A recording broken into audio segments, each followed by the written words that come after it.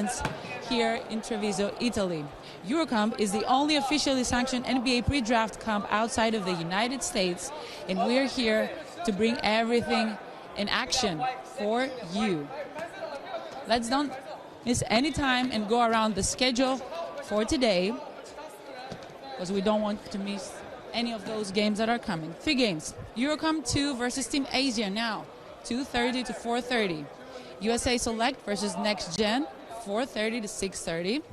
3SSB Select versus EuroCamp 2, 6:30 to 8:30. Stay tuned because you don't want to miss this show.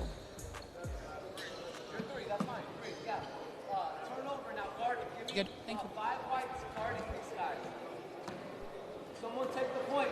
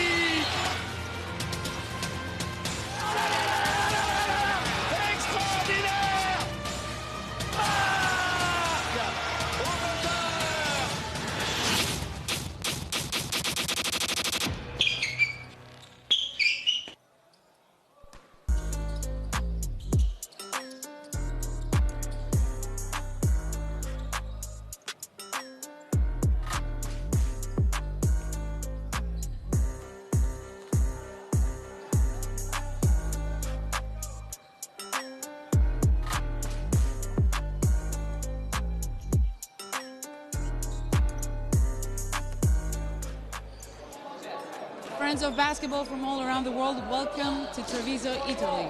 Adidas EuroCamp is back finally, and as you see behind me on the court, we bring to you the most skilled hoopers from all over the world to showcase their talents here in Treviso, Italy. EuroCamp is the only officially sanctioned NBA pre-draft camp outside the United States.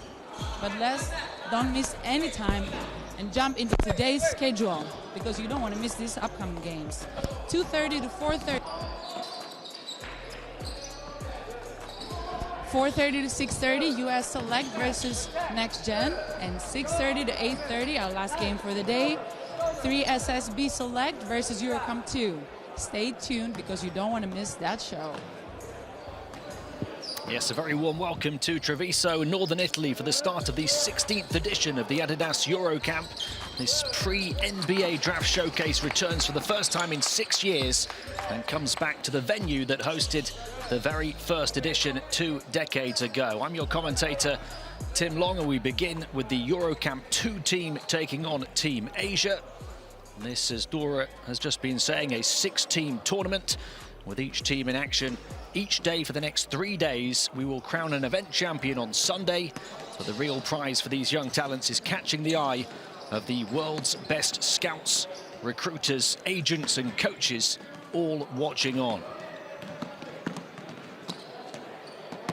I'm just about ready to get the introductions of the teams on display, wearing white today, the EuroCamp 2 team, who will play twice today. With the EuroCamp 1 team playing twice tomorrow. Nadir Ifi, one of the best players in the French top tier this season, 16.8 points a game, one of the top talents in all of French basketball. Luca Ugolon, a French sniper, shot 52% from 3 in the Champions League this season. Milan Barbic, another French player at point guard, had an impressive season in the French top tier. Gael Bonilla has played in the EuroLeague with Barcelona. Nikos Rakovopoulos, a potential draft pick, might be signing with Baskonia though. And for Team Asia, Luca Taves really stands out, the point guard who plays at the Newman School in Boston in the US.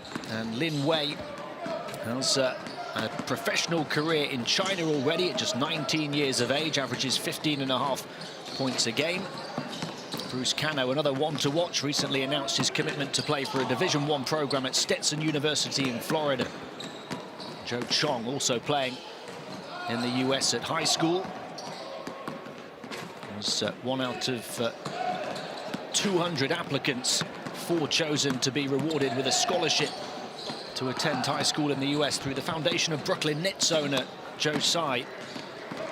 There are so many other players who can step up in any of the 3 games here over the course of the next 3 days. All will want to display their talents. There's only 2 NBA pre-draft camps. The big NBA Combine event in Chicago, and this event here in Treviso, Italy. These 6 teams on display each day will be made up of the most talented NBA draft eligible athletes, all specially invited here, along with a number of next-gen players as well, who aren't yet eligible for the draft, but will be ones to watch in future years. There's European and Asian pros on display, college and high school age players, stars of international youth teams. Really is a collection of the best available players from ages 16 to 22, all in one place for one weekend of Take Notice basketball. Team Asia in the black today. All of the teams we hear will play in white and black uniforms in each game, and each player has their own specific jersey number that differentiates them from any other in the competition. This EuroCamp 2 team is full of talent that's well known across Europe through the youth European Championships at international level and in the top professional leagues as well. In addition to those I've mentioned, Gregor Glass has played with Partizan in the Euro Cup, since moved to Cedevita Olympia. Elias Karmadine plays in the French 2nd division. Moussa Sagna plays in the Spanish top tier with Manresa. Davide Casarin with Verona in the Italian top flight. And watch out for centre Marek Blažević, who played 27 times in the EuroLeague with Žalgiris last season, before spending the current season in Spain with Obradoiro. Any one of those players could step up and take a key role. But I think anyone tuning in will perhaps be most looking forward to watching Nadir Ifi, who had the 4th best rating of all draft prospects in professional leagues this season, only behind a certain Victor Wembanyama, Scoot Henderson and Leonard Miller. In the French league, he's averaged 16.8 points, 3.4 assists, 1.3 steals with Le Potal. 47, 35, 84 shooting split. He'll play in either of the guard positions for this EuroCamp 2 team. And there's a number of unknown quantities on the Team Asia roster. Lots of players playing in China. A couple of Japanese players as well, including Luca Taves. who has been reported as a 3-star prospect, is ranking 33rd in the US on 24/7's positional rankings for the class of 2024.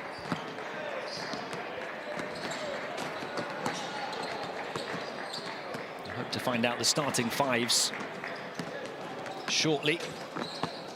Just a couple of minutes away from tip-off in the opening game.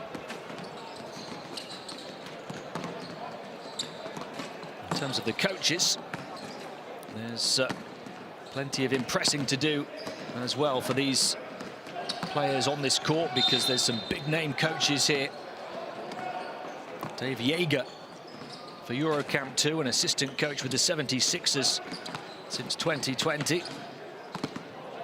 Combined 6 years as head coach of the Kings and the Grizzlies before that as well.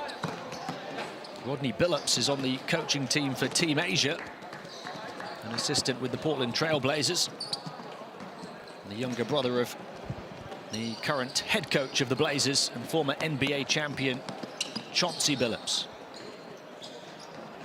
Jordan Ott there on the coaching team as well, an assistant with the LA Lakers this season after 6 years with the Brooklyn Nets. Lu Wei, the Asian representative of the coaching staff. Isaac Jenkins is on the EuroCamp 2 bench as well, an assistant coach and player development lead at Italian Eurocup team Brescia.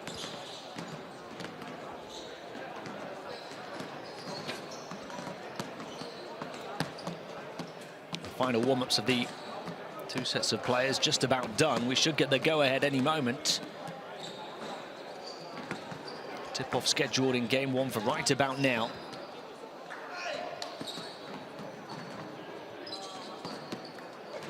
It's been a difficult task, I imagine, for the coaches, an enjoyable one, but difficult to meet the players so late and to allocate roles, and indeed for the players themselves to figure out how best to mix their talents. We'll see how it all takes shape momentarily. Of course, the aim for many of them is to hear their name called in the NBA draft on Thursday, June 22nd, 8 p.m. US Eastern Time at Barclays Center in New York City. And for some of the younger players, perhaps the NBA drafts in the next couple of years. Players as young as 16 on display here, and many of whom who've starred at the Adidas Next Generation tournament events, including the finals at the EuroLeague Final Four in Kaunas this year. Players up to 18 years of age in that tournament, the most prestigious club youth tournament perhaps in world basketball.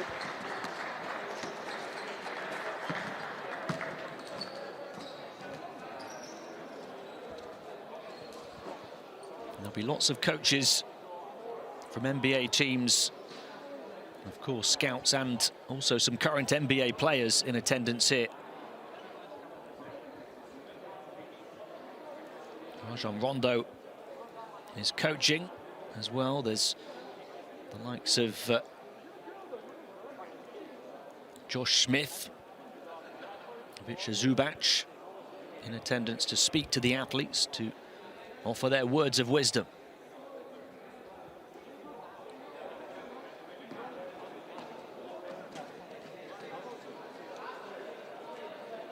There's Isaac Jenkins, who's alongside Dave Yeager.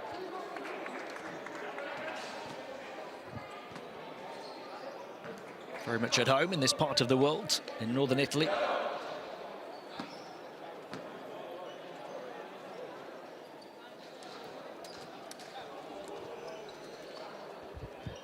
We've not seen the starting fives, but we'll find them out very shortly. The players taking to the court, ready for the opening tip of the 16th edition, but the first since 2017 of the Adidas EuroCamp. As you can see, the red banner, the EuroCamp is back. How great it is to be able to witness this showcase of the world's most elite NBA draft eligible talent again after a significant break.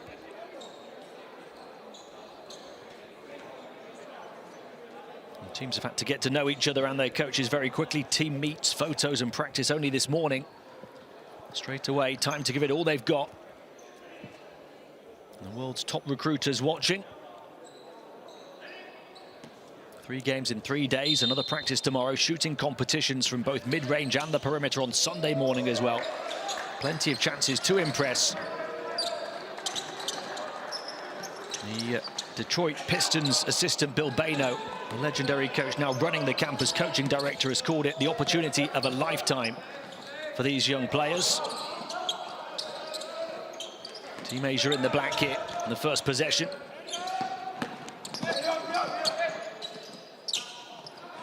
Good luck from the strike, knocked down by Cho Sen. 2 meters power forward from China. Plays in the Chinese league with Shanghai. Plenty of contact and a hard fall.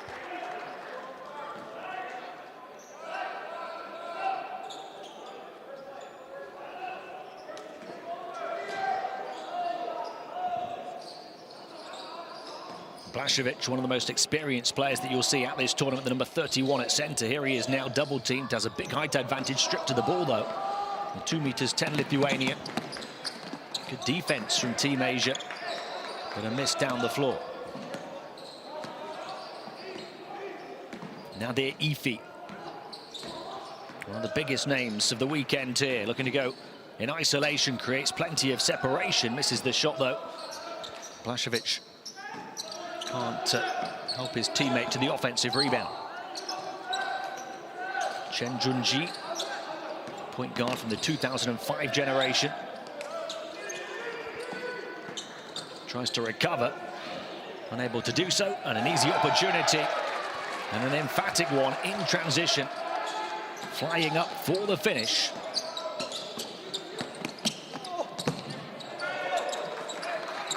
Been a positive start here from Team Asia, though. Very aggressive. Lin Wei with the score. 2-4.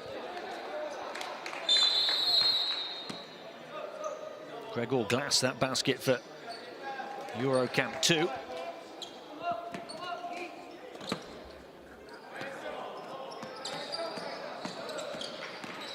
Ifi guarded by Taves.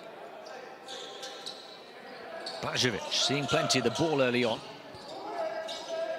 Ifi puts it on the floor. Looks mid-range. Nice footwork and the fade and the finish. Nadir Ifi has arrived. A little bit undersized, but he's an aggressive scorer. Projected as a possible second-round pick in the draft this year. Open 3 for the first time, and he strings it. Zhong Jiaohao, another who plays with Shanghai. Team Asia by 3, aggressive on the defensive end, but a foul on Liu.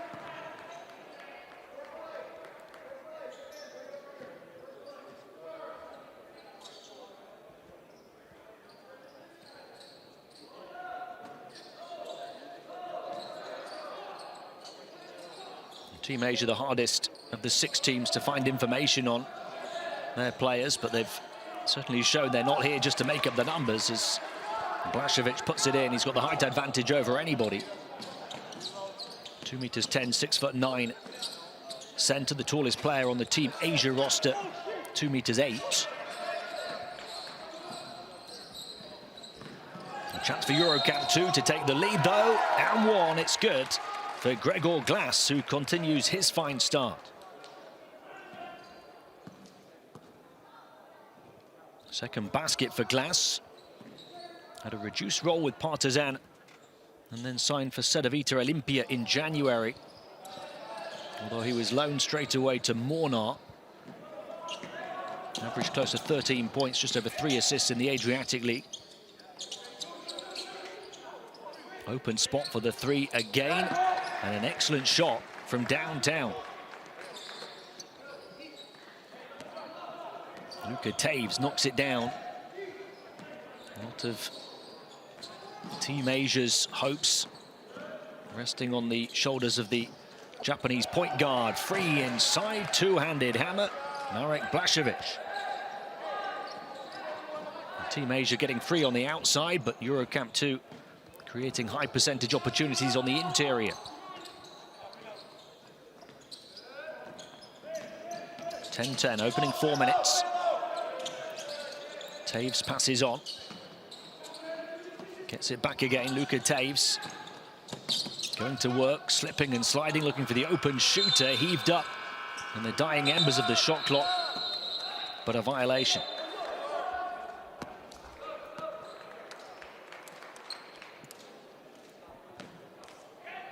In comes Ilyas Karmadine, French shooting guard from the 2003 generation. Played in the French second tier this season. Feet going to work again, and he's going to be a handful.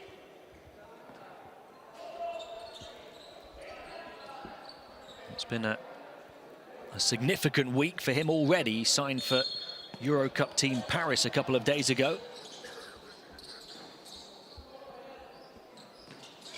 Ifi again.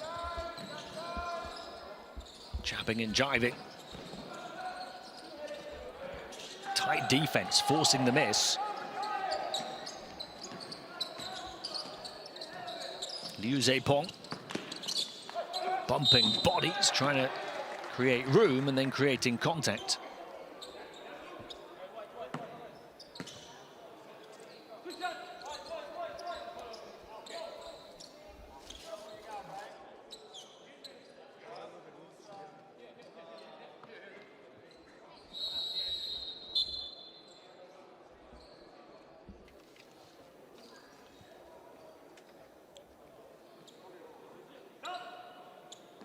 The foul coming from Ilyas Karmadine, who just checked in. Liu Zepong to the line. He starred only last week for the Shanghai junior team in winning their championship. Born in 2004.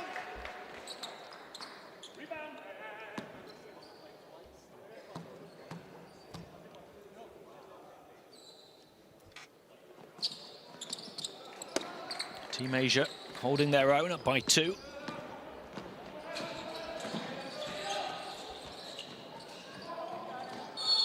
Milan Barbic, the number 13, is fouled, and that was the last foul to give already in the quarter for Team Asia.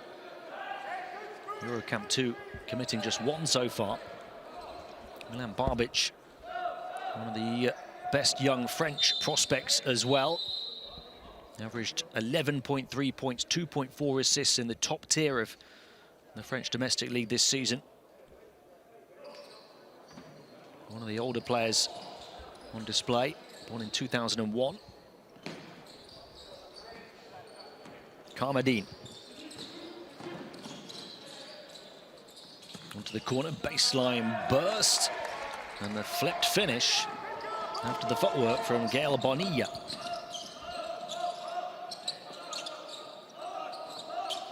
Bonilla moving to the G League this season with Mexico City after coming through the ranks at Barcelona. Floated up high, caught on the way down though by Barbic. Hand in his face, doesn't matter, knocks down the shot. Right on the money from Milan. And EuroCamp 2 lead. Just across the midway point of the opening quarter. They'll go to the benches for a first timeout. If he's driving the ball right here and we're standing right there, there's nowhere for him to go. We gotta give each other room. We need more space. We're on top of each other. Right? We're all right here. It's too easy for the defense. Okay, right here. This next play, this is what we're gonna do. Okay? We got 1 right here. We got 2 right here. 5 right here. Okay, 4 here. And 3 right here. So 1, you're gonna go at 2. Dribble handoff. 2 coming off. 5, you're gonna go there. 5, you're rolling. Set the hammer right there. 4 right there. Together on 3. 1, 2, 3. Together.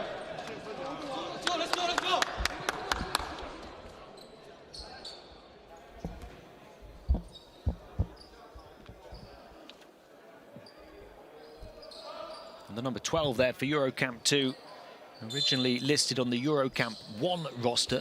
If you're keeping track of the rosters here, we've had a trade on the opening day, it seems, of this EuroCamp tournament in Treviso. Taras Lelevicius, the Lithuanian, playing for EuroCamp 2 today. Turned over by Team Asia. They'll need all the players they can get because they play twice in the same day, EuroCamp 2, before EuroCamp 1 play twice tomorrow. So Lelevicius perhaps arriving early, and they'll make the most of him. Nice spin on the baseline, back out. And a whistle going the other way.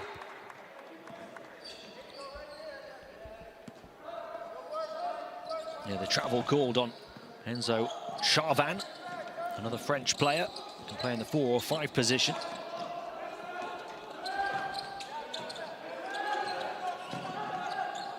Lin Wei. On the floor it goes for Taves, too long. Is this where EuroCamp 2 start to show their strength? They want the M1 that time. Milan Barbic gets his wish.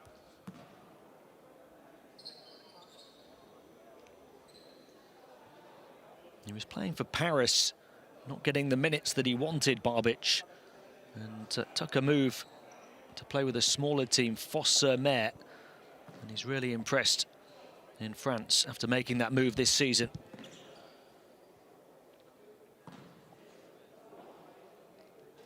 The 11.3 points, 2.4 assists coming in 22 minutes a game. 43, 33, 78 shooting split.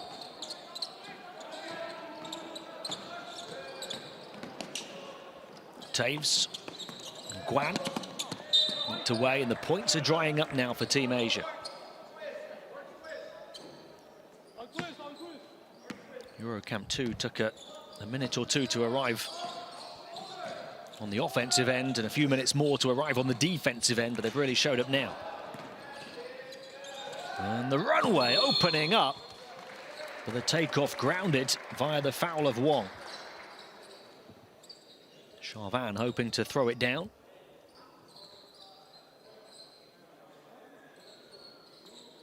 He averaged 11 minutes a game in the French top tier this season, 4.8 points, 4 rebounds, 0.6 blocks, so made good use of the limited minutes.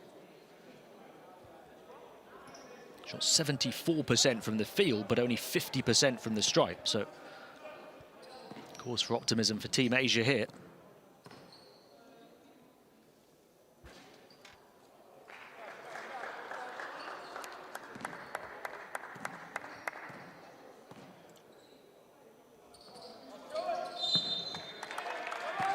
Comes to fruition.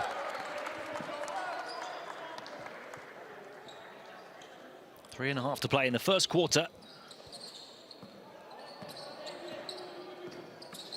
Everything going through the hands of Luka Taves. Guarded by Menelo. Taves, passing lane disrupted. Really diligent defense from Leo Menelo, the Croatian. Hardly played for Virtus Bologna this season, despite an impressive under-20 Euros with Croatia.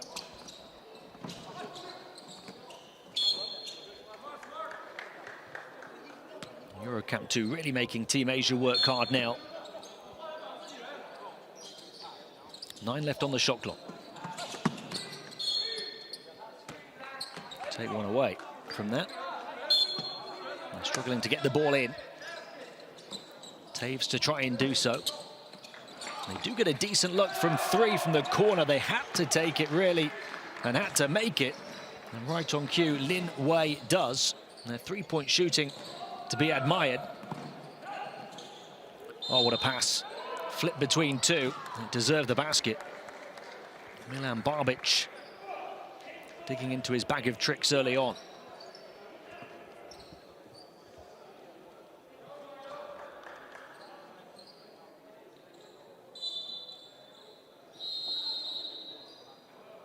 So Charvan at the line again, after just missing 2.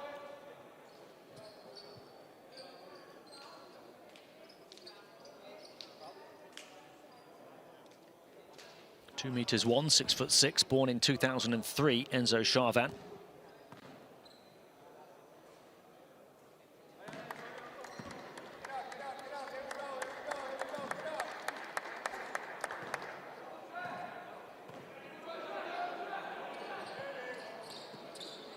Now 0 of 4 at the line.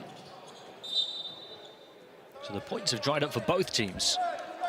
And Team Asia a chance to take the lead again after it looked like they were going to fall behind.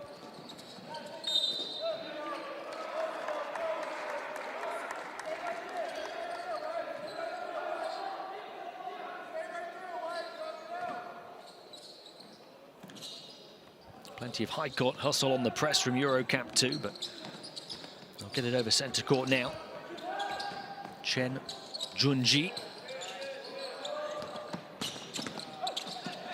And the spin, but not the score for Bruce Kano. His first involvement on the offensive end, born in Japan to a Japanese mother and American father.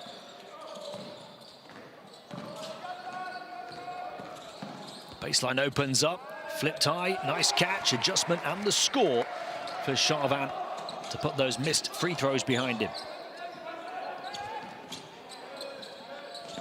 Chen. Liu. It's Kano again.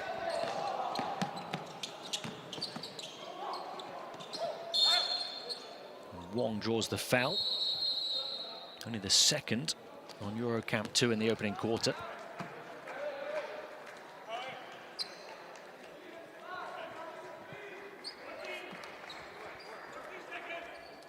Charvan out alongside Kamardine. Casarin, the Italian point guard, coming in.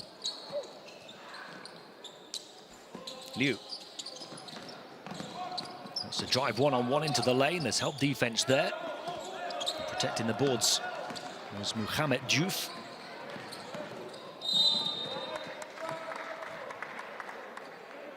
Team Asia have been over the foul limit for some time now.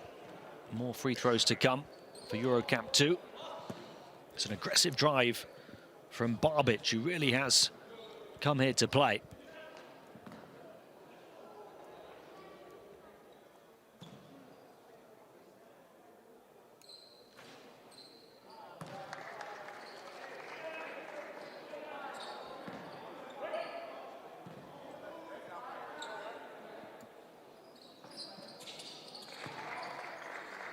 Barbic splits the pair.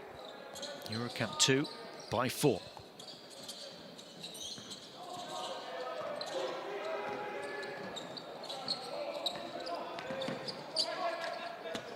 Chen taking the ball, and Kano. Those two getting most of the touches right now for Team Asia.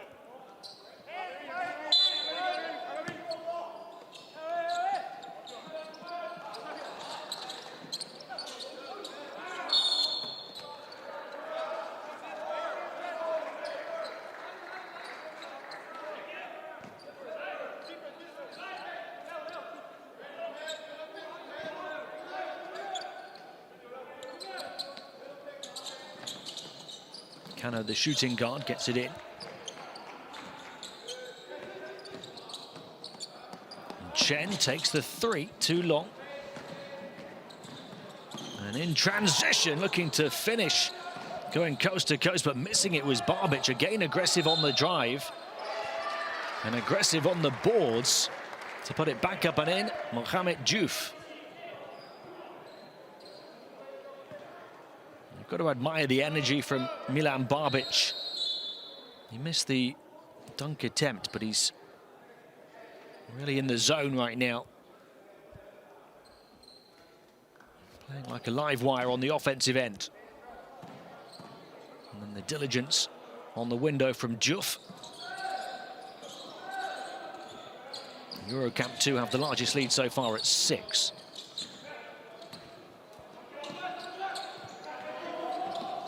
Liu Zepong. Chow has his pocket picked by Diouf. Oh, nice fake on the pass. And the move didn't create the opportunity, but Menelo showing what he's got. Now he'll hope to show his shooting range as well. balance of the baseline, the release from Liu.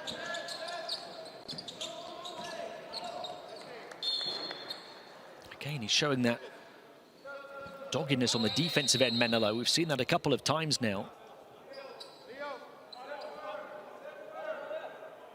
He's a Croatian power forward who's several times been defending the ball handler for Team Asia and doing an excellent job. We'll go to the bench here, Menelo.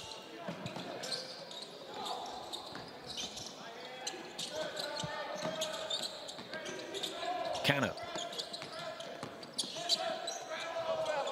Tough defensive wall that doesn't budge. The kick out and the three again. Team Asia reliant on the perimeter shooting, but close the gap to one possession. Maybe 4 threes it is. There you go, confirmation right on cue, 4 of 6. So 12 of their 18 points coming from the perimeter. 7 left in the first quarter. It was an open look on the outside again, but instead getting closer and missing the shot. Cano didn't take the open 3. So Team Asia trail by 5 at the end of the first.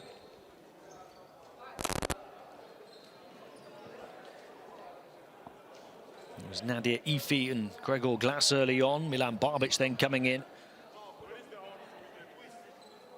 And plenty to be positive about for Team Asia as well. That three-point shooting ensures it's still very much game on at the end of 1. EuroCamp 2, 23, Team Asia 18.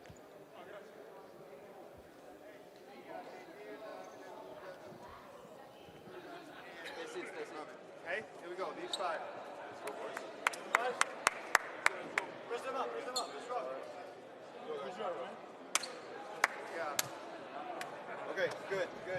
Lucas, you're over here. Because of the dominate, you're trailing. Okay? So you got to throw it in. Nadir, you bring it up here. Like this. And you look at Davide right here. Dribble right at him. Back door. You're looking for the layup.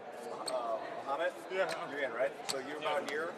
When he goes this way, you start coming this way. Okay. So then he can go back to his right hand. Okay? Lataris, you're over here, okay, and Lucas is over here. So you're going to rim run, okay? So when you come off of this, you keep going, there's nobody back there. So it's not really for you unless you can come off and shoot a jumper. It's for the lob here or Lataris back there. You feel me? Yeah, so you just come down, you come down, you drive at Davide. He's going back. If he's open, he'll be right there. If not, you back to your right hand. You come off. Mohammed is on the rim. Okay? Keep attacking. Defense on 3. 1, 2, 3. Defense. Hey, stay active with active hands on defense. Keep up the pressure. 3 quarters. We saw Isaac Jenkins on the graphic for the coach for EuroCamp 2 at the start of the game. Dave Yeager, as expected, taking a leading role.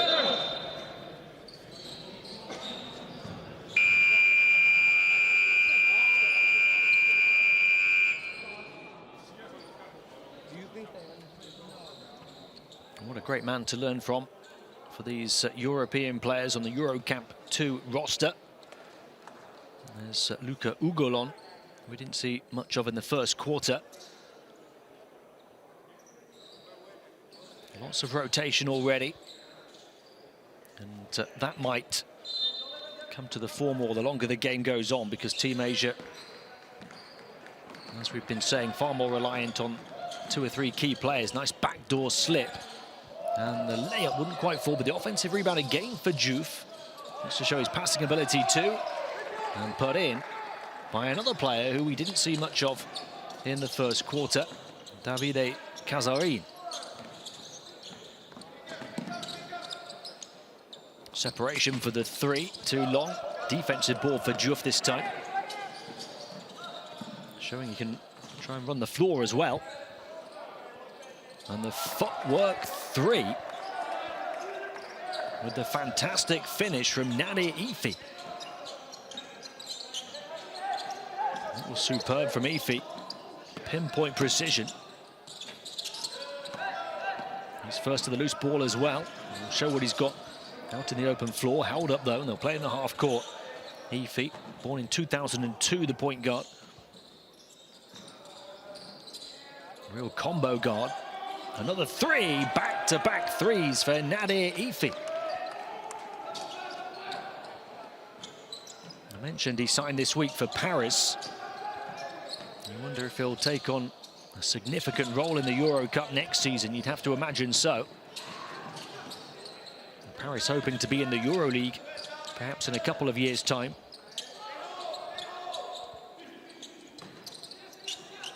This EuroCamp 2 lead has ballooned to 13. And the three's drying up for Team Asia. They'll try and save the loose ball, the hustle in the corner.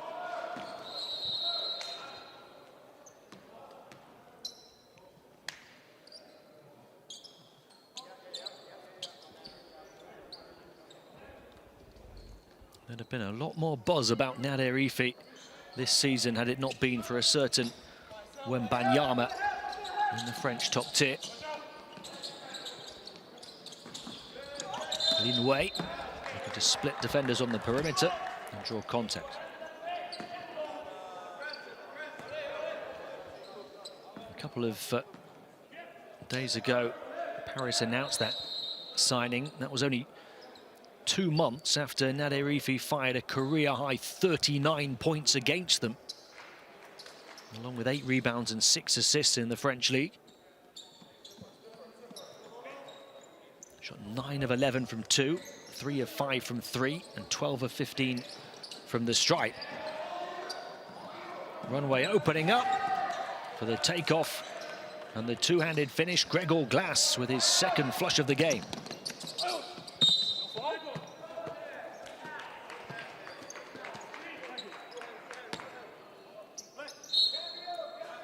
It's the willingness and timing to jump the passing lane that will impress the most on that interception and score for Gregor Glass.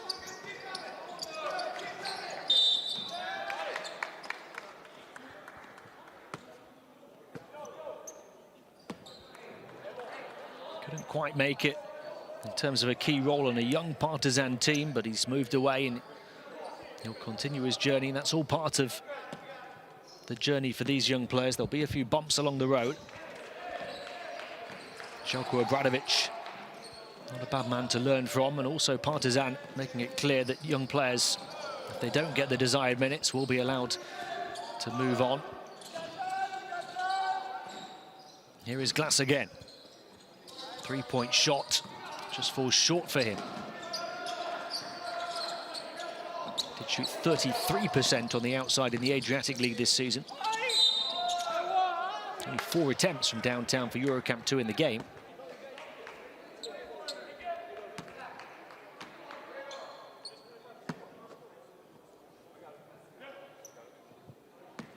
Lin Wei drawing the foul. 19 years of age. Already a key role in the top professional league in China, the CBA. 15.5 points, 3.6 rebounds, 3.1 assists, 1.5 steals a game in 33 minutes on average this season.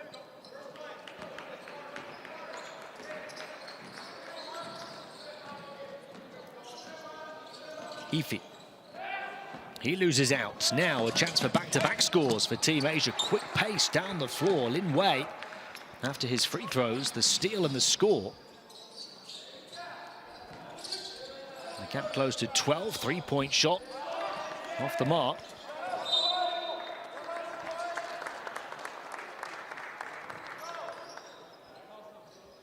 Lin Wei hoping to light the fuse on a comeback for Team Asia. They break the press. Taves. Guarded by Glass. Chong. And the handoff to Lin Wei. Offensive foul, though. Lin Wei hoping to make it 7 straight points.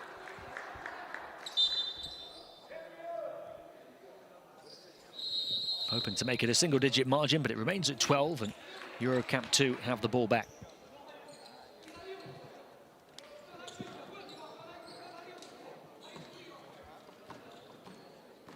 Liu Zepong to the bench.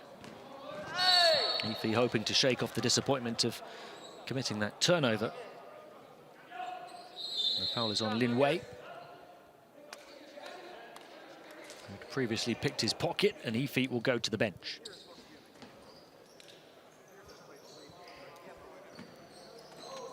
Kamadin in. And there's the attack from the new addition to the EuroCamp 2 roster, Leotaurus Lelivicius, who was scheduled to be on the EuroCamp 1 roster. And a rejection from Kamadin. Kamadin getting there first, despite the cover behind him from Juf.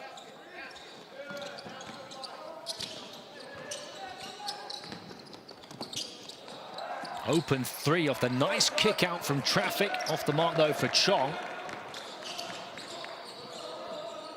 Team Asia are going to have to light it up from long range if they're to stay in this game into the second half.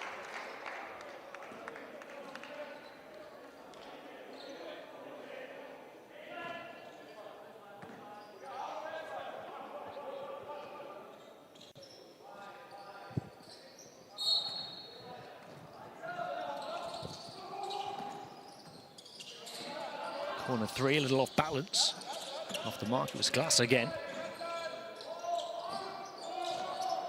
Kamadin. And the fouls are falling through the floodgates again now from Team Asia after committing plenty of them early on in the first quarter. Started this second quarter a little better, but now up to 4 fouls in just 4 minutes. 5 fouls the limit here in European basketball. Big denial from Wong Chi Pong. And a celebration to match as well. 3-point shot once more. Got to go down. That's Wong Chi Pong trying to grab the offensive rebound as well. Now it's Glass. Not been shy to shoot. He can't resist another, and this time knocks it down off the big stride footwork to create the open position on the perimeter. Gregor Glass continuing to impress, the Slovenian shooting guard. Ranked by Eurospecs as the number 4 talent of the 2001 generation.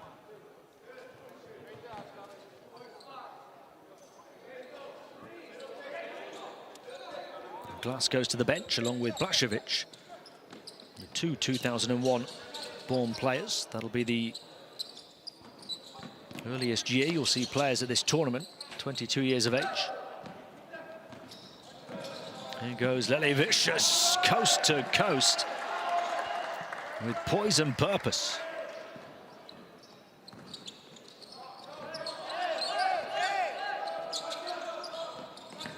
So 19 the lead.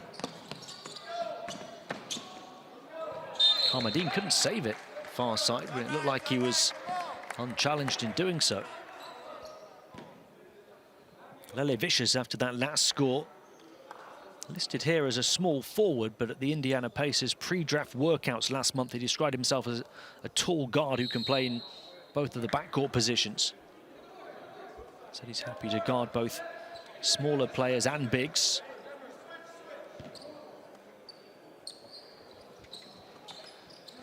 Stands at 2 meters 3, 6'7". Shot really well challenged. Multiple defenders on hand to try and block shots. Here he is again, Lelivicius, looking to show his range. Offensive rebound, back up and in. And EuroCamp 2 now volleying Team Asia on the boards.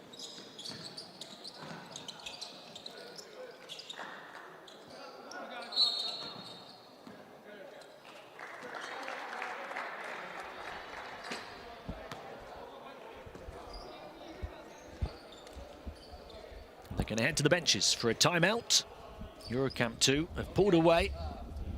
This is all about learning, developing, and catching the eye. Because on the pick and roll, okay, we're having a hard time making a quick decision. Okay, we're going to get to more off-ball screening. Okay, so right here, this play is called away.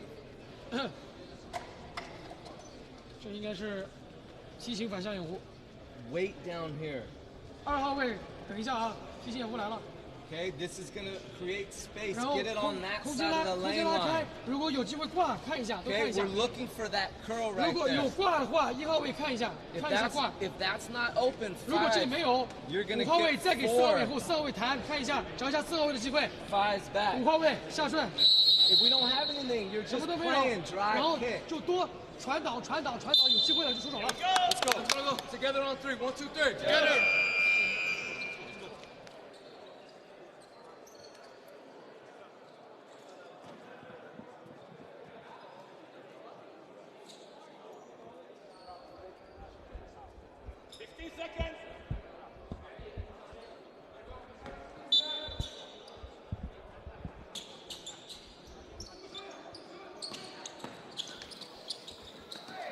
Let's see what Team Asia have got off the back of the timeout. Guan Ziyu,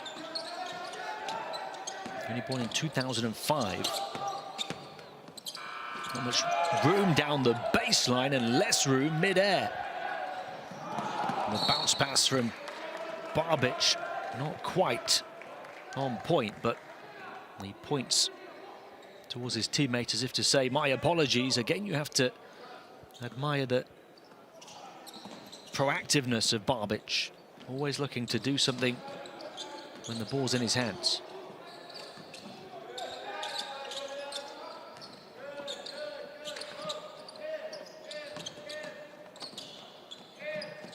Recovered by Lee. Bumping shoulders with Karma D. Decent spot mid-range, off the mark though.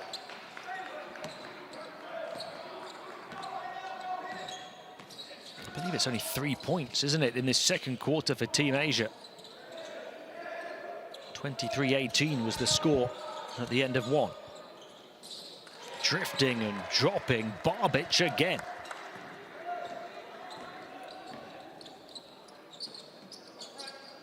.24 the lead now, 3.5 to play in the first half.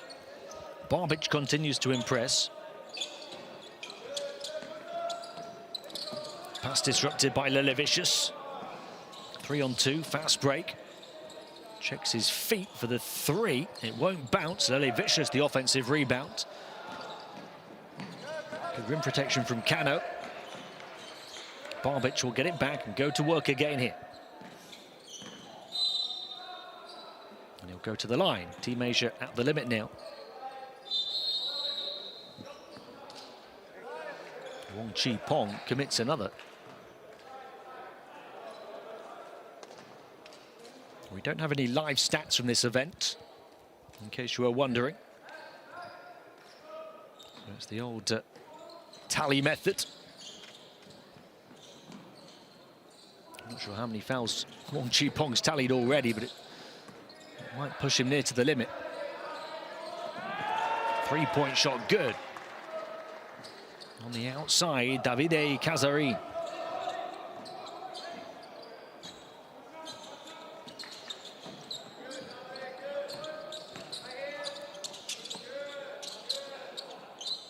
Contested 3 over the lengthy defender. That's what we're saying about Lelevicius, or he was saying about himself, his ability on defense to defend multiple positions. Happy on the interior and the perimeter.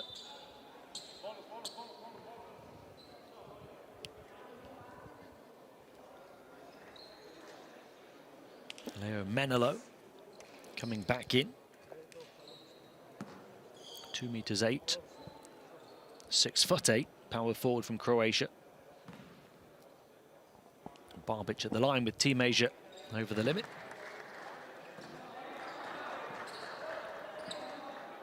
Before that impressive season in the French top tier, he was the MVP of France's group stage at the Under-20 Euro Challenges in 2021. One of the performers at the tournament.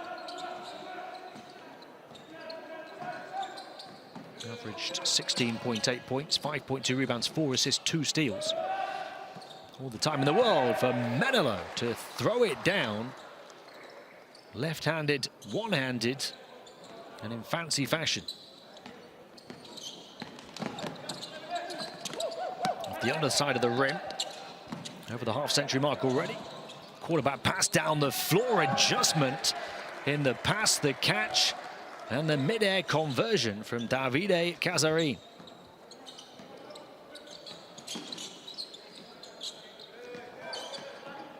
And the defense determined, and the dunks dynamite right now. Enzo Charvan, blow after blow from these EuroCamp 2 stars, knocking Team Asia back against the ropes.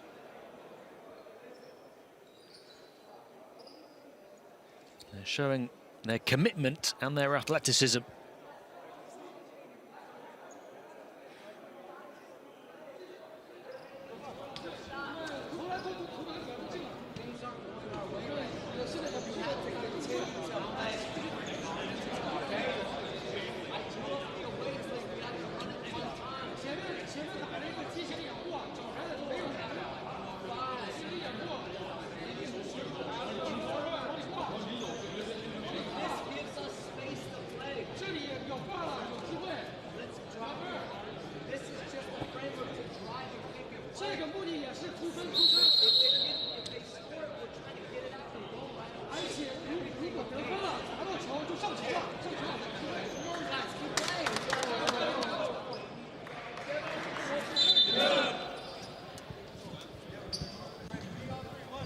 Jesse Mermus also a big part of the many very experienced high-level coaches coming from the US here to this tournament.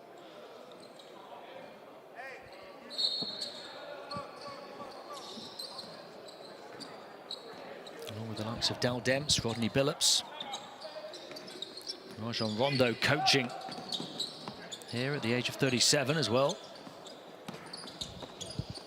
Two-time NBA champion as a player. And they're going from strength to strength, EuroCamp 2. That time the quick passing down the floor, held up though. Casarin taking on bigger responsibility in this second quarter. Nice inside-outside passing. Open three off the mark though. It was the kick out from Bonilla that created the open look. Casarin, static. Long distance three. Taves. It's a risky lob of a pass against three defenders. Casarin gets it back on the pocket pass and turns it over as he bumps into mid-air double team, and the block chasing back. Mohamed Diouf taking everything. Diouf right over the top of his opponent, shutting out the light.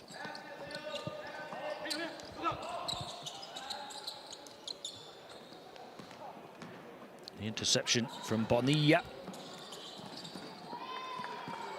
Miguel Bonilla played for Mexico at last year's Senior America. Had a really good do-it-all stat line. Taves the handoff, creates the open look. Three-point shots not going down now. Guan off the mark. And that will do it for a fascinating first half. A close first quarter. And then a second in which EuroCamp 2 turned on the afterburners and zoomed away over the horizon.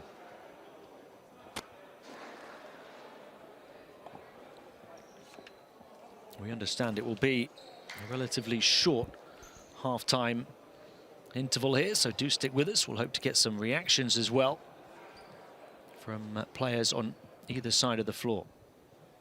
So you have built quite a difference for yourselves, and you've been scoring and dishing the ball, creating for everybody else. What else do you have to do in that second half to maintain your advantage? I think it just continue, be aggressive on defense. Let's communicate like we do on the first quarter and second.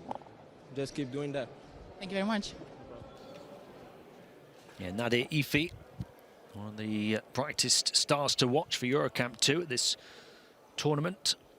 He's displayed facets of his skill set already, knocked down a couple of big threes. You have a lot of work to do in that second half. Where would you start?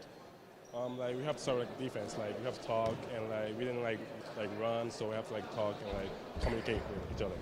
Thank you very much. Bruce Cano from Team Asia. I suppose it's all part of the learning process as well for these young players to take these mid-game interviews, and to learn to deal with the attention, to speak on air, to become comfortable in the environment with so many eyes watching on. Team Asia starting well, predominantly with their three-point shooting. 12 of their 18 points in the first quarter coming on the outside, knocking down 4 of 6 threes. Making good looks on the outside early on. They dried up, and then so too did all of the points. Really struggled to score through the last 10 minutes of play. For EuroCamp 2, we've just seen great strength in depth. Whoever comes in off the bench, capable of starring. That time it was Ugulon with the score. The most prominent players have been Nadir Efi, Gregor Glass, who's been excellent, Milan Barbic too. Here's a transition dunk from Glass. We've seen really good defense at times from Leo Menelo in shorter minutes. Lele Vicious coming in, making it an even stronger roster, having originally been penned on the EuroCamp 1 roster. I don't think we've seen Nikos Rodkavopoulos here, so it may well be that he's a replacement for the Greek, who would have been a key player on this team.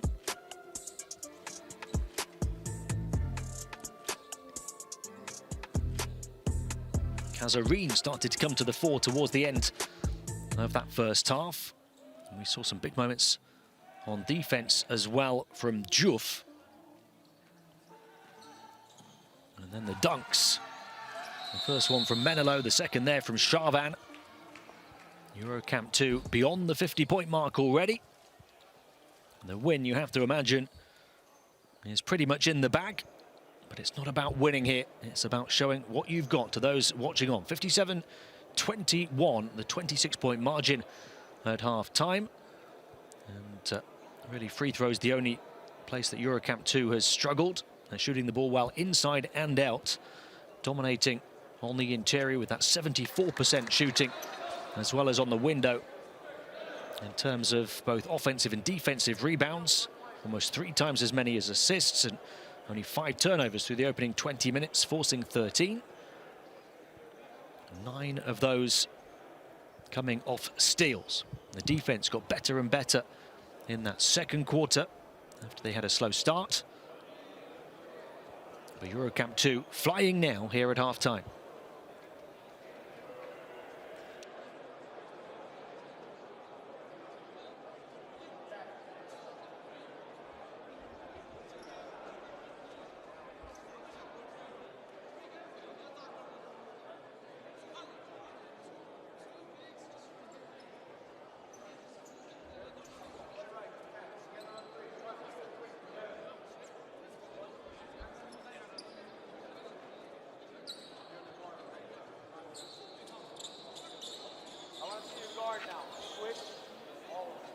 So 57-21 your half-time score, and as you can see, the players already straight back out on the floor.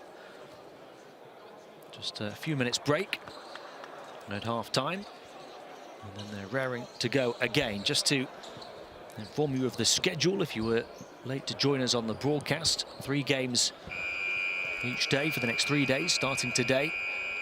And the second game almost immediately follows this one. It will be a USA Select team against a European next generation team, so younger players on display, many of them no older than 18. And then a final matchup today between the 3 SSB Select and the EuroCamp 2 team, who we're watching here. So they will play twice in the space of just a few hours. They've shown they've got the strength and depth to do so. Tomorrow, both of these teams, and all the teams, in fact, will have another practice in the morning. And then they'll face a different opponent. EuroCamp 1 will play 2 games tomorrow, and EuroCamp 2 will get a day off. And then on Sunday, we'll have matchups to decide the placings of the 6 teams, including the event champions in the final match at 6:30 p.m. local time on Sunday.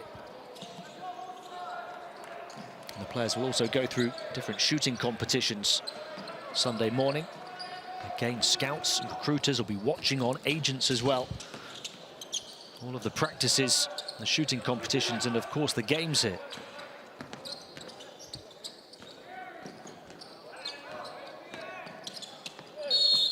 Glass close to getting it. He was fouled by Luka Taves.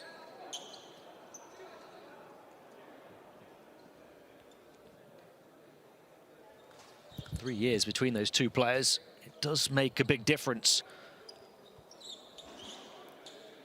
The disparity between the teenagers and the older players. Gregor Glass at 22.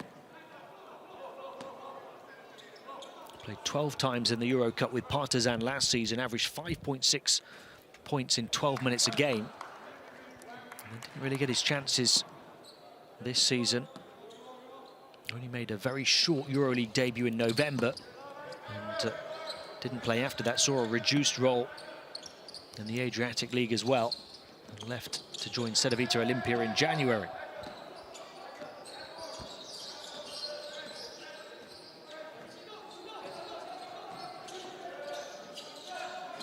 Taves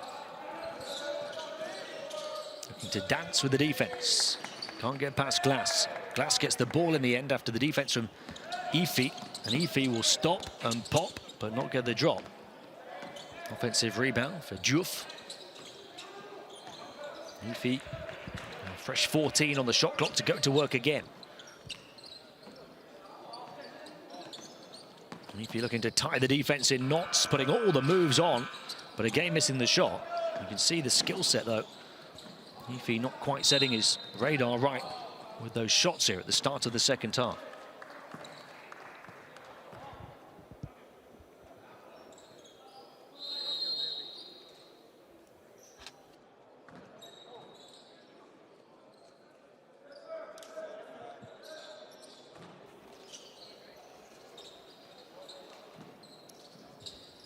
Chen to inbound.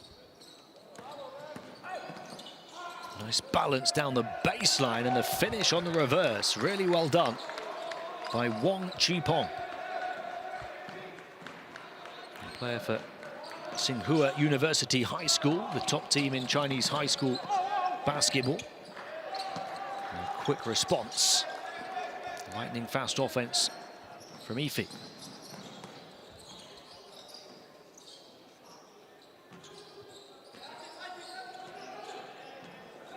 Lin Wei looking to switch.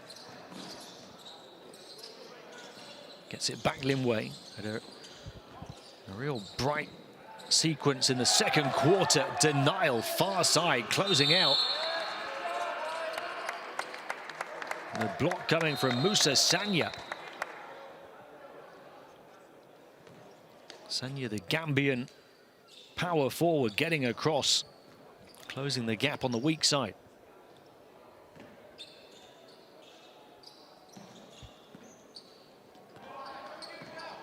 He played 13 minutes a game in the Spanish top tier with Manresa this season. Got experience in the Basketball Champions League as well. Efi with the assist, and Charvan with the hammer and the hang. Efi's shots hadn't been falling at the start of this quarter. Instead, he turns to facilitating. Tight corner three, hits the bottom of the net. Chen Junji. He's looking to impress at the start of this half.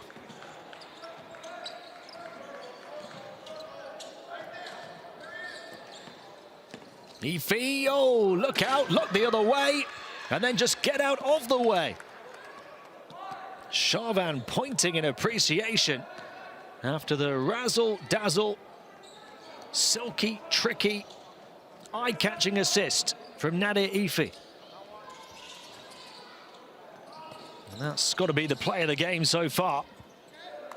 The floater off the window for Team Asia. Coming back, Wong Chi Pong, who's started well in the third quarter as well.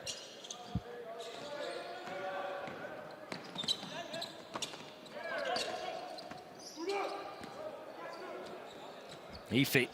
Oh, he's feeling it. He's in the mood. Slipping the slide into the front row. No score. That was a tough shot. Well guarded by Wong Chi Pong.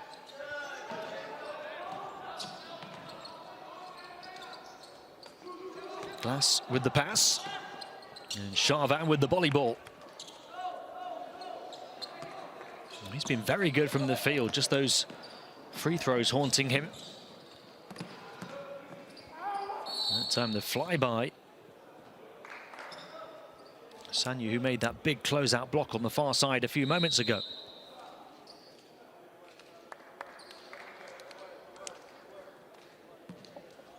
We don't have live stats for you, but we do have the halftime stats. So 10 points to lead the way for Team Asia from Wei Lin. They had 6 from Liu Zipeng. Nobody else on more than 3.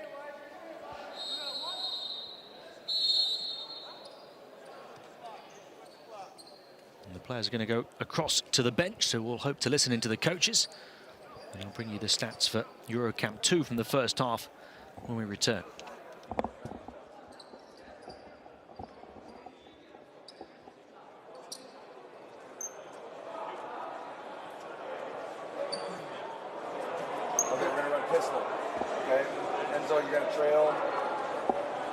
Set the first one, okay? So it's just like orange twist, but it's on the side.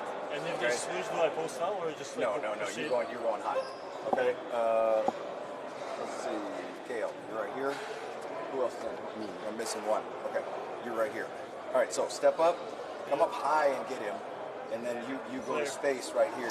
Okay, then Enzo, you set the second one. Gail, when he comes off the first one, you go to the corner. Enzo's on the rim. And you're in the paint, you got kick, lob, throwback. Feel me? Yeah. So you can kind of slip out. Okay. And you're just running to space off of Enzo. Enzo, you want to get him down here below the foul line. Gail, by that time you want to be out. Enzo's on the rim. Okay? All right. Here we go, fellas. Together on 3. 1, 2, 3. And just embellishing the point I was making about EuroCamp 2 having plenty of strength in depth and a strong frequent rotation. Everybody who took to the floor scored in the first half, apart from Karmadine. They were led by 9 points apiece from Barbic and Glass, had 8 points from Ify. 14 assists as a team, but no individual had more than 2. 4 different players with 2 assists.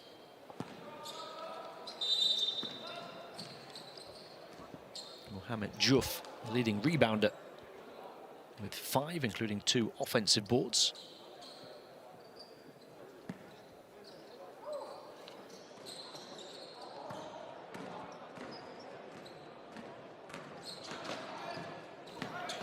Here is Barbic. Charvan doesn't appear to have that kind of range. Enzo Charvan does all of his damage around the rim. He turns it over trying to find a teammate that time. In fact, I beg your pardon, it was a foul.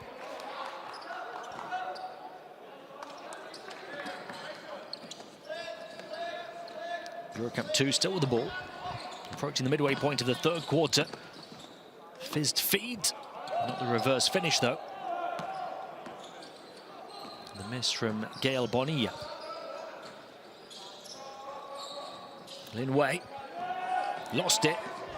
And then the trip, inadvertent, but a whistle against Lin Wei. Lin Wei's 10 points in the first half, making him the out-and-out top scorer in the game. Shot 3 of 5 from the field, including a 3-pointer. And 2 assists as well.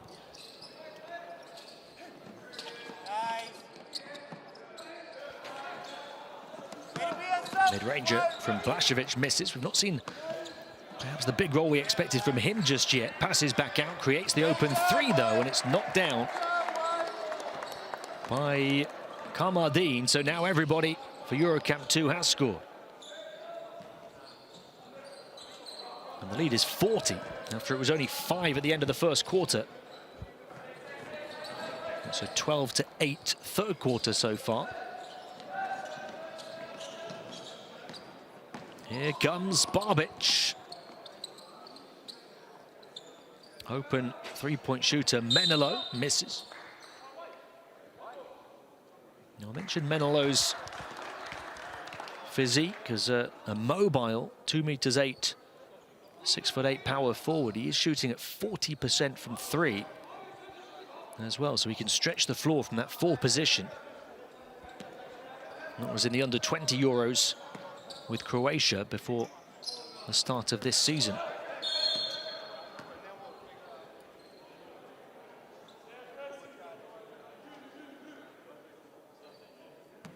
Menelo ranked 9th in the 2002 generation by Eurospecs, ranking system for European draft prospects.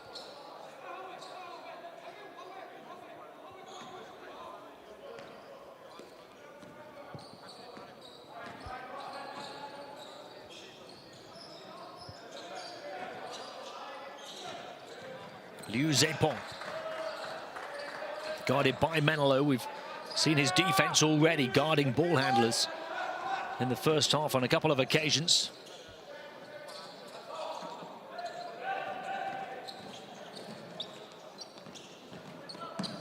Kamardine, nice pass, and the flying finish from Gael Bonilla.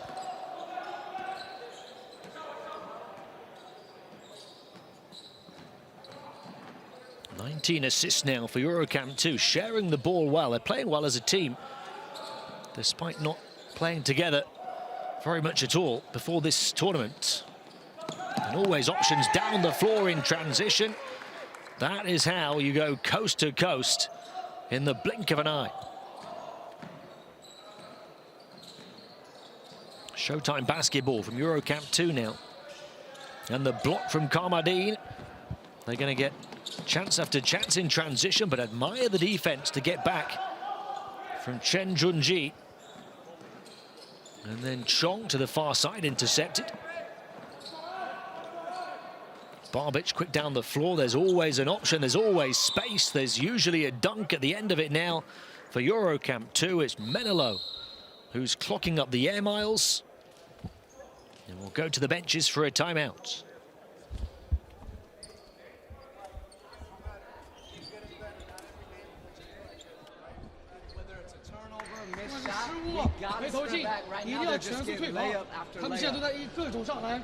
We gotta make them move the basketball. Hey, so listen, we drew that play up, and we never got the screen from here. You just stood over there. Right?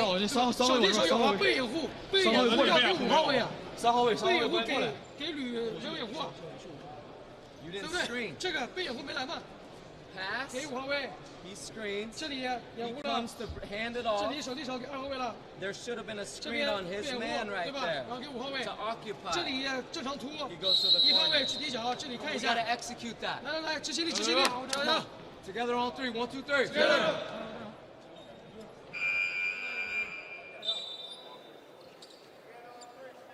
It's going to be a tough test every time Team Asia take to the floor. But they've started with one of the toughest tests, I think, with this EuroCamp 2 team. And the coaching continues, the education continues, and the chances will continue to come. And the margin might be as big as it is, at 75-29, a calculator margin, but there are still scouts watching on, no matter what the score. 3 minutes to play in the third quarter. Chen recovers the handle against Menelo again. He's defending the ball handler, forces the miss. First play. That's a 182 point guard in Chen Junji, getting guarded by the equally mobile Menelo at 2 meters 8.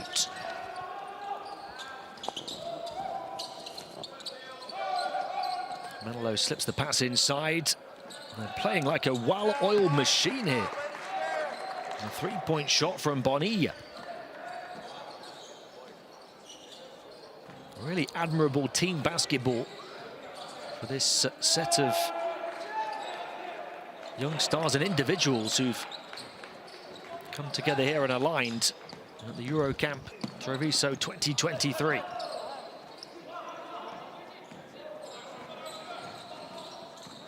Menelo with a reach in that time. Open shooter knocks it down. Guan Ziyu.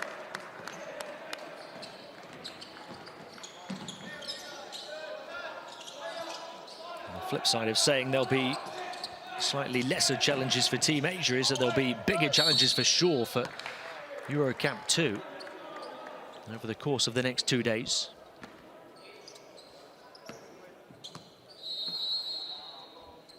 We'll see how they match up with the 3 SSB Select team later on this evening. They'll get a 2-hour gap and then they'll play again.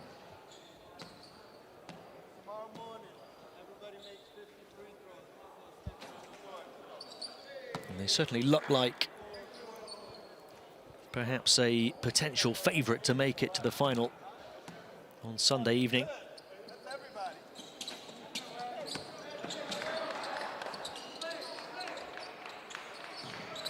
Barbic.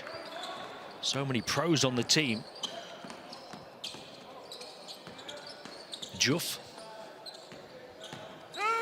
And Barbic to bounce and bobble his way through, but runs out of time.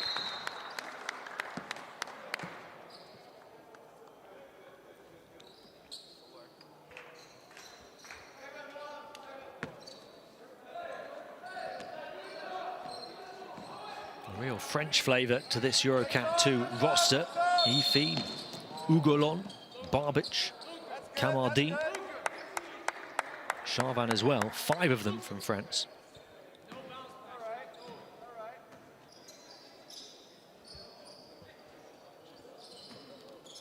And you've got a Slovenian, a Gambian, Mexican, 2 Italians, a Croatian.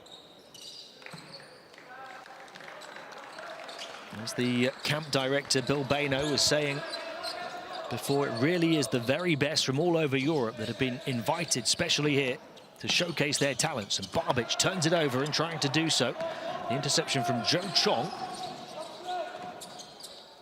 The transition 3 doesn't go, rebound Juf. Final minute of the 3rd quarter. Juf showing his handles down the floor again, Kamardine. Juf. Defense biting away at him, drops it off past the double team though, and his teammate throws it down. The dunk from Bonilla again. Mohamed Diouf has really grown into the game after that tough start from the foul line. To try and protect his paint here. And the pass picked off by Ugolon. And he goes coast to coast. Luka Ugolon playing professional basketball this season. Has been a real three-point sniper, but he scores on the interior in transition that time.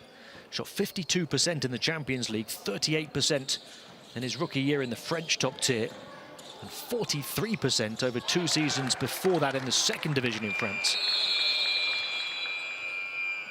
Shot knocked down by Lin Wei, who's been the leading player for Team Asia. And continues in tough game circumstances to show what he can do. End of the 3rd quarter, EuroCamp 2 83, Team Asia 36.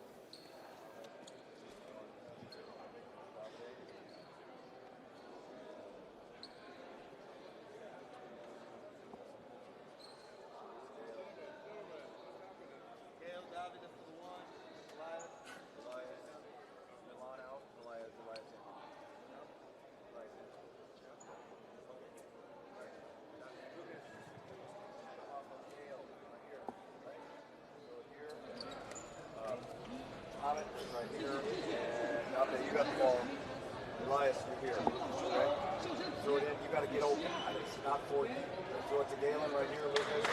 When this happens, when he throws it in, so you're going basket, you stay nice and wide here, and Mohammed, you flare Lucas right there. That's the shot. Okay, so once Lucas gets it,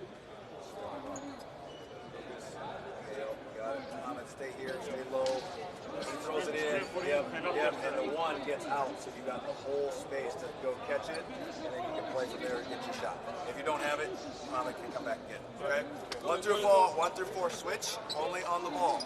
5 man is dropped. Okay, together on 3. 1, 2, 3. Together. Stats at the end of the third quarter. The shooting from the field continues to look impressive for EuroCamp 2. And again, you see the three-point shooting for Team Asia. It's really produced many of their points. There's a big disparity in terms of size and physicality and experience between these two teams.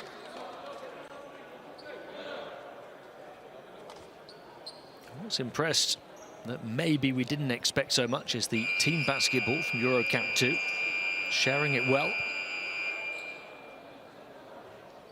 You want to follow these players for the next few years for sure to see where they end up. You can follow on Twitter as well. All of the games here coming on SKWEEK over the course of this event today, tomorrow and Sunday.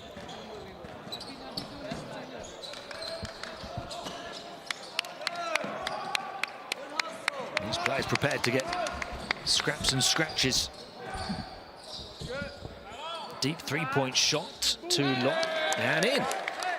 It's good.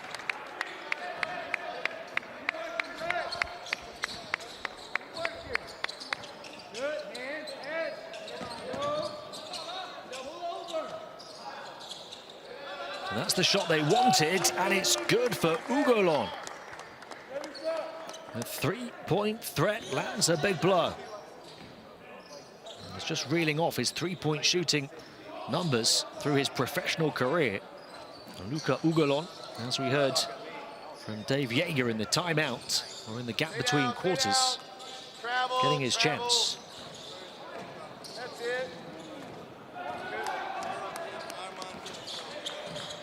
Kamardine. Here's Joff, spinning, passing. Ugolon again, not back-to-back threes.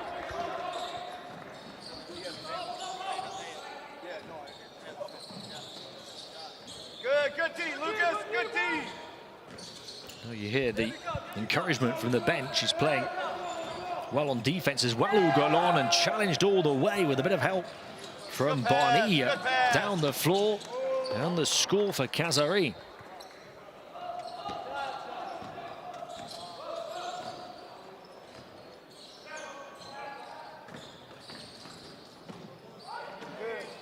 Shot well challenged again. Nothing coming easy for Team Asia.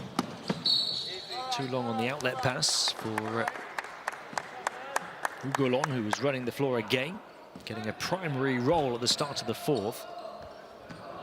Really don't be surprised if the stars of this first game are not the stars of the second game today for EuroCamp 2.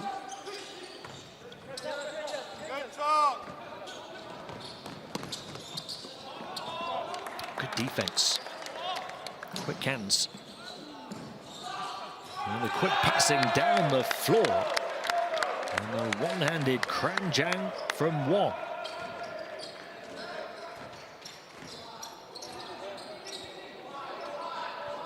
Joff, his passing has really picked up. And his ability with the ball in his hands, the big man, he gets fouled that time. Same height as Marek Blashevic, as the tallest player on court in this opening game, 2 meters 10. Joff again. Comfortable putting the ball on the floor, back out, three-point shot. Bonilla as Joff shows his passing once more.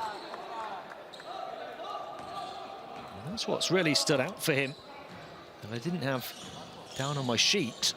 I know he's a good scorer on the interior and an excellent rebounder and a shot blocker as well, but he's passed the ball superbly since that shaky start. Offensive rebound again for Diouf. gets hit. Talk about the disparity in terms of size and physicality. Juff is the one who really highlights that point more than anyone else.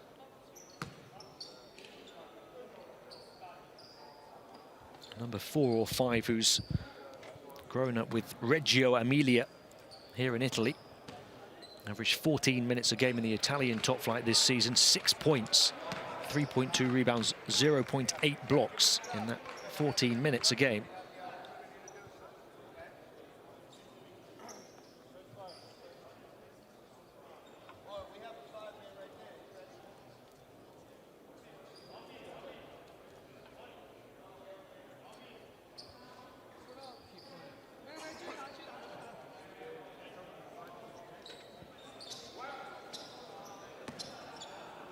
Charvan, wasn't it, who missed those early free throws? Playing in that same position, Juff able to knock his down. He's better at the line, 71% in the Italian top flight this season, as well as 56% from the field. Actually played longer minutes significantly over his last 5 games in the Italian league this season. Averaged 12 points and 5 rebounds, 69% shooting from the field. So he really was given a bigger opportunity and grabbed it with both hands down the final stretch of the Italian league season.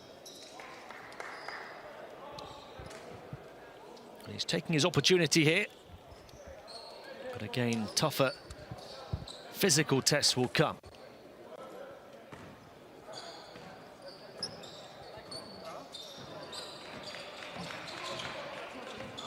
Casarin. Tough pass picked off. And the ball hit the leg of Ugolon.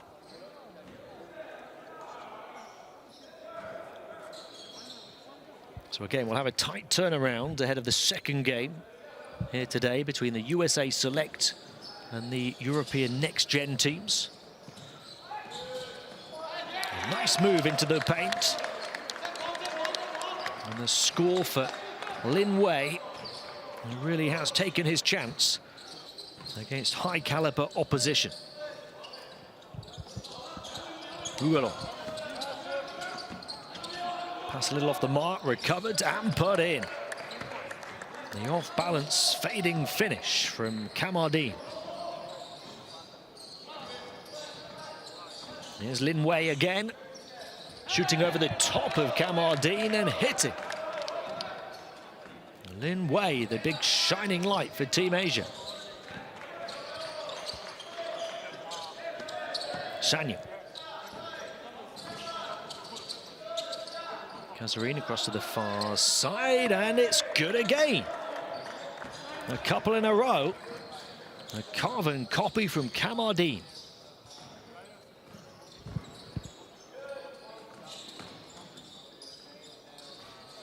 Tough shot with a hand in his face from Menelo.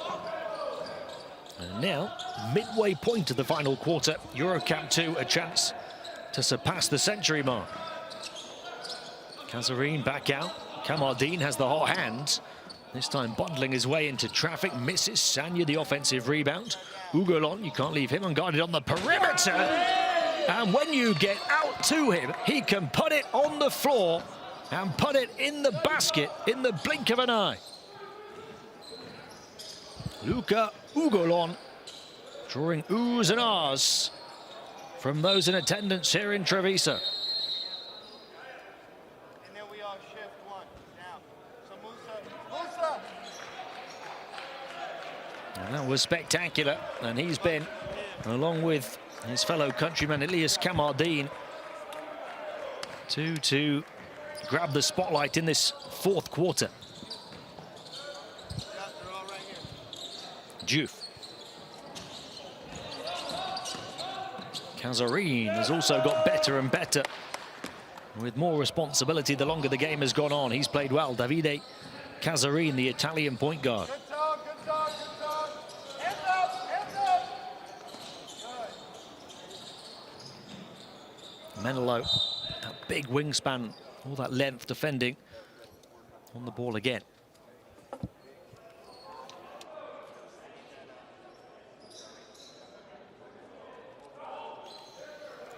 You do wonder why Leo Menelo didn't play much for Bologna this season. He looks capable of offering plenty at the professional level. I don't know if there was an injury or not, but he's certainly fit and firing here. The under-20 Euros last year with Croatia, he averaged 14 points, 4.4 rebounds, 1.7 steals and 1.3 blocks. Shot 63% from 2 and 40% from 3.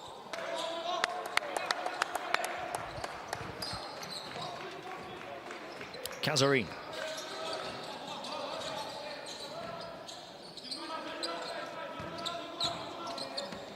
Ugolon to Diouf. Passes away from the double team. Ball movement around the perimeter. Reeled in eventually by Sagna. Ugolon. Team Asia trying to keep up on the defensive end. But Casarin has them chasing shadows. Really impressive persistence on offense to move the ball, create the chance, and then produce the athletic finish. And Menelo, bounce pass in transition. Team Asia, you have to admire their fight on defense. They're doing their absolute best to try and force tough shots. And that time, Diouf does miss.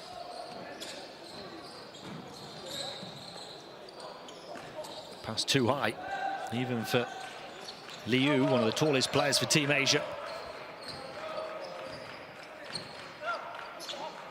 A big disparity in the scoreboard and, of course, in the shooting percentages. And Team Asia have faded fast. And Diouf, like a shark smelling blood. It's a lovely glance off the glass. Basket for Seiga Horiuchi, one of the 2 Japanese players on the Team Asian roster alongside Luka Taves.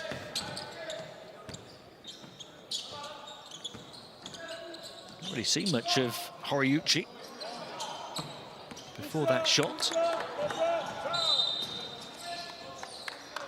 A player who attends university in Japan, wearing the number 111 on his jersey here. Planting his feet, trying to take a hit for his team, Casarin. All of the scouts, recruiters and agents and coaches in attendance here will be well aware of some of the on-ball skill sets of these players. They'll be well aware of the numbers that these players have put up in their respective competitions. They'll want to see the mentality and the fight, the hustle, the determination as well. They'll want to see what players can do when they're tested in certain in-game scenarios.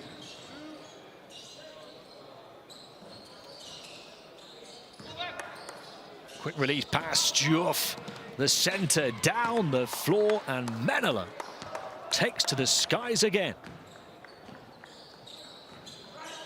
2 elements that we've been talking about for a while now. Menelo's athleticism, Diouf's passing ability.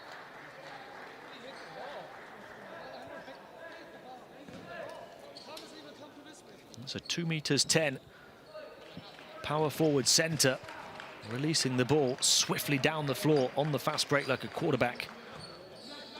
Not just the ability to pull it off, but the vision to see it in the first place. The awareness, excellent IQ from Mohamed Diouf. He's got the defense to match, but that time out of position as Team Asia get a rare high percentage score on the offensive rebound.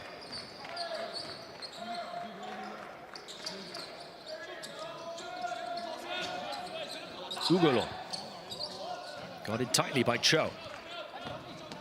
Ugolon, the underarm scoop and score, not quite.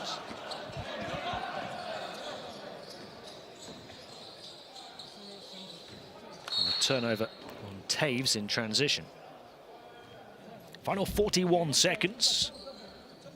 We'll hope to get some reaction from players from both sides at the end of the first game, and indeed from somebody on the EuroCamp 2 coaching staff,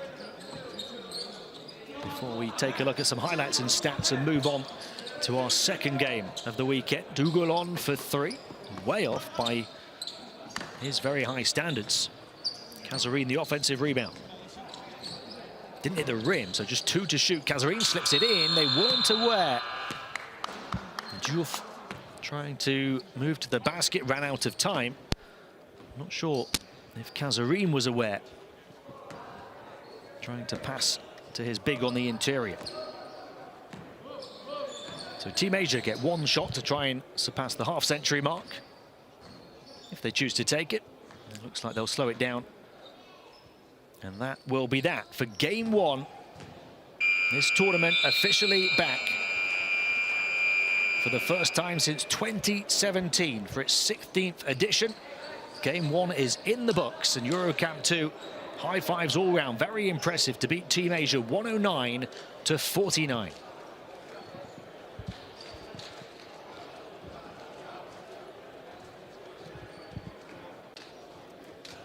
They'll have tougher tests, perhaps even later today when they play again against 3 SSB Select. They start with a win and continue their ambition of going to the final on Sunday.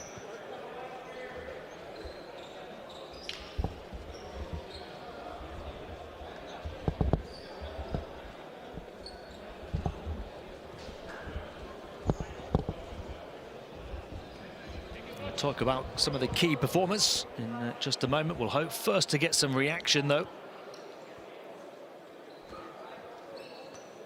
I think they'll all be happy from 1 to 12 on the EuroCamp 2 rosters with their performances through the course of the 40 minutes. Lots of rotation from the coaching staff, staying fresh. Everybody finding a role, getting themselves on the score sheet, getting involved, seeing plenty of the ball at different times through the course of the game. And many of them putting up impressive stat lines as well.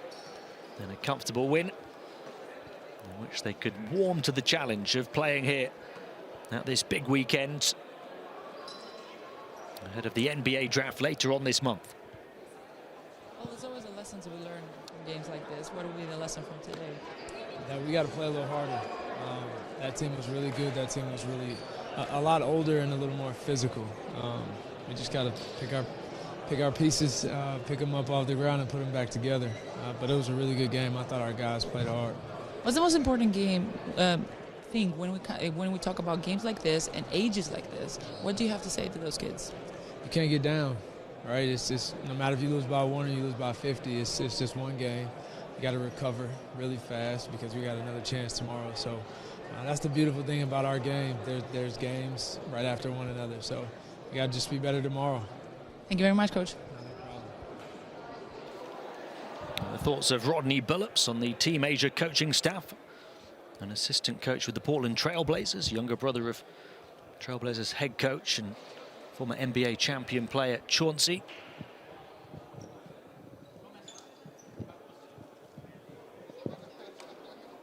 Very experienced coach to learn from for these Asian players. We'll hope to get some reaction from the EuroCamp 2 bench momentarily as well, either from Isaac Jenkins or Dave Yeager.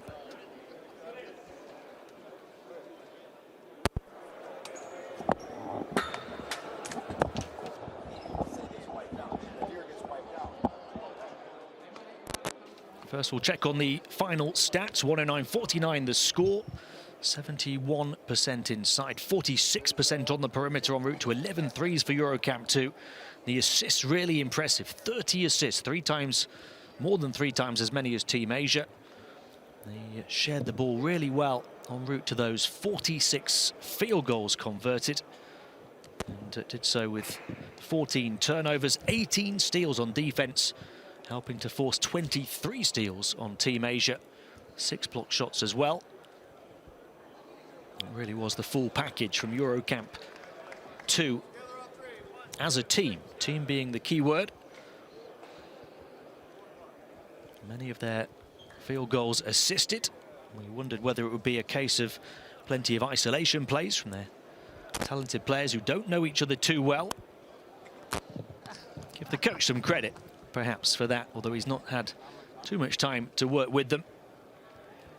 Well, congratulations for the win of your team and for you. Personally, you played very well, my friend. Very well. You dominated under the rim. I don't know if you know the name Kyle Hines. Do you know that player? Have they told you that you look like him when you play? Thank you. Yeah, that was a good game for me. That was the first one. I was very focused.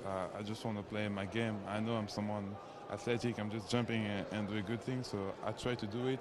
It works. So I'm just going to do it at every game. And that was a good one. That's right. So this is the opportunity for all the players that are here to showcase their talent. What is your goal?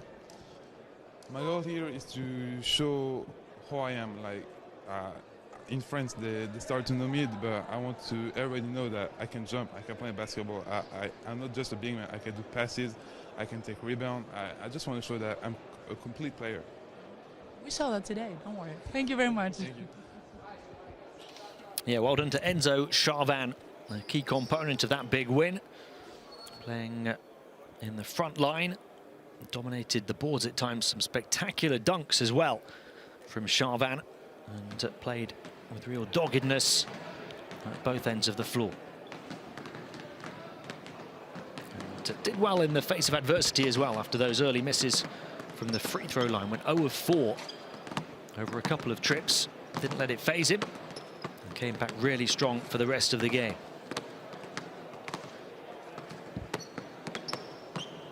So we've heard from losing coach and winning player. We'll wait to see if there's any more reaction coming. As the players are out on the floor warming up already for the next game, with the tip-off scheduled in around 25 minutes time for USA Select against the next generation European team. In the first game, a big win for EuroCamp 2 against Team Asia. EuroCamp 2 back in action again in around 2.5 hours time against 3 SSB Select. And then they'll get a well-earned day off tomorrow.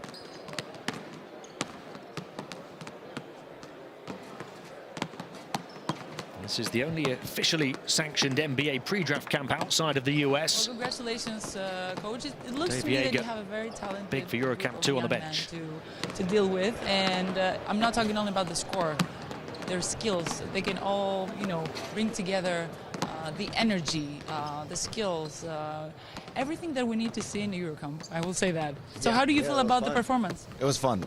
You know, obviously a bunch of guys have never played together before. We had a little practice this morning. You know, we're trying to introduce some NBA concepts so that they can learn and get better, but at the same time, they're trying to show their game to the NBA on all the NBA personnel that are here too. So, you know, they all play with a pure heart and they played the right way. And when we did that, it was fun to watch. Everybody got involved, make shots, get in the paint. Bigs got to touch the ball. So it was just a very good team mindset, team heart game. Exactly, coach. And I think, what is your opinion on, you know, how do you keep them motivated and grounded after a win like that for the next game? Well, we'll see. You know, these guys are all winners and they're competitors and they want to win a championship, I'm sure. And also, like I said, it's a fine line between trying to show your individual skills but also being a good teammate. And those guys were good teammates. We'll continue to do that because, you know, all the scouts here, they want to see those guys play and have been watching them for years and years. But to all come together in one, this is a great event for them. Thank you very much, coach. Thank you. Good to meet you. Good to meet you. Yeah, you hear the words of coach there, team mindset. That's perhaps what we didn't expect from these players. He also confirmed they only came together to practice this morning.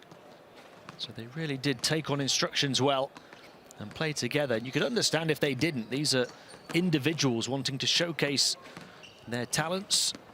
And they put the team first. So now we're going to and meet doing the so, experts. did even better. We heard it from the showing stars. what they've got. Now we have former stars here in the building to analyze the game. We watched a lot of talent. Oh, it was a weird game, I'll say that. The score could tell us, but we watched real talent. They showcased what they had. Absolutely, Dora. I think both teams, you know, we got to give them credit, you know, to be that well connected, you know, after a couple hours of practice. And the EuroCamp team impressed me because they play together and they communicated on the court. Obviously, the competition was not great, and I think the Asian team tried their best today. but the EuroCamp team, I'm sorry, they have the size, the pace, the athleticism, the players that can play the one-on-one. So that explains the difference at the end of the game. Now let's talk about the coaches. What do I mean? I mean how hard it is for a coach to have these players, these young players, that they all want to showcase their talent and make them play together, you know, work with each other, and not just playing one-on-one. Because we've seen that before, but we didn't saw that today. Yeah, I mean, like I said, you know, obviously we're talking about experienced coaches. You know, we talk about NBA personnel, so they know how to deal with these kind of situations. But the thing is, when I came early this morning, the main things they try to focus on, they try to create the focus on, is communication and being together. You know, besides the technique, besides the skill set, you know, they're trying to create bonds, and I think this is the most important, and I think they show it up today. And because we're talking about, you know, teamwork and basketball, it's a team sport, but it comes down to situations that have to do with one-on-one. And we can't deny that, because these guys on the bleachers are here to see some talent, to know what, you know, what they're looking for, what's the potential of each player. And it has to come down to a one-on-one situation. And I think we witnessed a lot of it today. Yeah, absolutely. In the EuroCamp, when you have a guy like Nadir Hifi, for example, he's your guy. You know, when we talk about one-on-one, he had a great year in French Division 1, and that's his game. You know, he tried to help his team, creating for himself, a little bit of creation for the others, but you know, he did what he does best. You know, creating his shot and getting to his step backs or attacking the rim. So I think this profile, you know, high profile scoring, you know, high motor guys, you know, they want to show themselves.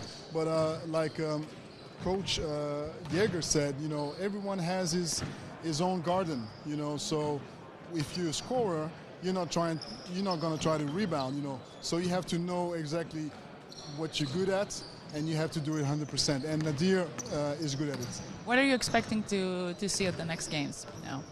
Globally, I expect to see a little bit more defense and competition, but no, I mean, we all know it's a special platform. You know, all these young kids, they have the common dream, you know, to become an NBA player. It's some are very close, some are still far away from it, but at the end of the day, you know, it's about dedication, it's about work, and they're here today to show their skill set, whatever it is. So, you know, let's hope we're going to have a more competitive game now, and but you know, I'm enjoying anyway. Well, thank you very much. Stay tuned. You're not going anywhere, because we have much more to watch. The thoughts there of Alain Digbo, the former French international. Nobody better to offer their insight into many of the French stars on the EuroCamp 2 roster, and his son Tom will be in action on the EuroCamp 1 roster tomorrow. Alan, an NBA consultant at the moment, former Asvel player. And he'll be watching his son play twice tomorrow. And all those French players here for EuroCamp 2 did impress, including the likes of Enzo Charvan, Nadir Hifi, Luka Ugolon, Milan Barbic. Team Asia really had it tough, started well shooting on the outside, kept it close, only down 5 at the end of the first. And then a huge second quarter saw EuroCamp 2 pull away, and they never looked back, but continued to showcase their talents on offense and defense. And as Alan was saying, played very much as a team again, not easy to do. They really made the most of the opportunity. Hope to do so again later on against 3 SSB Select in the final game this evening, when they play for the second time today. Team Asia play again tomorrow when they play 3 SSB Select in the middle game at 4:30 p.m. local time. It might be a better opportunity to get a win under their belts against a younger team. And we'll see what EuroCamp 2 can do against tougher opponents. They'll have aspirations of winning this competition. But really what it's about is getting to that final on Sunday, because then you get a chance to show what you can do against the next best team in the one game that will be watched closer than any other.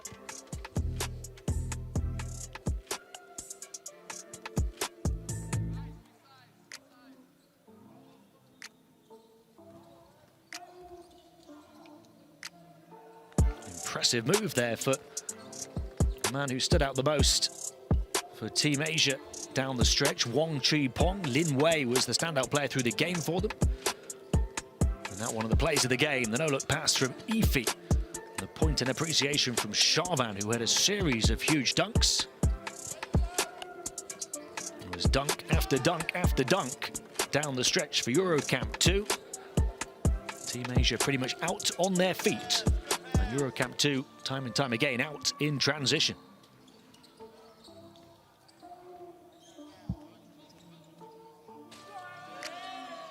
Ugolon with another contender for play of the game. Down the baseline, Kazarine. He can make a top 10 dunks just from EuroCamp 2. They were all at it. Menelo had a couple. And so too Mohamed Diouf, another big who really impressed. There's the schedule. USA Select against the next-gen team up next. Ahead of that one, I'll pass you to my colleague Ronald McIntosh to cover those next two games on this first day of action. It's been a pleasure having your company for game one. And EuroCamp Treviso is back for the first time since 2017. And back with a EuroCamp 2 win over Team Asia. We'll catch you soon.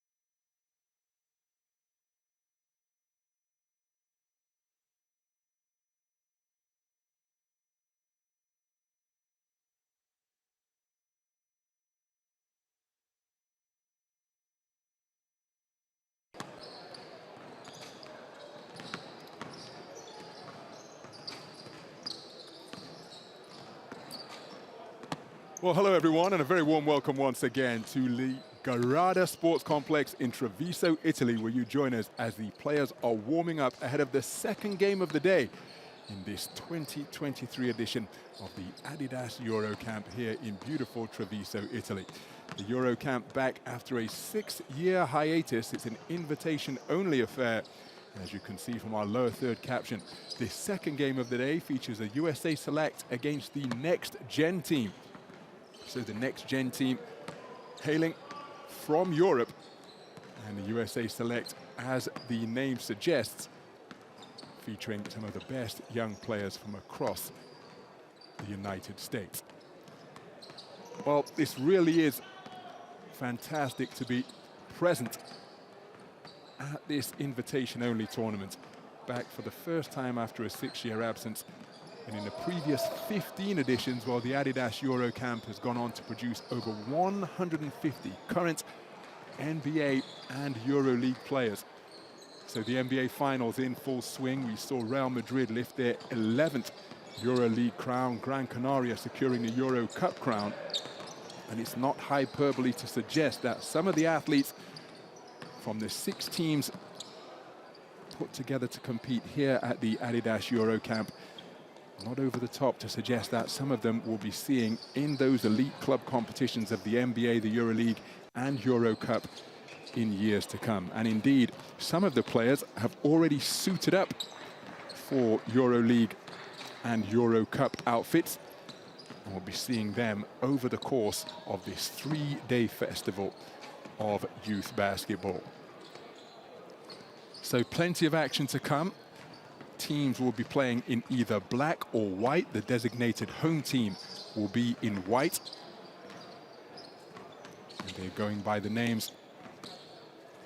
Pretty easy to remember and identify. We've got the Next Gen team who are playing in black for this fixture. EuroCamp 1, EuroCamp 2, Team Asia, USA Select, and 3 SSB Select. That is another team selected of invitees only. And the USA teams primarily coming from the AAU circuit. So lots of prospects, lots of players with incredibly high upsides. And of course, when you're watching basketball at this level, no player yet the complete article, or will be looking to continue to add to their skill sets and their intangibles in a bid to get to the highest level possible and do their immense talent and indeed hard work justice. But different players arrive at different times. Some will be close to their ceiling, others will have a lot more talent to unearth and showcase that eternal conversation when dealing with youth and developmental sports of is it talent or development? It goes without saying that if somebody's been playing from the age of 4, you size them up next to somebody who only picked up a basketball last year, well, the player who's been doing it since there was a toddler are likely to have an advantage. But the rate of learning, the rate of growth, the rate of understanding and application, all of those things go into making a player. But at this level, even though they all have enormous dreams, it's the love of the game that is the perhaps most important quality to see these youngsters continue to approach their full potential. Well, tip-off for this one is scheduled at the bottom of the hour. The first game took place between Team Asia and EuroCamp 2, and it was a 60-point victory for EuroCamp 2, 49-109 in favor of the EuroCamp 2 squad. And EuroCamp 2 will be back in action later today, as they'll be playing 2 games in a day. As for Team Asia, well, they'll be looking to learn from the experience out on court today, hope to be more competitive in their subsequent fixtures. It's effectively finals day on Sunday, where third will play third, second will play second, and the 2 group winners will face off in the championship game.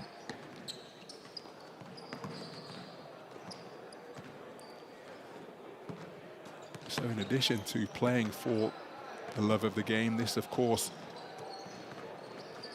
an opportune shop window for the players to show what they have, increase their standings in the ubiquitous rankings that feature in regions all around the world. Huge countries such as the United States, of course, you've got regional rankings, city rankings, regional rankings, coastal rankings, then you get into the nationwide rankings. And of course, this isn't like back in the day. Thanks to social media, there can be very few sleepers because everybody's abilities and skills and games are so widely recorded. The fact that everybody's a potential media outlet now, practically, if they've got a smartphone at their disposal. So unlike back in the day where an athlete could walk into a camp, virtually unheard of, and emerge as one of the top prospects, or that very or less likely to occur in this era. You hear Hall of Famer Tracy McGrady speak, somebody who went straight from high school to the NBA, said that when he started getting invited to Adidas camps, he wasn't really on the radar of many programs. Remember, he was a baseball player. That was his first sport. Can you imagine what he would hurl it down from out of that 6'8" frame on top of the mound? So given that he was such a phenom in baseball, wasn't really on the radar of many people for the sport of basketball, but then really started to make a name for himself at camps, not the same as, but similar to this, where you have the best talent assembled under one roof. And so the competitive beings that these young athletes invariably are, they've probably got a few opponents and indeed teammates sized up as if to say, okay, well, you might be ahead of me in the ranking now, but I'm coming. So all of these things taking place. And remember, very little preparation for these teams. In all likelihood, they were able to get on the court, shoot around this morning. And so how quickly they will be able to gel and develop that chemistry and understanding, which is so crucial to 5-on-5 basketball. And all of that will be under the microscope as well.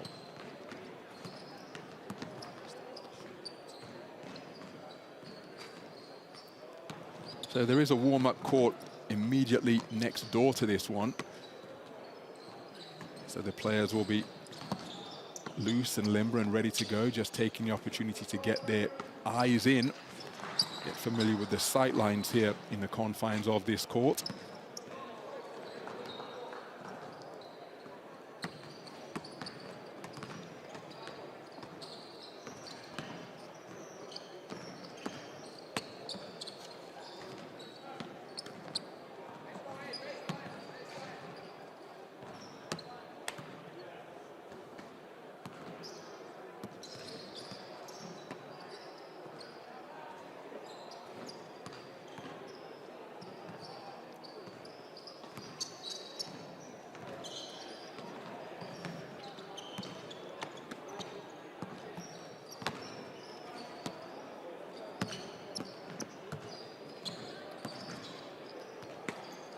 What a thrill it must be for those ball kids clad in red, rebounding and dishing the ball out to players who aren't much older than them.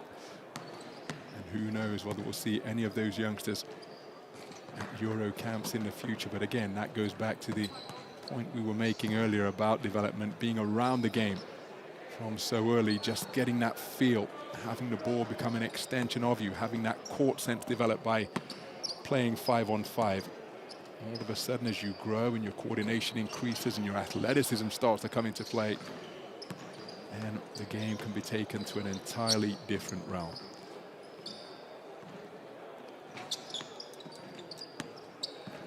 So again, the players just continuing with their warm-ups. There you see the floor officials wearing the yellow and gray.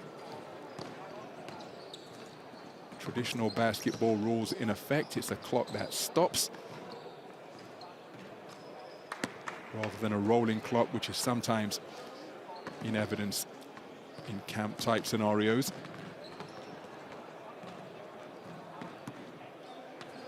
So here is a look at the schedule for this first day of action at the Adidas EuroCamp here in Treviso in Italy. Team Asia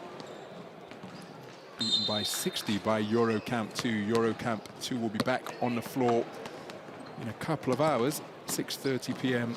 local time. But our next contest features USA Select and the Next Gen team. We talked about the fact that a whole host of players, 71 players currently in the EuroLeague, have passed through Adidas EuroCamps, and one of them will be in action on the Next Gen squad. Neoklis Avdalas of Panathinaikos, just 17 years of age.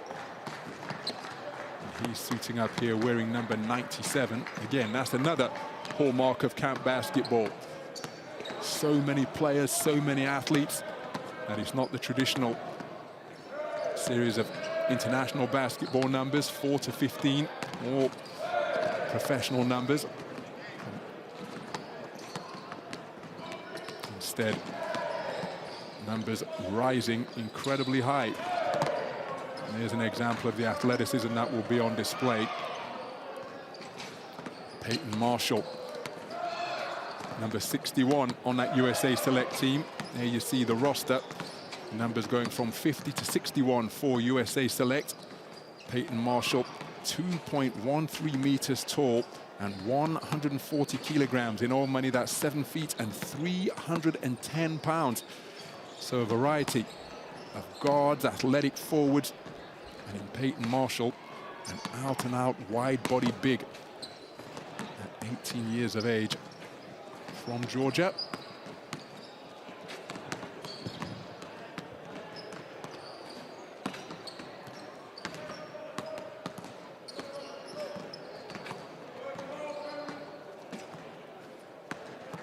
Kasparas Yakachionis, number 91, part of the Next Gen roster. There you see players from Germany, Spain, Netherlands, Croatia, France, Senegal. Whole host of nations represented on the Next Gen side. So Ruben Prey, outstanding player for Juventud Badalona, the under-18 squad, has featured in the main team as well. As we take a look at the starting fives, Zoom Diallo, Kerr Teng, Vijay Edgecombe Jr., Cristiano Boateng and Cooper Koch are starting five for USA Select. Jack Cale, Dwayne Aristod, Rhea Tang, part of the starting five for Next Gen.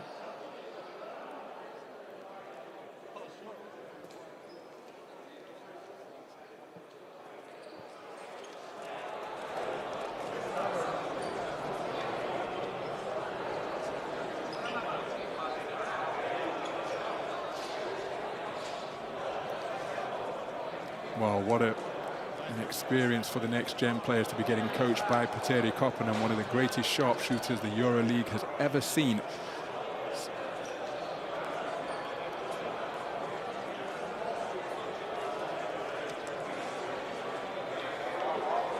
Adam Ross, the designated head coach of the USA Select team. Spent 9 seasons as a head coach at Sagemont High School in South Florida.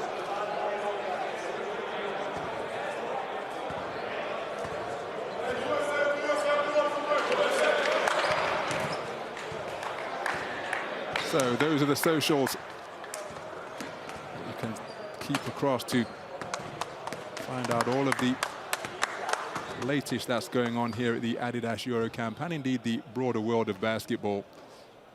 Another look at Petteri Koponen, the lights-out shooter from Finland. It follows on from another EuroLeague legend, coaching the ANGT Next Gen, following in the footsteps of Vasilis Spanoulis. Announced his role in December of last year. It's something that he expressed tremendous enthusiasm about.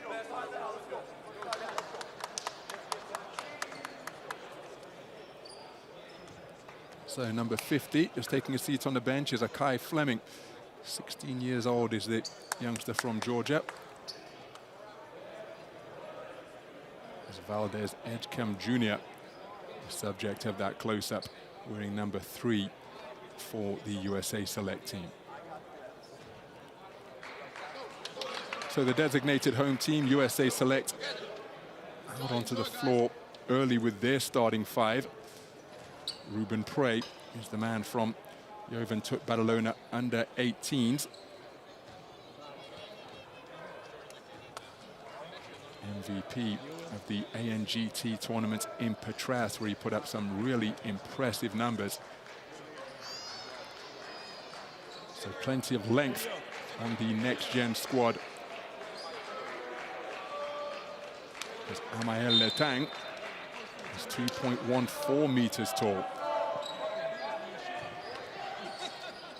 So the jump ball up, and it's into the hands of USA Select. They're wearing white, 4 10-minute quarters. Adidas EuroCamp basketball to come. So three-pointer fate. Zoom Diallo kicks it out to the perimeter, and the three-pointer sunk from the top of the key. Confident stroke sees USA Select on the board with a perfect half-court offense on their first trip down the floor. Live scoring not available, but we will bring you team statistics at half-time. USA Select, or live stats not available, excuse me, but USA Select opening with a maximum from the top of the key. So bobbling the ball out of bounds when attempting to go to work in the mid-post is Amael Letang. 2.14 meters tall from Cholet Baskets under 18 squad.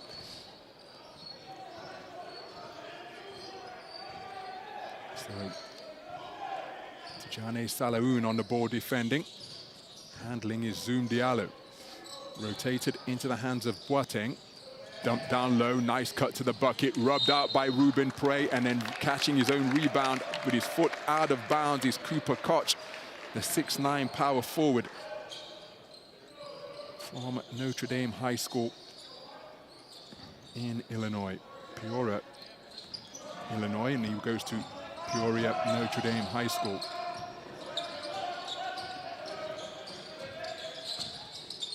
So working the handle is Dwayne Adistode before offloading. Salaoun backing up to give himself running room. Salaoun with incredible range in his game, wheeling his way into the lane and draws the foul on that move. Graciano Boateng called for the foul. Not deemed to be in the act of shooting, so it will be out of bounds possession. Oh, it is in the act of shooting, excuse me. So a trip to the free throw line for Tijani Salaoun. Just a quarter of an inch short of 6'9", 205 centimeters is Tijani Salaoun. 16 years of age, but with a 7'1" wingspan. Smooth stroke, sees him go perfect from the free throw line to make it a one-point game. So short corner J is an air ball from Zoom Diallo. Diallo recovering to get himself in front of the basketball and slow down the progress of Jack Cale. Kick to the corner off the jump. Baseline drive, fancy move attempted, and the tip-in effective from Amael Letang, crashing the boards effectively, and his team take the lead for the first time. We've got a whistle on the baseline drive. Dwayne Adistod will be called for the foul as he was taken on the crossover by Kwasiano Boateng. So sideline possession for USA Select. It's Travis Perry who inbounds. Man who knocked down the three-pointer. Three-pointer fired off the front iron, dancing around on the rim. Solid rebound, Ruben Prey. Pushing up the right side, terrific change of pace. Fancy out of the back of the hand feed. Short corner J off the mark, strong rebound USA Select. They're in transition. Pass makes its way to VJ Edgecombe Jr. So single field goal registered by each team. Ruben Prey with the shoulder check, getting his rhythm in the low post, muscling his way inside and drawing the foul. I think it will be foul called on Cooper Koch. Cooper Koch is already committed to the Iowa Hawkeyes. He will graduate in 2024 from that particular class. But he's already confirmed where he'll be going to college. So Ruben Prey knocks down his first free throw.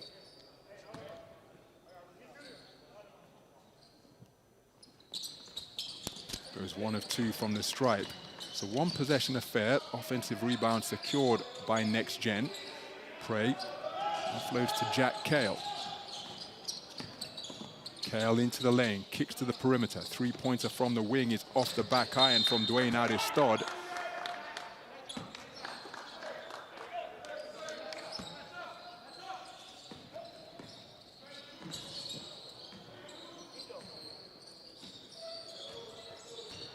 So handling is Zoom Diallo, the 6'4" guard from Tacoma in Washington State.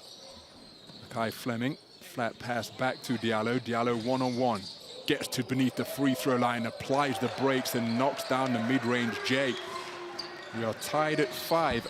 Zoom Diallo with a nice move to get the field goal to go. So look at the battle down in the low post. Ruben Prey, Le Tang demanding the basketball. Strong rebound, Cooper Koch. So Koch over the halfway line. Boateng, Koch with the reversal. Ruben Prey called for the foul.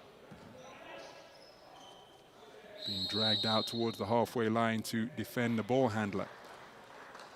Taken by VJ Edgecombe Jr. on the drive. So substitutions for both teams. Approaching 4 minutes gone in the first quarter. It's Kai Fleming from Marietta, Georgia, working the dribble. Defended by Dwayne Adidas. Terrific penetration, off-balance shot is off the mark from Zoom Diallo. Offensive rebound secured by USA Select. Three-pointer is short from Akai Fleming. Offensive rebound and muscled up without the shooter's roll.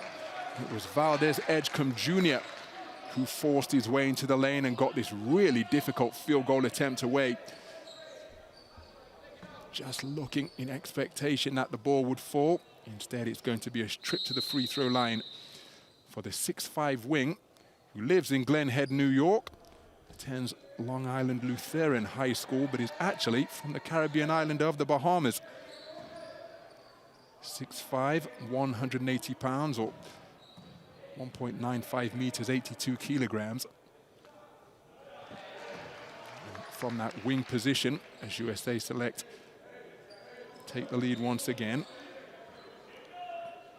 From that wing position is able to shoot from range, pull up en route to the bucket, or take it all the way to the hole. 3-level scorer. And he gives his team a 2-point lead.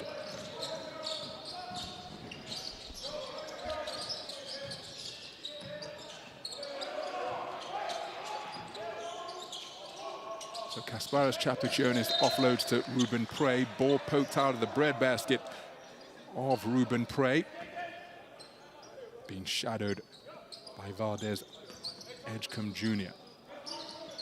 So Jacachionis looking to inbound. Gets it to the top of the key. Dwayne Adidas, buffeted by the wide-bodied Peyton Marshall. Muscled up on the inside and on hand just to make sure. Was Le Tang. He ties things up at 7 in the event that he's credited with the stick back. Not sure whether his touch was required.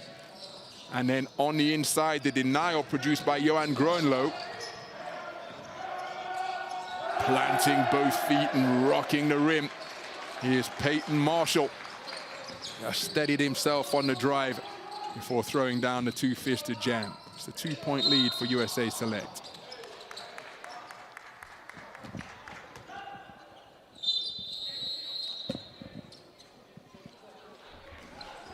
So, just beyond the midpoint of the first quarter, it's a one-possession game.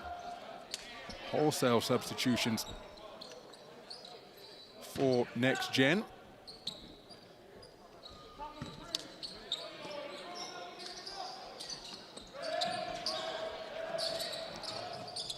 Langarita loses the basketball. Travis Perry handling, pulling up in transition. And despite the hustle from Chris Nwuli, not able to run down that air ball from Travis Perry. So three-quarter court pressure being applied as Akai Fleming hawking the basketball, working the dribble, getting to the top of the key before offloading. Back iron and off right from Kasparas Jakacionis, FC Barcelona, their under-18 program, part of their next-gen squad throughout the course of this season. Peyton Marshall, spin move baseline, double team came from the help side. Catching as a shooter, feet beneath him, and it is nothing but net for Valdez Edgecombe Jr. Considering various colleges, including Ohio State, Ole Miss, Villanova, Alabama, Florida, Florida State, and many more, gives his team a 5-point lead. Way to stay with the play on the inside from Mohamed Fai, the 18-year-old from Reggio Emilia's under 20 outfit. Breaks the run of 5 points without reply, but then the finish on the inside on the impressive take to the rack restored the 5-point lead for USA Select.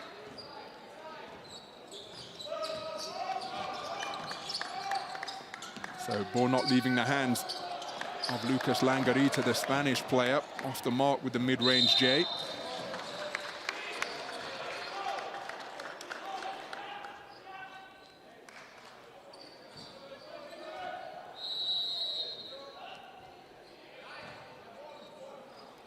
So taking a seat on the sidelines is Valdez Edgecombe Jr. Checking into the game is Kerr Teng from Haverhill, Massachusetts. Attends the Bradford Christian Academy. And he's committed to a school in state, excuse me, out of state, because he'll be attending the Michigan State Spartans. Nice bounce pass down low to Peyton Marshall. Peyton Marshall not looking to be a threat, now gets his rhythm, looking to use his size advantage.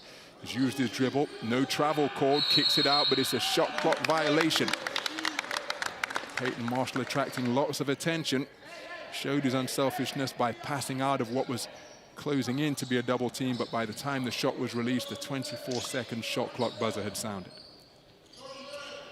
So 5 points the advantage with 3 minutes remaining in the first. Kasparas Jakacionis handling. He receives the basketball back and is now operating from the wing. Mohamed Fai with this screen and then rolls to the bucket to rock the rim with a two-fisted flush. Mohamed Fai had a real breakout at the ANGT during the course of this year. 8 games in total. And in the finals in Kaunas, he exploded for 33 points against Žalgiris Kaunas under-18s. Drive is off the mark. Fai with the rebound, one possession affair. Kasparas Jakacionis driving through heavy traffic. Fight for the offensive rebound. Fai comes down with it. Oh, beautiful pass across the lane, and then the floater is good from Michael Ruzic, the Croatian international, 6 feet 9 inches tall from BC Zadar's under-18 club.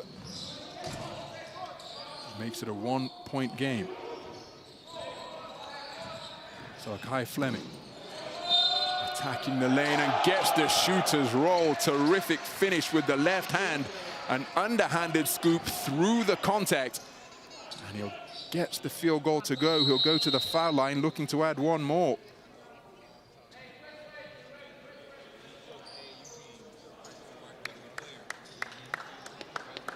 Kai Fleming plays his AAU basketball with the Atlanta Celtics. The man from Marietta, Georgia. I say the man is only 16 years of age. As he completes the 3-point play, Kai Fleming. It's a 4-point lead for USA Select once again.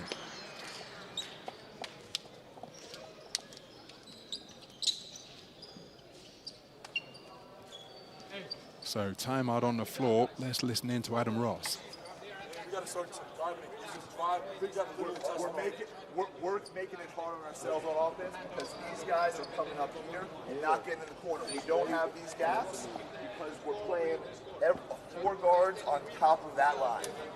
Okay, so let's get in the corner and space these guys out. We can run DHO action on drag, turn them right into the paint. Be aggressive as hell and get into the paint. Attack their 5X. This guy right here, turn it into him, make him step up, and then we make it easy for the big guys on drop-offs and robs. We gotta move. Listen, if the ball's over here and it looks like it's going this way, screen down, pin down, and just interchange. This guy's hugging up on this man. We need to kind of like this. Yeah, center, try to get to the center line. We need help. All right, let's go. Hey, let's go. Defense on 3, 1, 2, 3. Defense. Let's go. Let's go. 30. We're in 30. We're in 30. We're in 30 red. Well, the individual skill sets and talents of these players is unquestionable, but the ability to take instruction and make the adjustments that their coaches are looking to implement during timeouts and during intervals between quarters, well, all of those things will be scouted as well. Active hands from Cooper Koch, but in his desire to try and secure possession, while he's in the midst when a foul is being committed. Cooper Koch. But again, if you're his teammate, you love to see that type of tenacity and desire, fighting to retrieve the basketball and get his team an extra possession. So 2-possession affair, just over a minute and a half remaining. Cooper Koch, again, part of a double team with Akai Fleming. Ball goes down to the baseline, and frenetic activity on the defensive end being applied by USA Select, forcing a turnover. So Kasparas Jakacionis defending Travis Perry one-on-one. Now it's Fleming once again, being shadowed by Langarita. Just beneath the free throw line before kicking out to Perry. 3-pointer fired and stroked sweetly. Confident stroke from Cooper Koch to give his team a 7-point lead, their largest of the game. Drive and kick to the corner. 3-pointer fate by Jakacionis. Gets into the lane, doesn't get to the shooter's roll, but he'll go to the free throw line for 2 shots. Travis Perry called for the foul.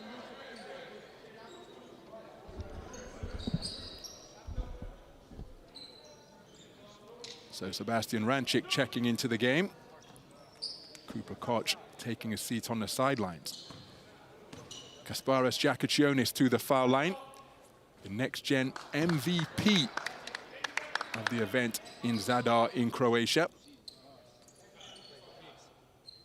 Grew up with Perlas Vilnius in Lithuania. And signed with FC Barcelona's second team at the start of this season. 22-23 season. So that perfect trip to the free throw line ends the run of 6 points without reply. 5 points the deficit faced. But then they secure a turnover, do next gen with their hustle.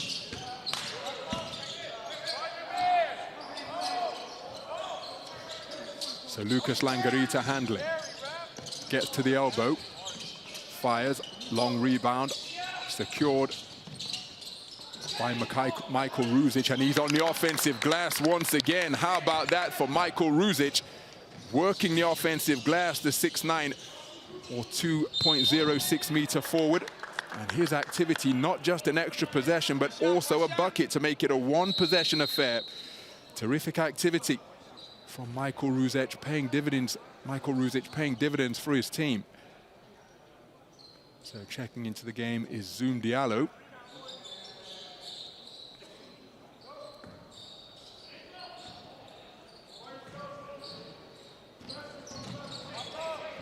So closing seconds of the first quarter. Final possession is what Next Gen are hoping to secure here. They won't want to turn the ball over. Pressure being applied near the halfway line, offloaded by Kasparas Jakacionis. Driving, but it looks like it's off his... I thought it was off his own knee. That was my perspective from the commentary box as well. But 1.2 seconds remain, and the call has gone in favor of the black-clad Next Gen squad. So they have 1.2 seconds to fashion a look at the bucket to conclude this first quarter. Time for a catch and a dribble. They go inside. It's touched now. Well, was that ball touched? Surely. I don't think that clock should have started, should it? And that's what Petteri Karppanen's saying. You don't start the clock when the ball is inbounded. You start the clock when the ball is touched by a player on the court. And I think the attempted alley-oop went over the head of the intended receiver, but I don't think the play is going to be called back. No review available, so with 10 minutes in the book, it is a 3-point lead for USA Select. 2017 the score over Next Gen.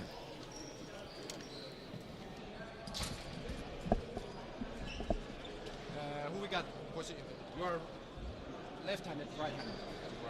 Right-handed. So you stay here. We're gonna play motion, our normal motion. Let's say DJ. You are here. Play motion. Pass the ball. 5 roll, but to the clearly to the other side of the paint. Ray, you got the ball. DJ, go to the ball. Look the back door. They try to deny. Look this pass, bounce pass here. For it. If nothing happens, you have still time. We don't have to lose. If it's not there, don't lose the ball. DJ, you go until the end. If nothing happens, we have point guard, pass the ball, point guard, and we play the pick and roll. But let's try to steal the basket now. Go back door. Hey, what about play defense, rebound, and good job. Let's go, let's go. 1, 2, 3, together. Box out, box out. Be ready. So the statistics from the first quarter of play. Next Gen yet to find a range from downtown, but impressive shooting from deep for USA Select. 3 of 7 for a 43% clip at the end of the first quarter. 7 offensive rebounds secured by Next Gen. And again, Michael Ruzic secured 2 on 1 trip down the floor, 1 resulting in an extra possession. The second one that he garnered, he stuck home himself. Well, I do feel a little bit for Next Gen in that they didn't get that final possession when they had 1.2 seconds remaining on their inbound entry pass play. But now the second quarter underway. The ball inbounded by Tijani Salaun. Ruben Prey being pegged back. Salaun.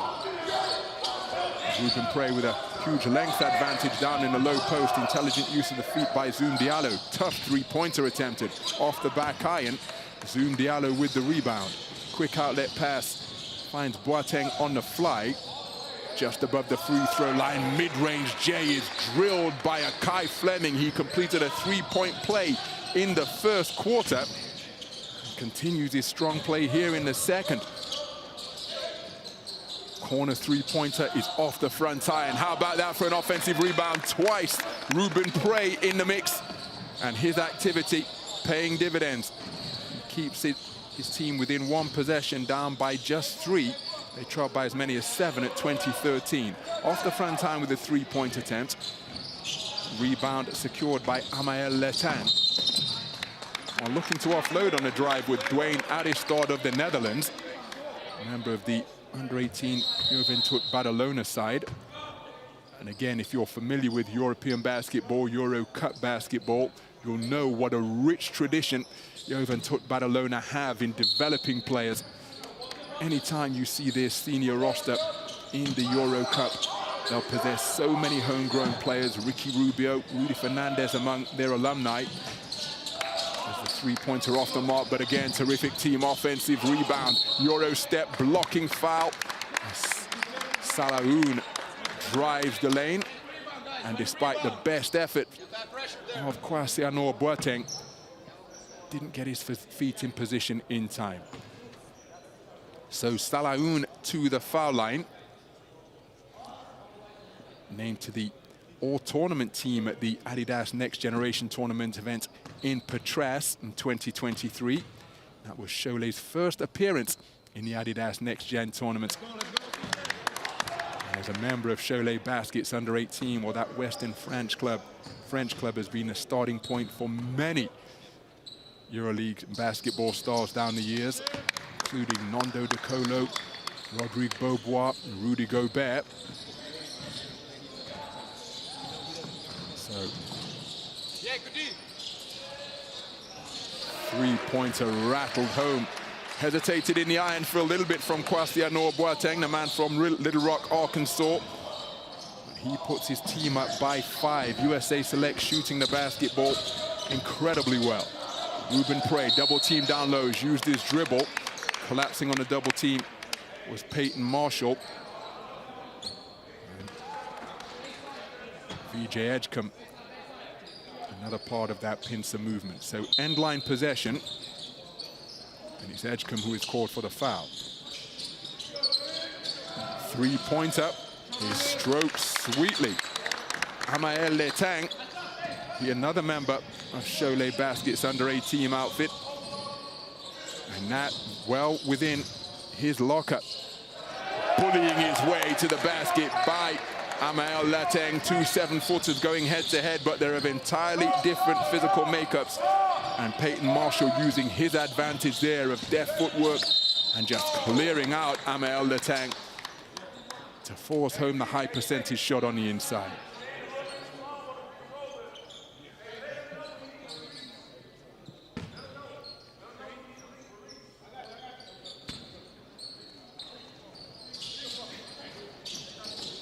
So nice catch on the cut. Higher light pass out to the perimeter, looking for back-to-back threes, and finding the range is Amael Letang. 2 3-pointers in a row. Brings his team back to within 1, but another three-pointer stroked home by Kwasi Boateng. And the three-pointers falling freely here in this second period. Just over 2.5 minutes gone. It's a 4-point advantage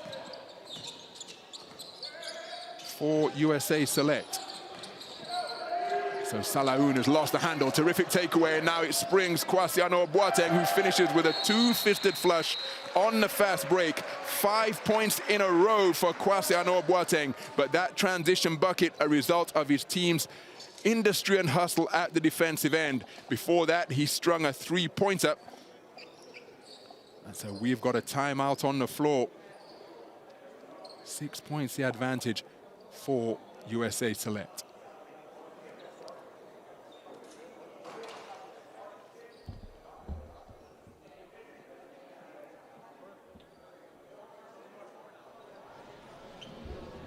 Guys, we need to handle the pressure. They're coming. Guys, against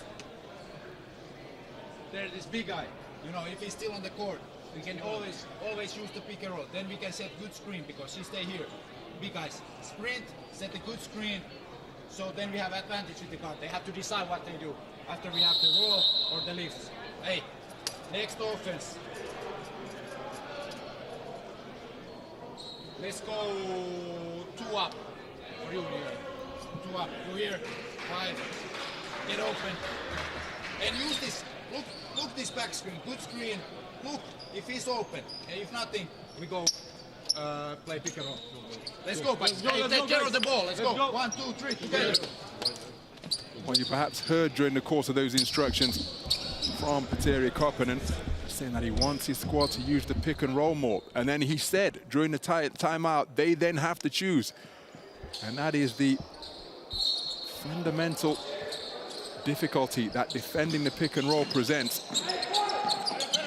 You switch and fight your way through. Either way, the ball handling team, the offensive team, tends to have an advantage, at least in terms of what they choose to do.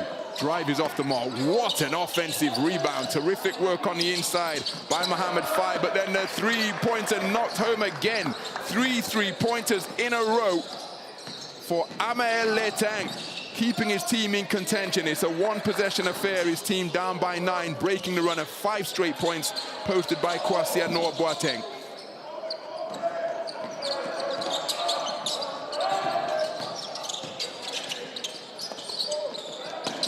Nice recovery, but then the ball turned over. And on the break once again is Boateng, this time an underhanded scoop.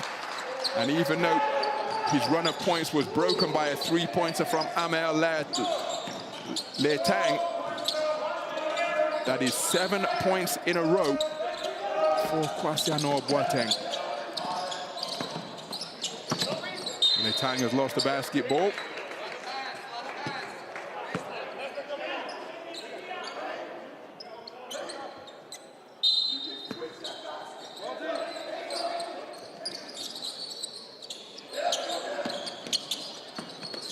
So just 4 minutes gone. As terrific take into the lane, fighting for the offensive rebound is Salaun, but it's secured by USA Select.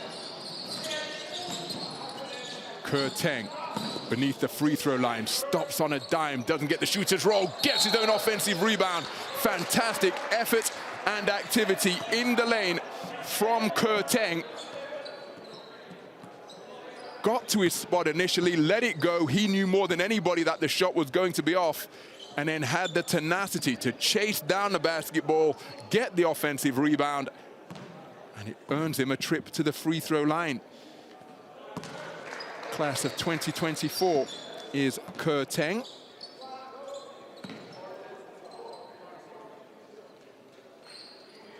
He was ranked #1 in state in the class of 2024 earlier this year, number 37 in the country. And by committing to Tom Izzo's Michigan State Spartans, he was their first commitment of the 2024 class. 2 points on the board to put his team up by 7. Working on the inside, Fanta behind the back feed, and the layup blown by Amel Letang. It was a beautiful cut to the bucket and a fantastic find from Tijani Salaun. But having hit 3 3-pointers in a row, the last 9 points for Next Gen, Amel Letang missed perhaps his easiest field goal attempt of the game. Couldn't get it to fall.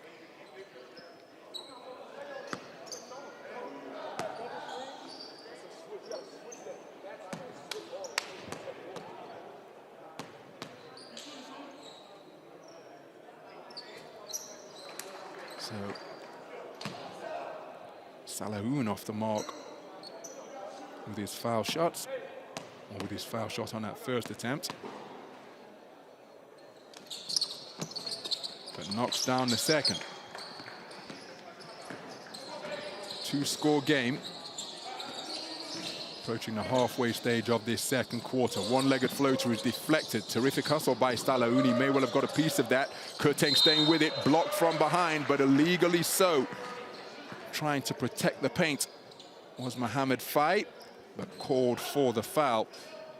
The 6'10", 18-year-old from Reggio Emilia.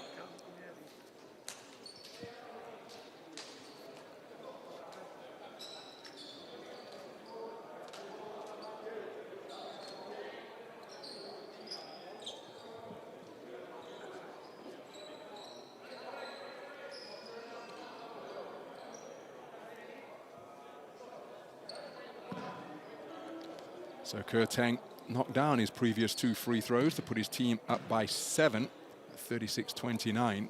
Since that time, Salaun went 1 of 2 from the free throw line, but Teng proving dependable from the free throw line.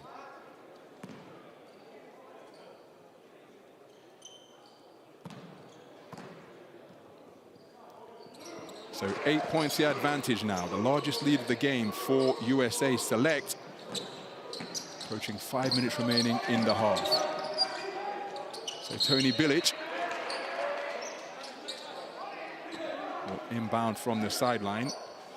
I thought he was going to inbound Tony Bilic. Instead, he's handed responsibility to Kasparas Giakachionis.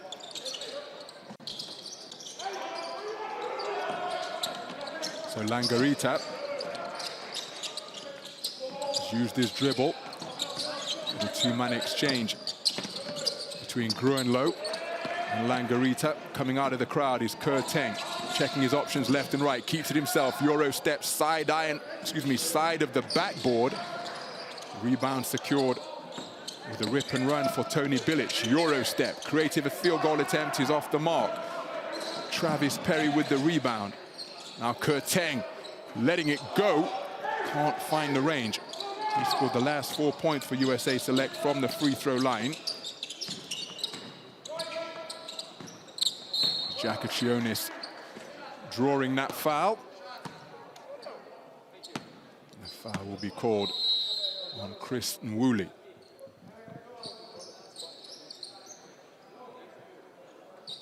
So checking back into the game is Kai Fleming.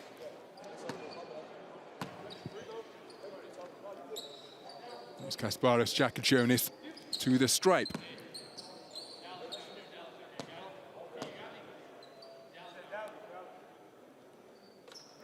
mentioned the fact that he was the MVP of the Adidas Next Gen event in Zadar in Croatia. During the course of that tournament, put 32 points on the board, including 6 of 10 from downtown, 6 of 7 on the stripe. That was with Barcelona against Next Gen Team Zadar in March of this year. Crucial component in him earning MVP honors at that particular ANGT event.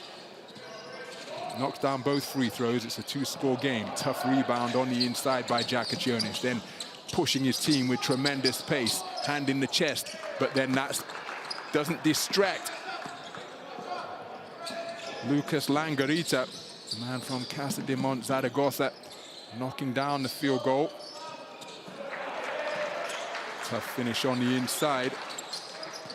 Peyton Marshall going to work once again. So the run of 4 straight points ended by that bucket. Pull up 3-pointer, rattlers around the rim. Rebound ripped down by Kurteng.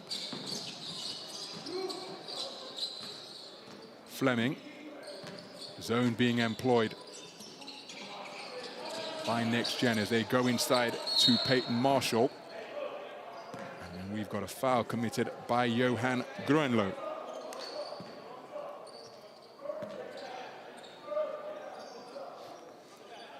So Johan Groenlo almost looking Peyton Marshall in the eye, 6'11" or 2 meters 10.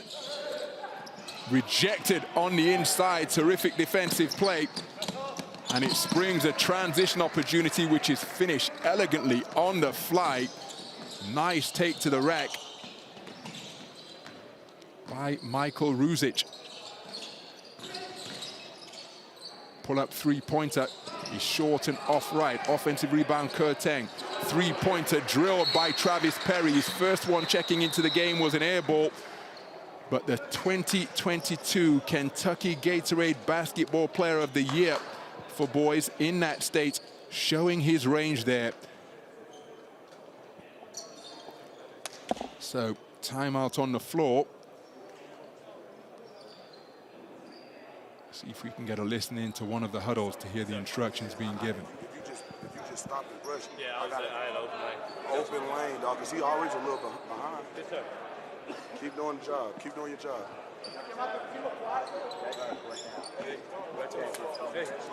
that's fine. He can be on 5. No, I can be on 5. He can be the 5. You guys work it out. Interchangeable, man. Come on. Now, look. Ball is here. We're opposite. Take your man down, B. We got a pass here, okay? Get across the lane.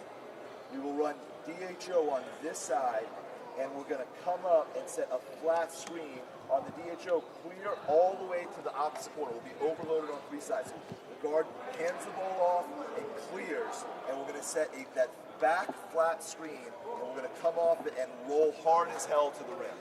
Got it? Sir. It's going to be with you. You're the 5. You're the 5. You're going to set this back. You're going to be the 4 right now. That's the 4. Right here. The ball's going to wait on. Yeah, it's going to wait on. You're going to pass it here. And then stay right here. Keep your man look like a shooter. All right? Let's go. Yeah. Let's go. Hey, finish something. 1, 2, 3. Finish.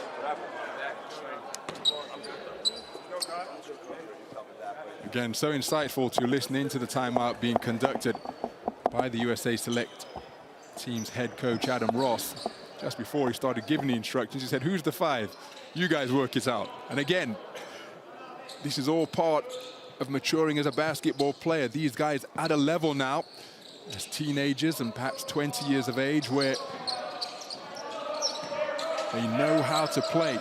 And again, communication, such a key part of the maturation process, as the 3-ball launched and rattled home by Michael Ruzic, who is really having an impact on this game. Brings his team back to within 4.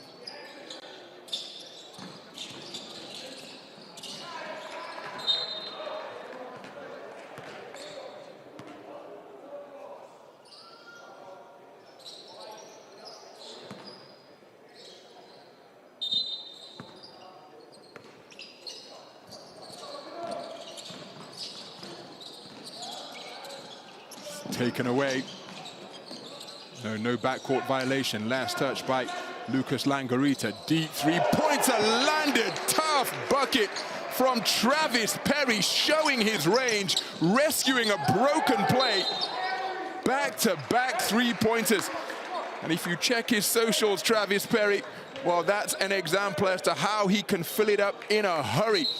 Will be a senior this autumn, the man from Eddyville, Kentucky. And both for his school team and the Indiana Elite AAU team that he plays with, well, he can put the ball in the basket. Kentucky's all-time leading scorer, breaking a 67-year-old record. He's been a varsity starter since the 7th grade, and that has been why he's been able to put so many points on the board. Deep three-pointer landed by VJ Edgecombe, and the three-pointers continuing to flow. It's the first double-digit lead of the game. 3 three-pointers in a row for USA Select. 2 from Travis Perry, 1 from VJ Edgecombe. And it's a double-digit advantage with 1:40 remaining in the half.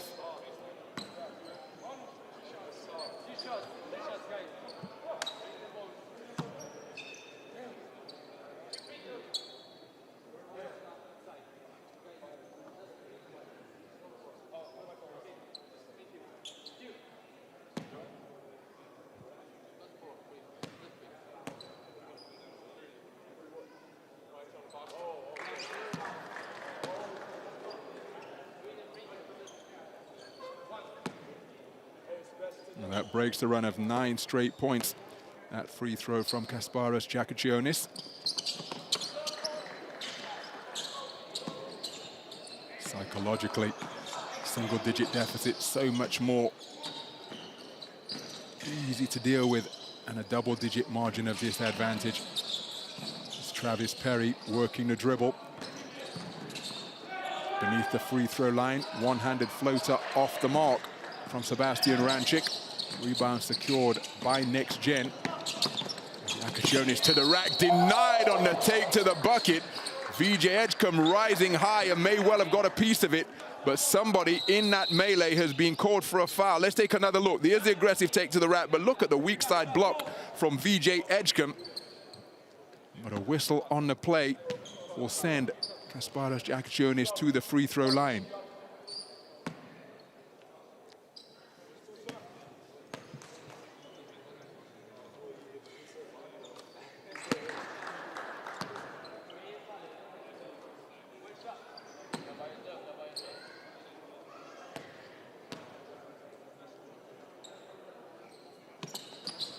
So 4 free throws in a row made by Kasparas Giakachionis.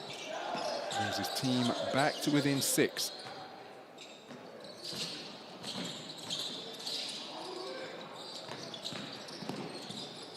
Nice catch, clearing room and finishing strong on the inside. Peyton Marshall showing power in the paint.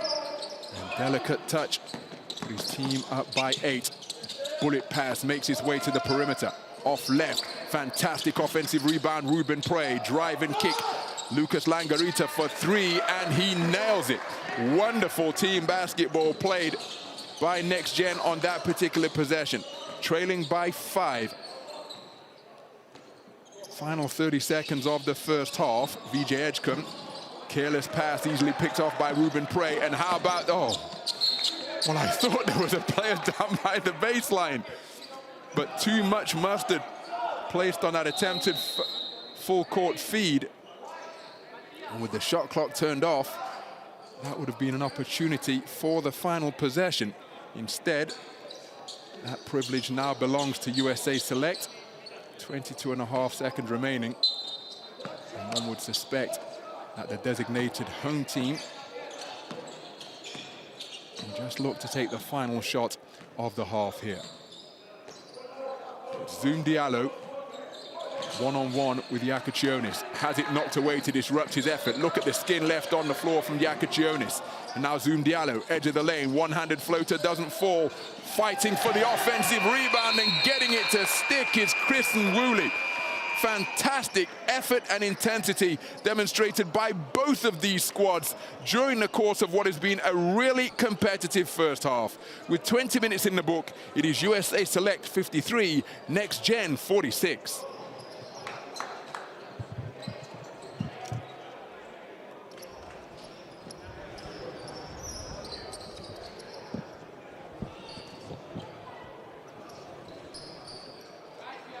guys started the game with lots of energy and passion, not only from the bench, but from the crowd that we were watching. And you personally have been managing your offense very well. How do you do it, and what do you have to do? It's a close game.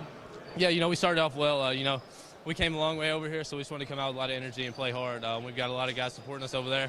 We're going to do the same for them. Just coming out with energy and playing hard. You know, this is a once-in-a-lifetime experience, so just taking the most of it. Thank you very much. Yeah, thank you. So Travis Perry, who at one point hit back-to-back three-pointers during a run of 3 straight three-pointers. Now, you started the game with not a lot of energy, we'll say that, but you guys made your way through, and now it's a very close game. You're only a few points behind. What do you have to do in that second half? I think we have to box out better because they're taking a lot of offensive rebounds, and we have to do less mistakes, because after mistakes they run and score easy points. I've seen you diving on the floor all the time playing defense. Is that the way to go in that second half? Yeah, we have to be aggressive in defense. Thank you very much. Thank you. So Kasparis Yakagionis sharing his halftime thoughts with Dora Pantelli. And again, the way that he hit the floor without hesitation in the closing stages of the first half just typifies the effort that these young players have been producing here. Nice take to the rack by Salaoun, scored on the follow-up. And how about that for creating space by Zoom Diallo?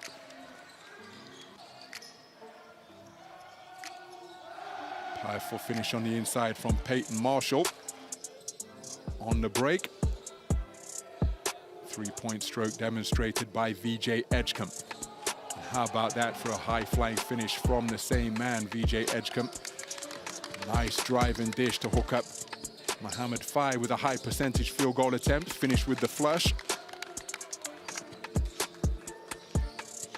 Travis Perry kicked to the corner. And Cooper Koch, the Iowa commit, knocking down the three-pointer. Akai Fleming has done a really good job getting to his spots. Had a three-point play.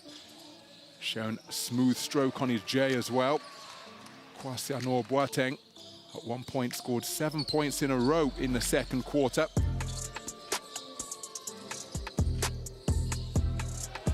As Perry powering up, Peyton Marshall, powering up on the inside. And this was part of the run of 7 straight points posted by Kwasi Anor Boateng. His team had a 7-point lead at that point. A 5-point lead at that point, 34-29 when he finished that run of personal points. Nice stroke shown on the face-up from Peyton Marshall from mid-range.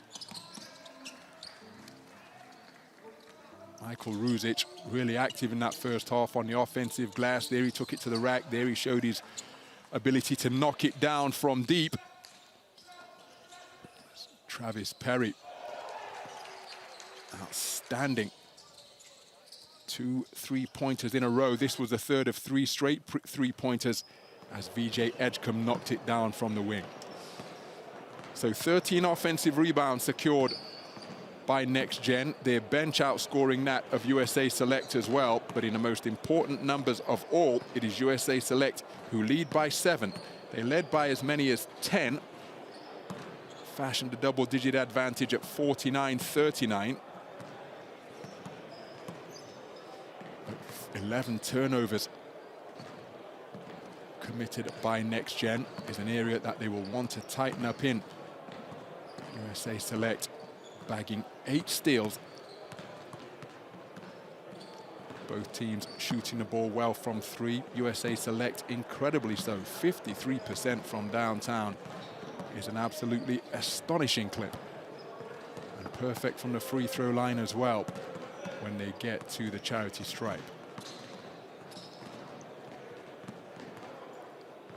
So the halftime stats, a fair reflection of the action that has taken place on the court.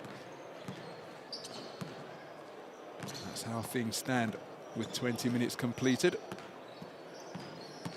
Next Gen led by 2 at 3-5.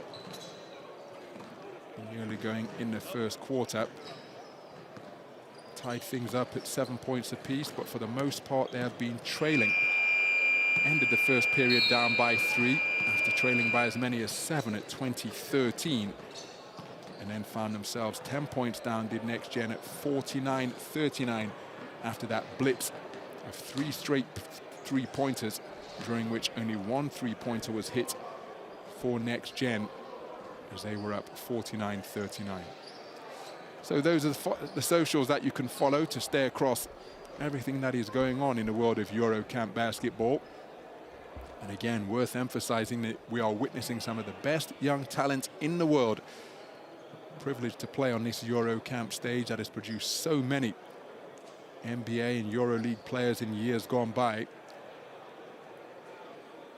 So very much worth making a note of the names that you see in action here, because they could well be competing in the most prestigious professional leagues in the world in years to come.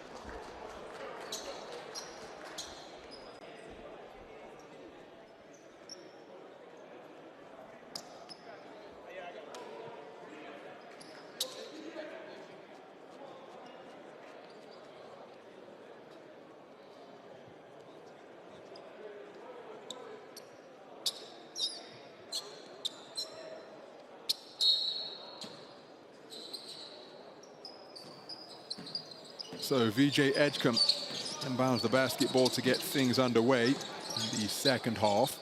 USA Select, the designated home team, wearing white. Next Gen in black. Kick to the wing, finds Kerr Teng. He rotates it to Zoom Diallo. Zoom Diallo, oh, beautiful hesitation, dribble, spin move. Fantastic footwork, but couldn't complete the bucket. Rebound secured by Salaoun. So Jack Cale handling, receiving the ball off the screen but not catching cleanly is Dwayne Adisto. Oh, nice feed from the high post. Couldn't catch cleanly, getting his feet beneath him, fighting for the offensive rebound, staying with it. And how about that for tenacity from Tijani Salaoun? Received the ball in fantastic position, had to work to get the field goal off. Missed the first attempt but stayed with it to bring his team back to within 4. Slicing his way through traffic is Boateng. Kerr Teng beneath the free throw line, straight into the hands of Amel Letang, who keeps it himself, goes coast to coast, and it's a blistering start to the second half by Next Gen. Back to within a single score now, 3 points of deficit, rebound secured by Jack Cale.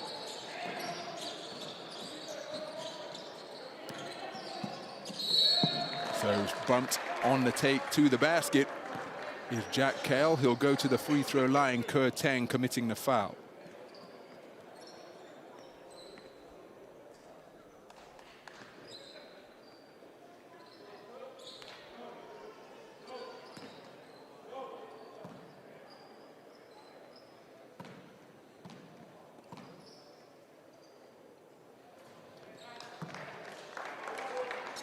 So Jack Cale knocking down the first.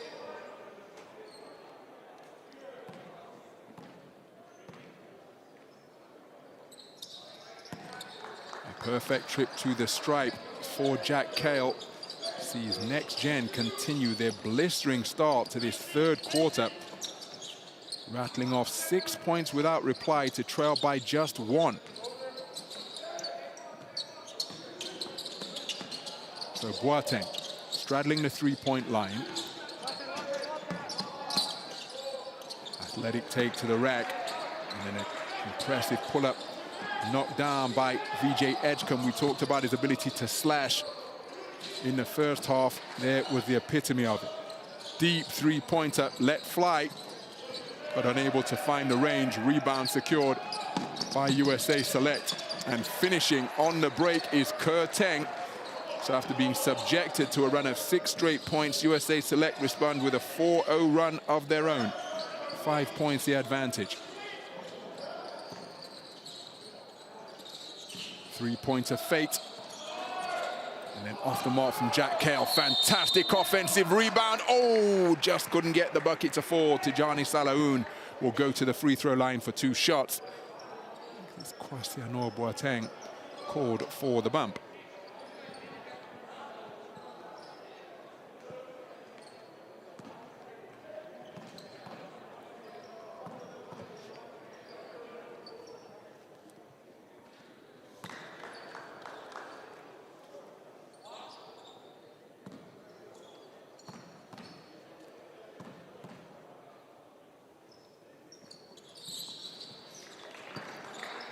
So knocking down both free throws is Tijani Salaun. It's a 1-score game once again. 3 points to deficit. Deep 3-pointers stroked sweetly by Cooper Koch. Knocked down an impressive 3 in the first half. And he gives his team a 2-score advantage. They're up by 6. Turnover. Anticipated easily by Ke Teng, slapped away. Terrific paint protection demonstrated on that chase down block, and then the flush forced home on the inside by Tijani Salaun. Frenetic action here in this 3rd quarter to bring Next Gen back to within 4.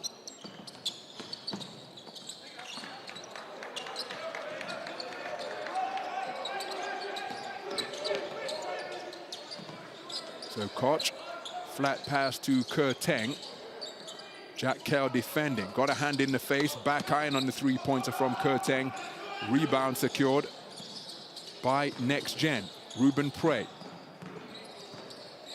Losing his footing, but keeping control of the basketball to hook up Dwayne Adistode, who had the chase down block at the defensive end, then knocks down the 3-pointer at the offensive end. Salaun to Adistode. Powering through the contact, but not finding the finish, and it's a frustrated figure who will make his way to the free throw line.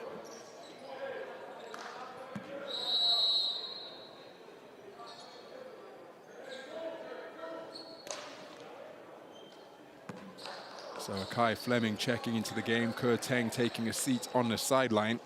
Re-entering the fray is Mohamed Fai for Next Gen. So Salaun knocked down 2 free throws earlier in this, 2 consecutive free throws earlier in this period. And he ties things up. It's been a terrific second half start by Next Gen as they look to take their first lead since 3-5 in the first quarter. Short on the shot. Ball is loose. Bodies hitting the deck. Ruben Prey in the mix. Mohamed Fai fighting for it. And it's Jack Cale who secures it. Ruben Prey hassled on the perimeter. Keeps it himself, looking to go to work on Zoom Diallo. No basket, whistle before the play.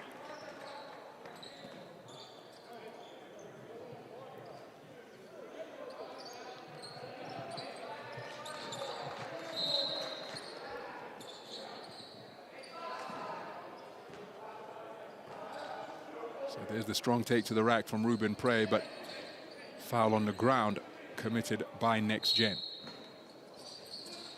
So we're deadlocked, 60 points apiece. USA Select being doubled up, 7-14 in this quarter as Ruben Prey lets the 3-pointer fly and connects from downtown to give Next Gen their first lead since the opening stages of the first quarter. Their last advantage was at 3-5. Here they've taken a 3-point lead at 60-63. And it's a run of 7 points without reply as Salaun hitting the deck, wrestling with Zoom Diallo. Akai Fleming forced into a difficult position with the shot clock about to sound. Another turnover. Sees a wide open 3 for Jack Cale off the front iron. Rebound secured by USA Select. Off and running is Zoom Diallo. Offloads on the inside.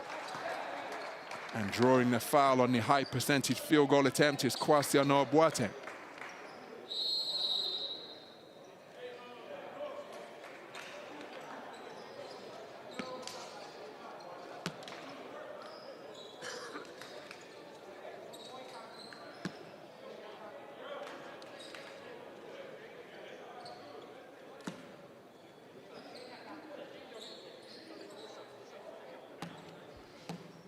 So Kwasiano Boateng to the free throw line. Man from Little Rock Central High School, class of 2024. Plays with the Arkansas Hawks on the AAU circuit. And by making that free throw, that ends what was a 7-0 run to give Next Gen their first lead since the first quarter.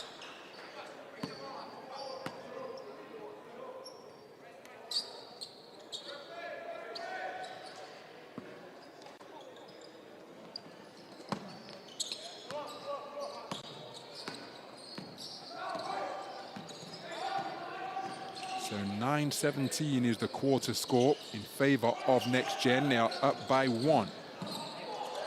Turnover. Out in the open court is the high-flying VJ Edgecombe Jr. Picked off the pass and raced down court to finish with a one-handed flush. It's a run of 4 points without reply posted by USA Select.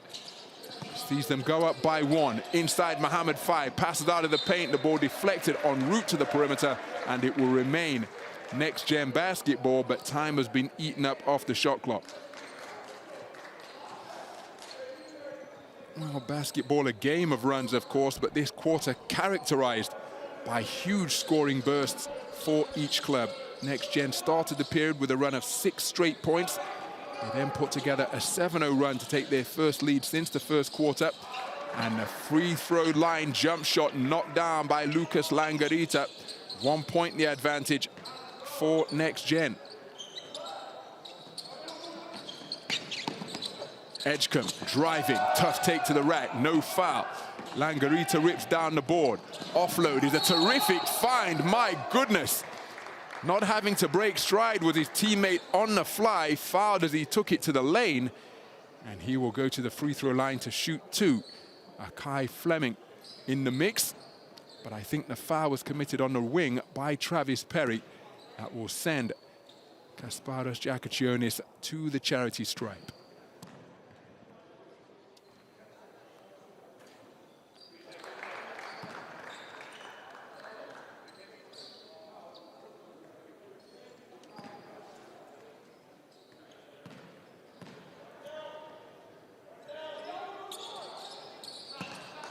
So 2 out of 2 for Kasparos Giakachionis, the FC Barcelona player.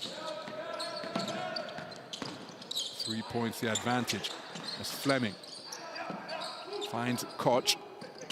Dumped down low to Peyton Marshall. Terrific low post play once again. Wonderful poise in and around the paint being demonstrated by Peyton Marshall. Actually decommitted from Auburn in April of this year after coaching changes at the Auburn Tigers. And a high-flying Edgecombe on the break once again. Couldn't get it to fall on that occasion.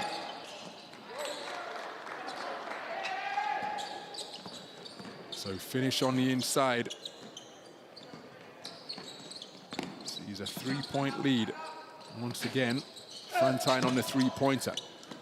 Fantastic battle on the inside for possession of the basketball between Peyton Marshall and Mohammed Fai. It's Next Gen who come away with it. Just under 3 minutes to play. Nice behind-the-back dribble to escape the defensive pressure of Travis Perry. Bilic now offloads to Langarita. Keeps his dribble alive. Cooper Koch defending. Oh, nice cut down the lane. What a weak side block. VJ Edgecombe with the help D. As Fai going up for the flush, but out of nowhere, flying through the air was VJ Edgecombe to take the shot away.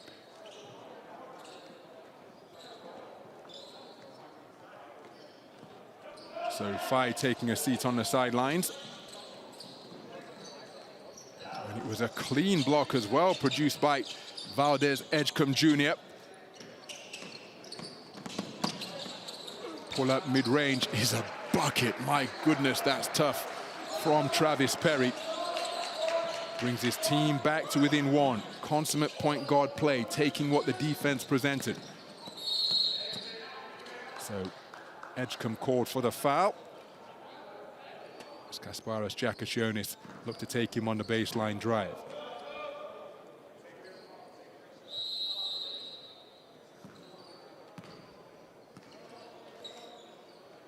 Well, it's been quite an impactful performance in the second half, the third quarter for VJ Edgecombe Jr. Running the floor, intercepting passes, finishing on the break, and a weak side block against the high-flying Mohamed Fai to deny what appeared to be a certain dunk. Perhaps the pick of his high IQ plays.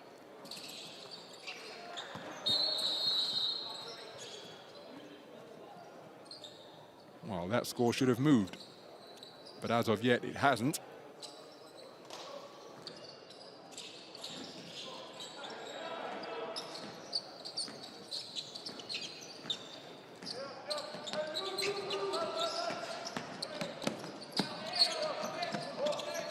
So corner three, off right, ball still loose.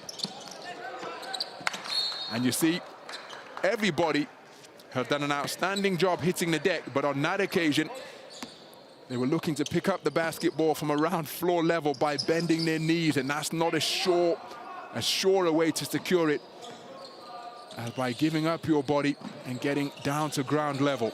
Possession to next gen. Giacacchionis gets to the free throw line.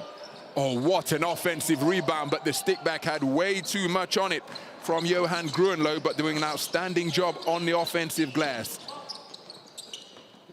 Kurteng, corner three from behind the backboard, seemingly. Rebound secured by Michael Ruzic, and then fouled when looking to race his way down court.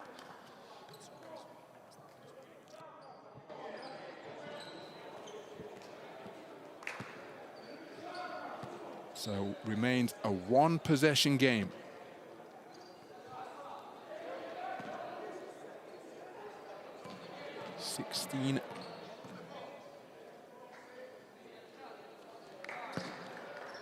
So first free throw made by Michael Ruzic. Michael Ruzic, a perfect trip to the stripe, puts his team up by 4.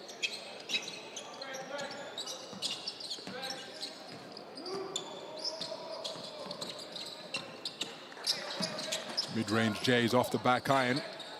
What was something of a line drive. Giacacchionis pushes over half. Oh, nice catch in transition. Couldn't ultimately reel it in. I thought Michael Ruzic was able to complete the reception. He was put at full stretch, stayed with the play, but ultimately a turnover committed by Next Gen. Oh, huge edge on the boards for Next Gen, and they've used that stat to get extra possessions by grabbing offensive rebounds. Chris Nwuli with the mid-range J makes it a one-possession affair. USA Select trailing by 2. Nice catch ultimately. Ruzic for 3 off the front iron. Good look at the basket. Fantastic hustle. And it's Kurteng now on the secondary break for USA Select. So, deep into the third quarter, timeout has been requested, I think, by USA Select. We've got a small differential between the shot clock and the end of quarter clock. And I think that is what Adam Ross is inquiring about as to how much time remains in the quarter. Okay, that's okay. Yeah, this time that's okay. For the next time, no timeout, do the play, okay? So again, all of these things worked out during tournament play.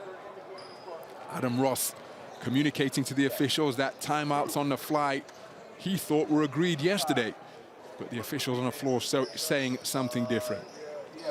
But this one has been granted. All right, so then let's put VJ in the corner, same side as Akai. Watch this. We're going to run a flat screen. That means you're R5 now, so you're down here. He's here. He's going to come up. He's going to run a flat screen. We're going to come off the ball here, and we're going to roll. VJ is coming through, okay? We either have the pick and roll. We're going to run about 7 or 8 seconds left.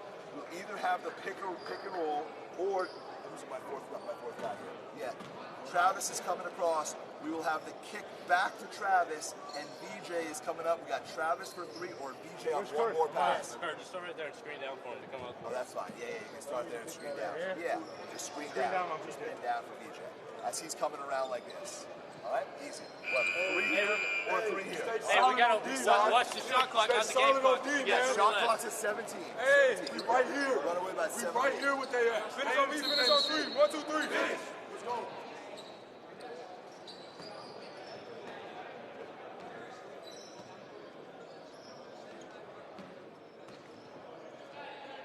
So again, you hear Travis Perry, prototypical point guard, just reminding his team that they're to be aware of the shot clock. There's a 3.1 second differential, 20 seconds remaining in the period, 17 seconds left on this possession for USA Select. It's Travis Perry offloading.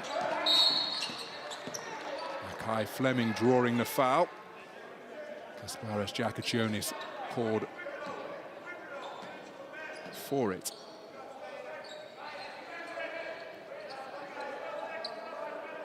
So now the shot clock has been turned off. 12.7 seconds remaining in the period.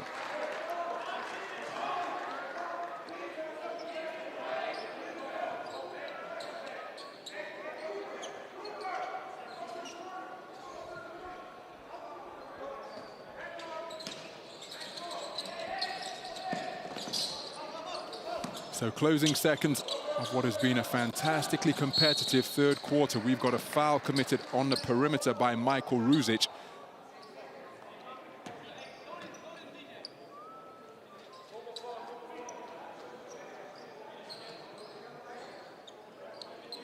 So Cooper Koch being face guarded by Johan Groenlo. Edgecombe into the lane, slapped away on the inside. Terrific paint protection by Michael Ruzic. He and VJ Edgecombe have been all over the floor for their respective teams during the course of this fixture. The opening fixture for both of these squads here at EuroCamp 2023. The shot got away. Oh, that is terrific recognition. Cooper Koch beating the end of quarter buzzer. Just 0.7 seconds remained on the clock. Time to catch and release immediately. And look at how Cooper Koch did it. The underhanded scoop, getting it away and beating the end of quarter buzzer to tie things up at 72 points apiece. What a period of basketball. So there, the team statistics through 3 completed quarters. Dominant on the boards on Next Gen, but look at the 3-point percentage for USA Select, 45% from downtown. Let's listen into Petteri Koppinen. You're going to start here, you're going to come up, and you're coming up, okay? What's the 5? Where's the 5? You're going to be right here. You're going to come up, okay? You're going to come up here to set the screen, but you're not going to set it. You're going to sprint, but you got to sprint. You can't jog, you got to sprint. You're going to come up and sprint. TJ, when you come off, he's going to sprint. There's going to be some confusion. Who is here? TJ. No, TJ is here. So, Tia, I'm sorry, Tia. So, Tia, when you come off, it's going to be wide open. You're going to be here in the corner, okay? We got 4 here, and you're looking to get downhill and go, okay? If they stay here and trap you here, you got the flare. Okay, so you set this here. So 5's going to be up here. We want to occupy 5. So 5's here. Okay, you set it. So this is how it's going to look. It's going to come up right here, fake it. 5 is here. He sprints off. When he fakes it, you're getting downhill, and you got to make the read. If they help, you got 4 and 3. If he comes over, you got that. Okay, got it? Guys, take care of the ball. Let's get a shot. Every time we take a shot, we're good. Don't lose the turn. Don't give them easy pockets. Let's go. Let's win this shit. Let's go. Together. 1, 2, 3. Together.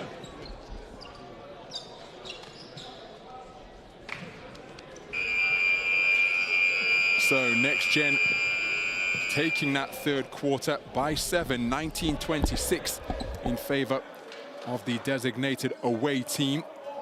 And you perhaps heard during the closing stages of that timeout, I think it was Petteri Koppinen, the head coach of Next Gen, saying, hey, let's win this.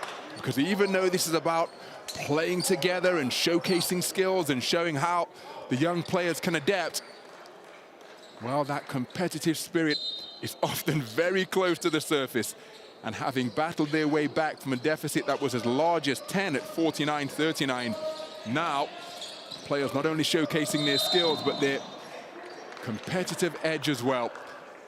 And victory will be uppermost in the minds of both teams.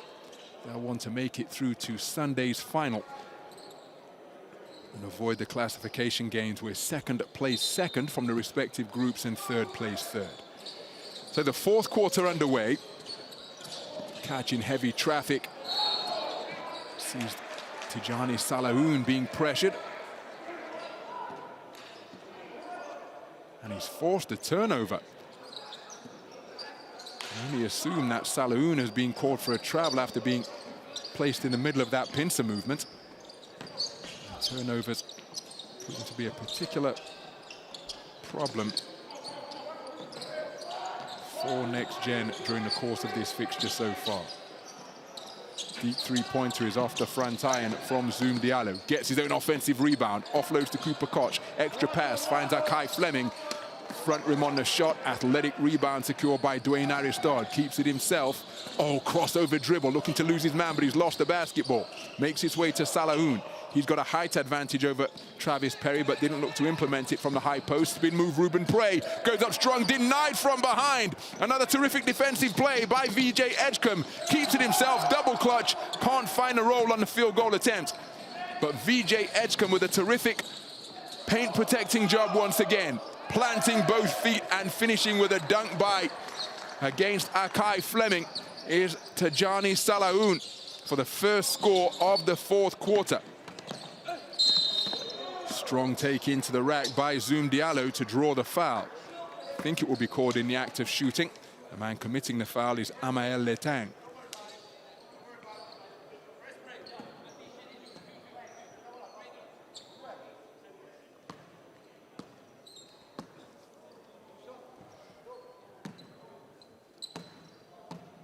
So Zoom Diallo to the free throw line. Man from Tacoma in Washington State. Attended Curtis Senior High School, where he was consecutively named to the McDonald's All-America team, but passed up the chance to become a three-time McDonald's All-American at Curtis Senior by transferring to Prolific Prep in Napa, California. So USA Select remained perfect from the free throw line. Zoom Diallo tying things up, 74 points apiece, just over a minute and a half gone in this fourth quarter. So Travis Perry taking a seat on the sidelines.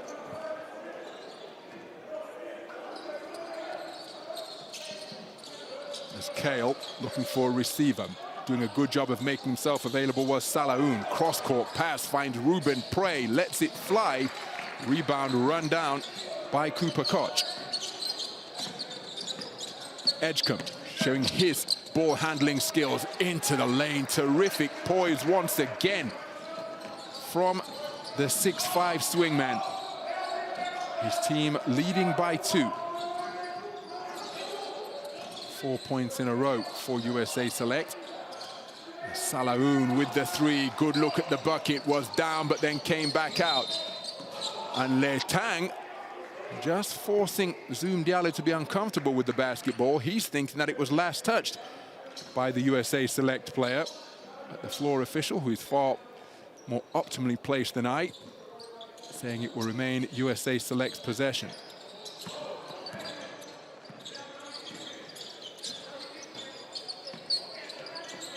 So Zoom Diallo handling, looking to shake off Ruben Prey. Ruben Prey staying with it, disrupting the shot from behind. Still fighting for possession is Zoom Diallo, but picking up the pieces is Jack Kale. Edgecombe hawking the basketball. Rotated by Ruben Prey into the hands of Aristod. Alley-oop pass hung up, nice catch. Oh, that is a terrific play. Tijani Salahoun with a magnificent adjustment in midair.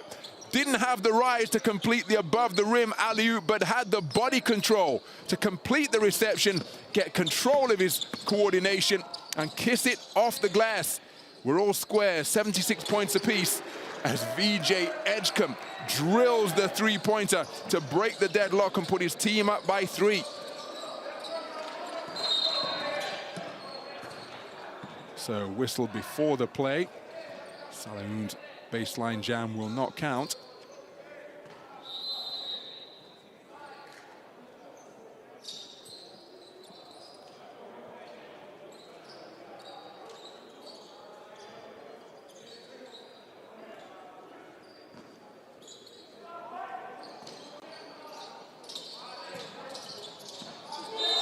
So have we got a possession? Yes, indeed. I think it's a violation from the sideline, not getting the ball in time. Jack Cale was desperately looking for a receiver, but that is testament to the intense, aggressive defense being played by USA Select. Turnover when attempting to inbound. So back into the game is Mohamed Fai. Jack Cale taking a seat on the sidelines. Just over 3 minutes gone in the fourth quarter. Akai Fleming being shadowed by Dwayne Aristod, shakes him off, puts him on skates momentarily, but Aristod staying with the play and then breaks up the attempted difficult shot attempt Akai Fleming was forced into. So the defensive intensity being dialed up several notches by both clubs. Look at that bump against Mohamed Fai to send him out towards the mid-post, but he took it right back into the heart of the USA Select defense and finished with a fantastic interior move. Tough work in the low post by Mohamed Fai. That was outstanding basketball, because as he made a reception, he was given a bit of a bump by the post defender, but kept his composure, bullied his way towards the lane, and finished with a fantastic flip off the window. His team back to within 1.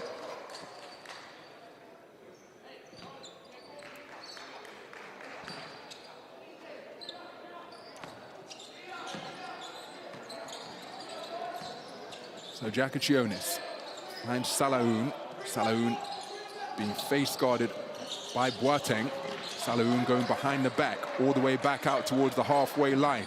Fai finds him on the pick and roll, and finishing on the cut to the bucket is the man who started the play with the offload.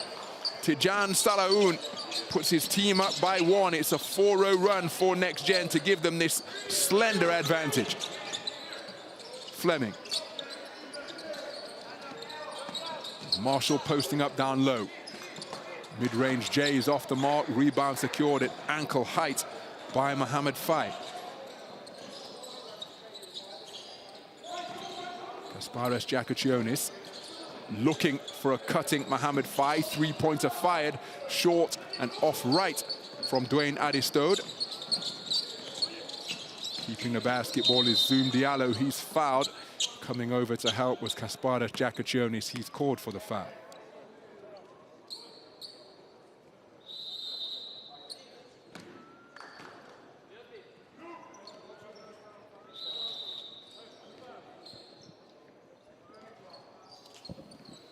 So Michael Ruzic back into the game. Cooper Koch taking a seat on the sidelines for the USA.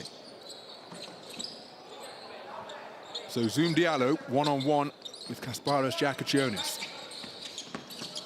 Baseline drive after going away from the screen and gets the friendliest of shooters rolls. Wonderful touch on the interior by Zoom Diallo, who used the screen as a decoy, went baseline as Salahoun fouled on a 3-pointer.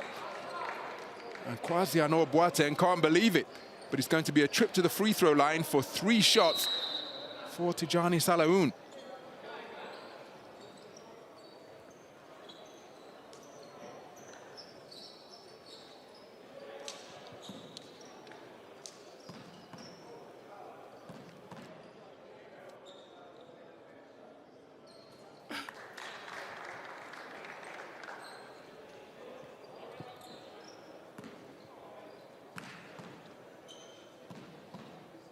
So 2 free throws remaining for Salahoun.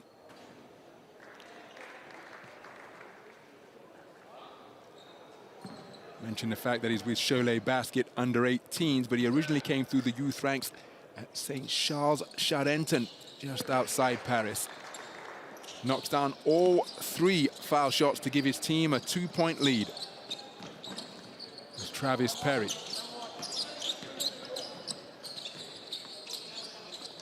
Being defended by Lucas Langarita. Now it's Zoom Diallo. Now he's got a speed edge over Mohamed Fai. Demanding the basketball down low was Peyton Marshall.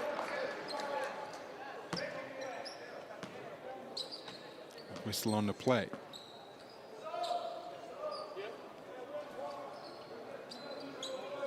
So end line possession for USA Select.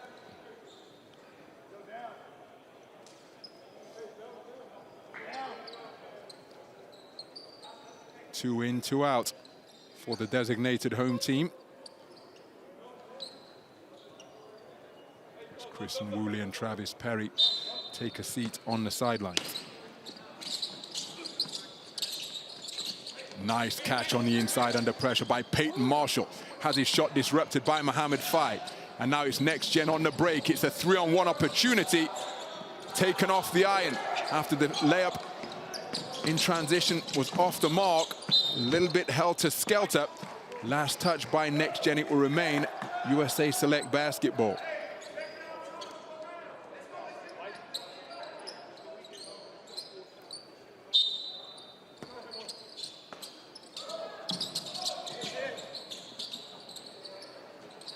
So nice catch by Edgecombe.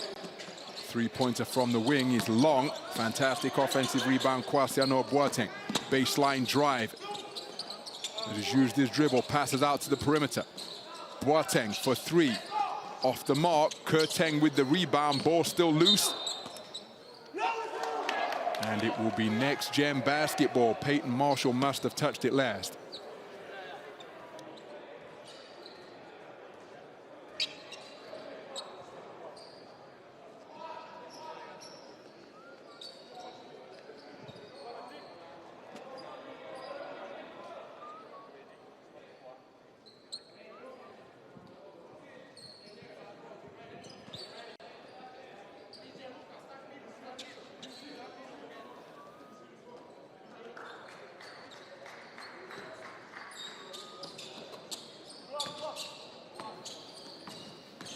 So just under 4 minutes remaining in what has been a fantastically competitive affair between USA Select and Next Gen.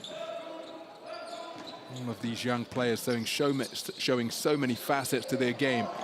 Fai can't handle the offload from Jakachionis. High post Jays off the back iron. But USA Select secure the offensive rebound. Kurteng running it down. Lots of contact on the perimeter. Ball still loose. And it's Peyton Marshall who comes up with it.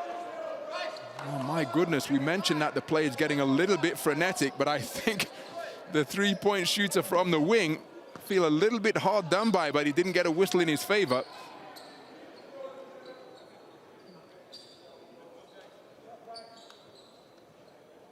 So Peyton Marshall to the stripe. Plays his AAU basketball with Game Elite on the Adidas circuit, off the mark with the first. Mention the fact that he decommitted from Auburn in April 2023. College is now being included or considered.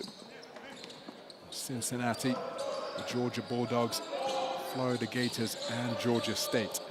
0 of 2 from the free throw line in a 1-possession affair. Mid-range J from the wing. It's a good look at the basket, but it's off the mark. From Lucas Langarita. 3 minutes remaining in regulation. As Diallo working the dribble against Fai. Nice offload. Oh, what a rejection from Fai, who was defending the ball handler near the top of the key, dropped down, and when the ball was offloaded, still had the presence of mind to get back and slap the shot away from Peyton Marshall. Into the lane he goes and gets the shooter's roll. Oh, but he's been called for a travel. So no basket. But Mohamed Fai in the thick of the action at both ends of the floor. Here in crunch time. And you see more than 3 times as many turnovers committed by Next Gen. But I suspect that the greater number of turnovers that they have committed offset by their dominance on the boards.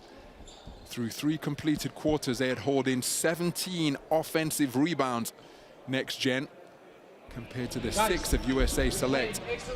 Let's listen in to Terry Coppin. Every time shot goes up, they're coming. We need to finish the job with the rebound because we gave too many offensive rebounds to them. That's what is keeping them in the game. Hey, now listen, we are on wide defense. So we switch everything wide. And then everybody, when the shot goes up, we contest, rebound the ball, find the body, everybody. Everybody find body, box them out, and take the rebound. Hey, next.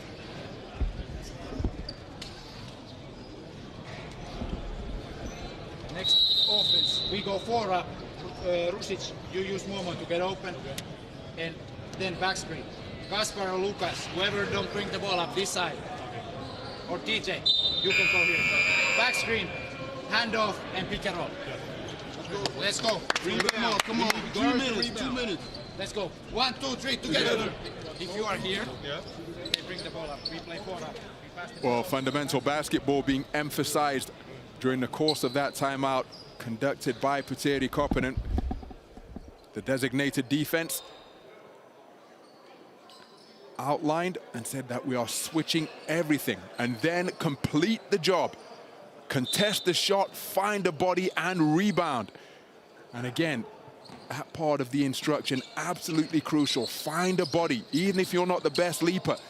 Make sure that the person whose shot you're contesting or the man you're defending doesn't have an advantage by being closer to the basket than you. Seal him out as the jump shot off the mark.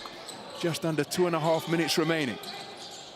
As Rusic offloads to Langarita. Langarita working the dribble. Rusic once again fakes baseline, goes middle, and finishes with the extended finger roll. Terrific take to the rack and touch on the inside, demonstrated by Michael Rusic of Croatia. 4 points the advantage for Next Gen. Just under 2 minutes remaining. Decision-making and execution absolutely crucial during this part of such a keenly contested game.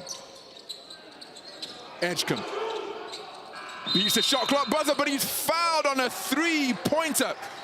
Well, again, you cannot fault the effort of Michael Rusic, but we just talked about execution. And VJ Edgecombe, who's proved himself to be a capable 3-point shooter during the course of this game, but fouled when the shot clock was about to sound, and that was from about 35 feet away. So a chance for VJ Edgecombe to bring his team back to within 1. 3 free throws to come.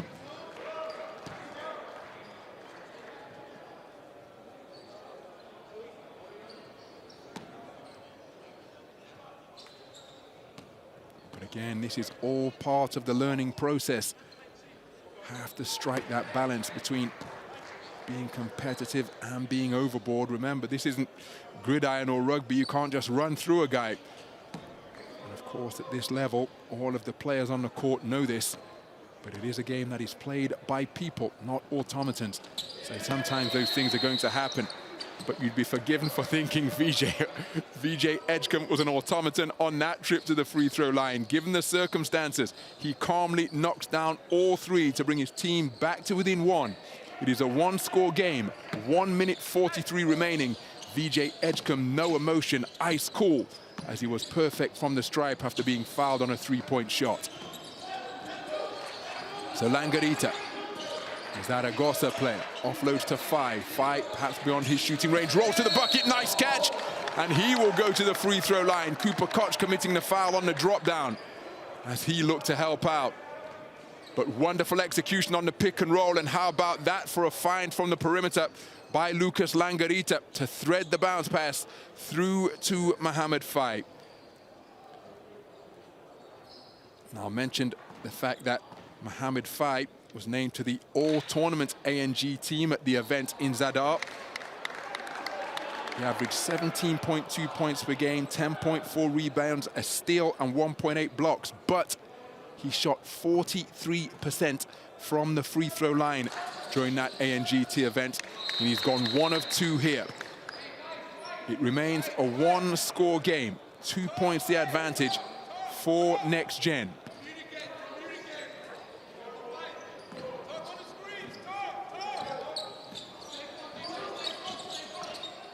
So Boateng offloads to VJ Edgecombe.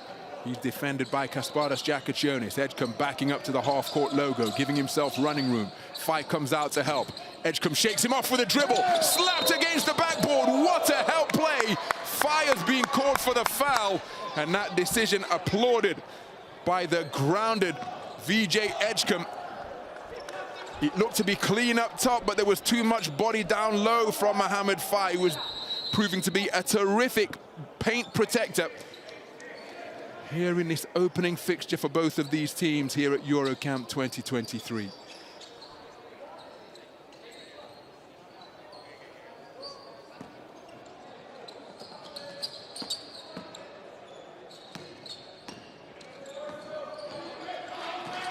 Well, I can only assume that is being called basket interference.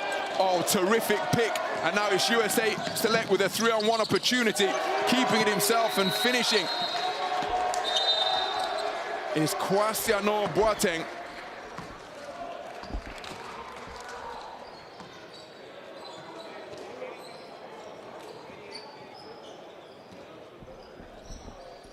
So, talked about execution, and it is USA Select who have come up big in the closing stages.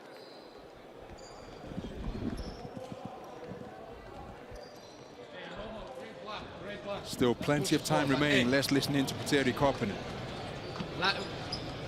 56 seconds to go. Next play. First press break. Lucas. Kasper, you take it ball out. DJ. 4, 5. We get the ball to the court. Doesn't matter. If you get it, get the ball on the court. We go. Fist side. 4, 5. When he used the screen, they switch, drag him here again. 5 to the middle rim.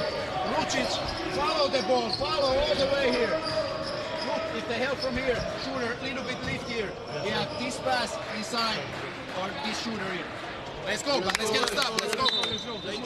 1, 2, 3, together. So we've not been treated to another look at the play where Mohamed Fai rejected the shot attempt of VJ Edgecombe. But at the conclusion of that particular play, that particular incident, the scores were tied at 86 points apiece when the ball didn't go through the hole and no free throws were attempted. So we can only assume that was called basket interference. And then finishing on the break on a 3-on-1 was Kwasiano Boateng, and that is how the USA Select lead 88-86 with under a minute to play in regulation. Langarita, defended by VJ Edgecombe. Langarita looking for Fai on the roll. Broken up, and it's that man once again. VJ Edgecombe, who comes up with a crucial interception. And that could be a decisive play in determining the outcome of this game. He knocked down 3 foul shots. Then he had his shot blocked, but it seemed to have been called basket interference. That bucket went on the board, and it's VJ Edgecombe with the ball in his hands, but his pocket is picked cleanly by Salahoun, who's off to the races.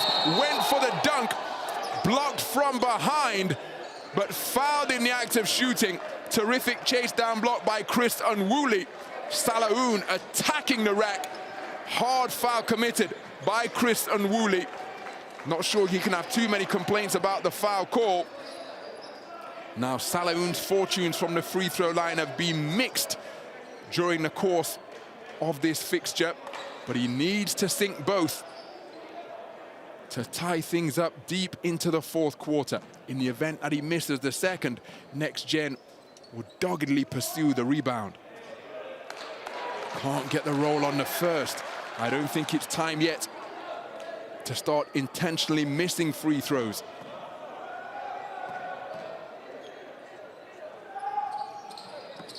And he's gone 0 for 2. Think he looked to sink it. And the rebound secured by Chris Unwooly. And again, USA Select's execution inside the final couple of minutes has been really impressive. bagging steals, knocking down foul shots. And again, Next Gen have kept themselves in contention. There's an aggressive take to the rack by Tijani Salahoun, hard foul committed by Chris Unwooly. And he's the man who secured the defensive rebound off the second missed free throw by Tijani Salahoun. And that sends him to the free throw line. Chris Unwooly from Las Vegas, Nevada, who attends Bishop Gorman High School, class of 2025. The 6'8", 203 centimeter, 200 pound or 91 kilogram forward. He can't find the range on the first. And he's gone 0 of 2, but what an offensive rebound. And it's VJ Edgecombe once again. He's lost his footing, manages to offload. Travis Perry driving beneath the basket and drawing the foul. So that is it, because it's a trip to the free throw line for Travis Perry.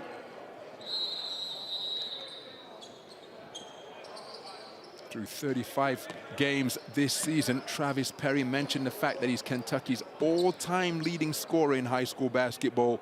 He averaged 32.2 points per game this season, along with just under 6 assists, 5.8 helpers to be precise, 4.7 steals and 6.2 rebounds. And here he is to the free throw line.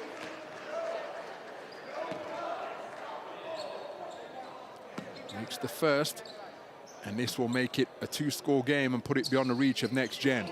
And he calmly sinks it, because there was always the possibility of a 3-quarter court heave from Next Gen, forcing overtime as long as it remained a 1-score affair.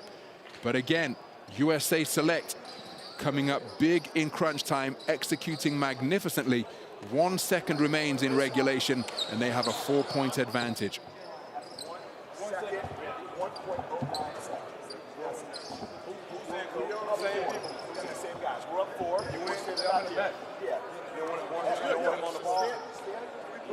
You don't want him on the ball, coach?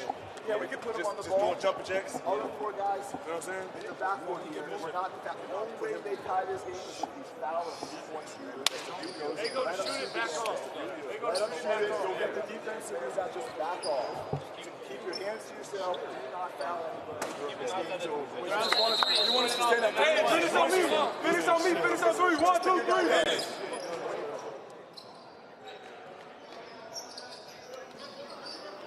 Well, Coach Adam Ross saying keep your hands to yourself.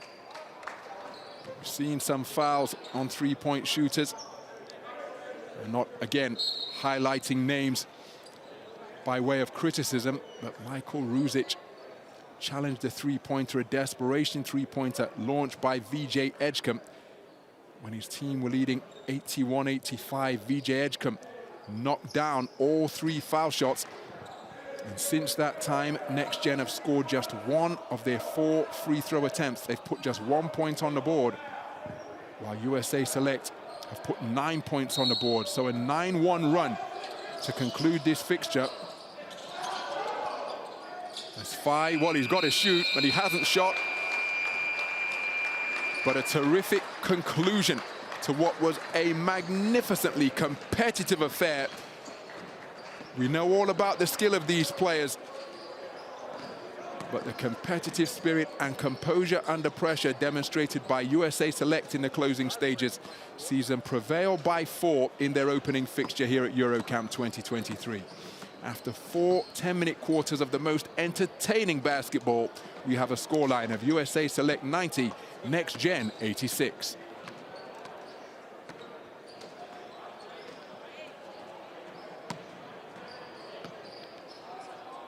USA Select using a 9-1 run to close out regulation, knocking down foul shots, grabbing rebounds. Very impressive display indeed in the closing stages, after Next Gen took the third quarter by 7, 19-26 in their favor. USA Select cranking up the defensive intensity and with solid decision-making in the closing stages, able to battle their way back and get over the finish line as we go inside the team statistics at the conclusion of what was a fantastically entertaining and indeed competitive affair.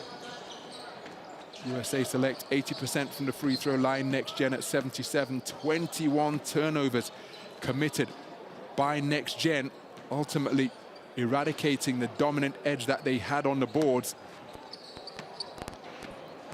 Next Gen's bench contributing 44 points to the 27 posted by USA Select's bench.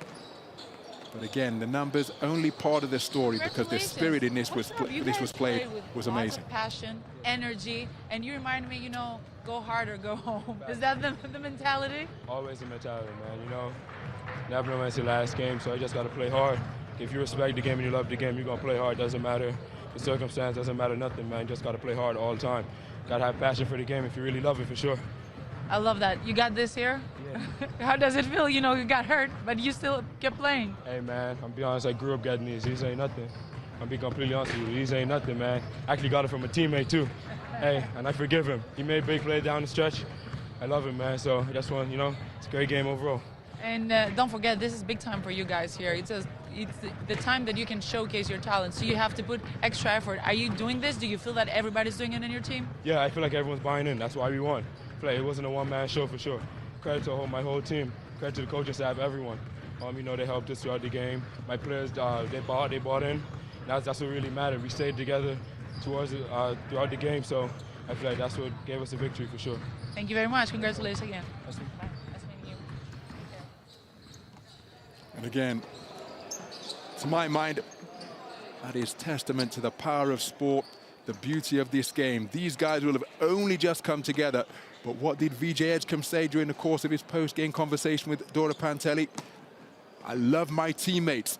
And when you get that type of chemistry, remember, this type of bonding, this type of togetherness and collegiality is often what coaches at the professional level are chasing.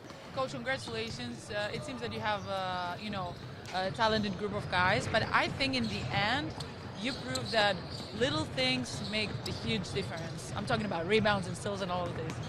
Yeah, I'm very proud of our guys. You know, we've only been together 5 or 6 days, and I was concerned that when things got tough, that we would fracture, that we would start playing not team basketball, but individualized basketball. We had a couple of bad possessions in the fourth quarter, but when we needed to make plays, we really came together as a team, and we made the play. We got the job done. How important is to stress this out, especially in young ages? You know, don't focus on the individual, but focus on team effort and, you know, work together with your teammates. How important is that to stress out your players? Fortunately, this group of guys are very unselfish. Really, all 10 of the guys on our team genuinely care about winning first and their individual performance second. But, you know, they're still 16 and 17-year-old kids, and we, as coaches, need to make sure that we continuously remind them of the big picture, of the goal, and that's to win the game. When you win the game, everyone ends up looking good. Thank you very much, Coach. Congratulations again. Thank you. So Coach Adam Ross explaining the balance that coaches of these young players always striving for. Remember, they're still developing as people and as players. But as he said to conclude his conversation with Dora Pantelli, that W makes everybody look good. Coach, a very tight game. You lost in the end, but you made quite an effort. You know, you didn't start with a lot of energy, but you found your way with defense. Incredible defense and lots of talent in your team as well. So it was a good fight, but you have a next one tomorrow. Well, yeah, that's exactly what I said right now to the guys. You know, good effort. Everybody, you know, gave the everything, I can say, and they executed the things what we were practiced this morning. It's not easy also for them, you know. We came, you know, here. We had a few, you know, I can say just one practice together this morning, and now we play. But I mean, I'm happy with everybody, and tomorrow another day, another opportunity, you know. But great effort. Thank you very much, Coach. All right, thank you. Fantastic effort indeed, produced by EuroCamp 2 and indeed the players on USA Select. Game played in the most magnificent spirit. Let's go find our guy Select, now. who prevailed. So, I'm going to the expert because, you know, I need some experts' opinion. We saw a good game. The second game was a good game. Dora, I'll tell you what, we have to congratulate those young guys because they put on the show. It was a great game, competitive game, and the American team, the American selection got a narrow win against a very organized European team, and we saw a lot of talents on both sides, and we have a player. You know, Valdez Edgecombe is a tremendous player. He's super active on both ends on the floor, and he's gliding. You know, anytime he went to the rim, it was like he was just hanging in the air. And on the defensive end, he's super active, and I really like his performance. You know what I noticed? I noticed lots of defense. That you said in the first game, I want to see more defense on the court, and we watched a lot of defense and a lot of small things. I was just telling that to the coaches that made huge difference. I'm talking about rebounds. I'm talking about, you know, diving on the floor, getting a steal, a deflection, and all those things.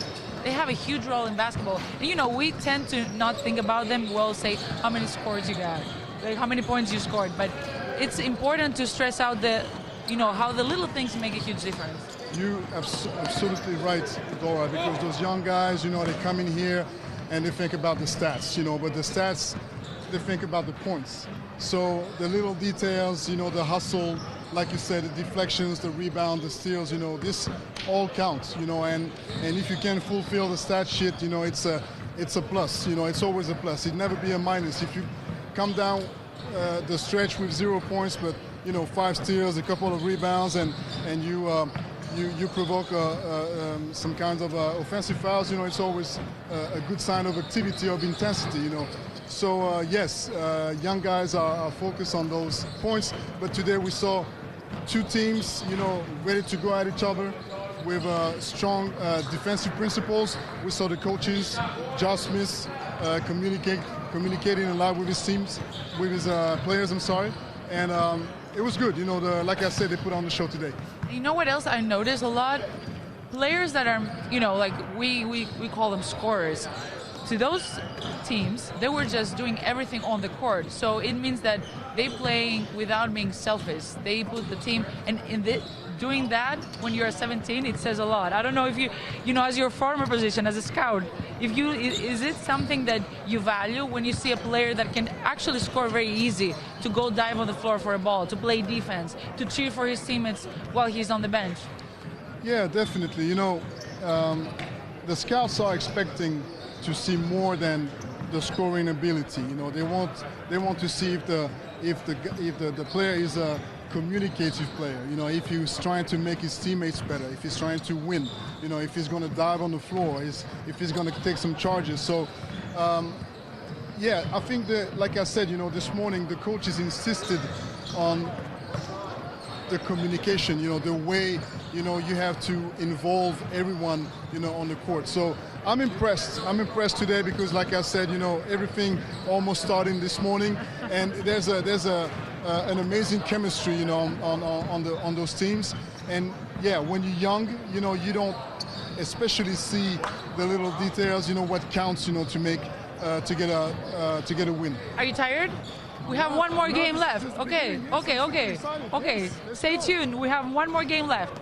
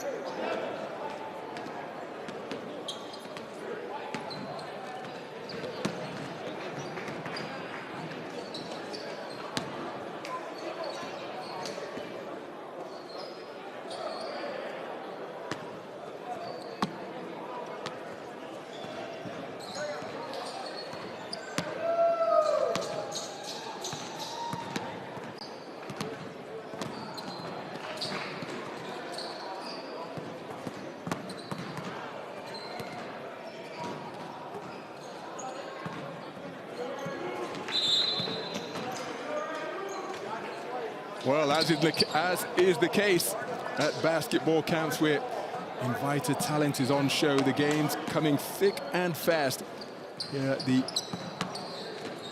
sports complex in Treviso in Italy. And up next, it is 3 SSB Select against EuroCamp 2. 3 SSB Select players taken from the AAU circuit, the Adidas AAU circuit in the United States of America, facing off against EuroCamp 2 players from across the continent, some of whom have experience in top-flight European leagues already. So EuroCamp 2 preparing for their second game of this first day of EuroCamp Treviso 2023. It's 3 SSB wearing white. They control the opening tip. EuroCamp 2 in black. And they enjoyed a 60-point victory over Team Asia, and that's a backcourt violation, so a rather inauspicious start for the opening game for 3 SSB here at EuroCamp 2023.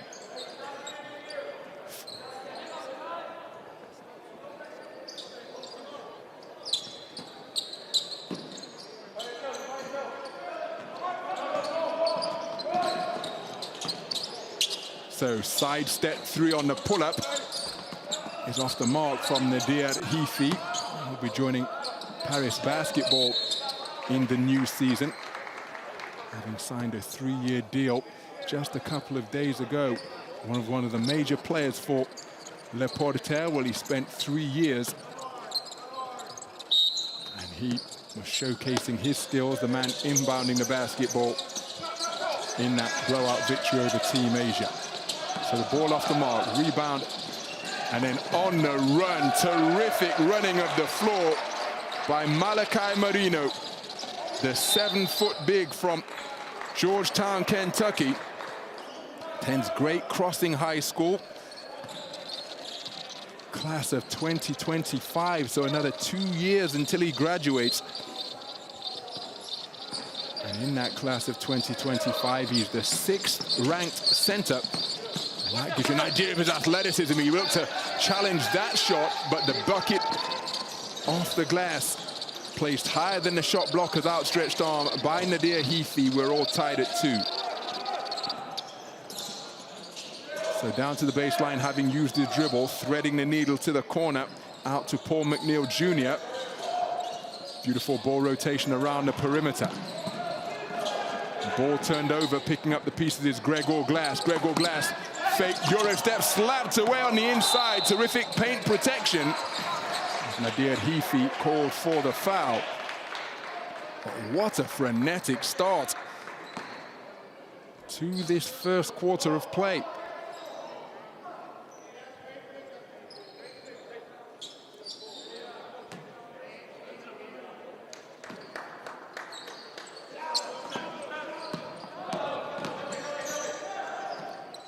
So it's Mikel Brown Jr. handling the basketball. Class of 2025. And a 3-pointer strung confidently. Beautiful stroke demonstrated by Paul McNeil Jr. I thought it was a 3-pointer, but it's a long-range 2. 3 SSB Select up by 2. Mid-range J is bottomed by Nadir Hifi. Continuing the strong play that he demonstrated. 10 minutes on the court in the first game as Mikel Brown Jr. off the mark.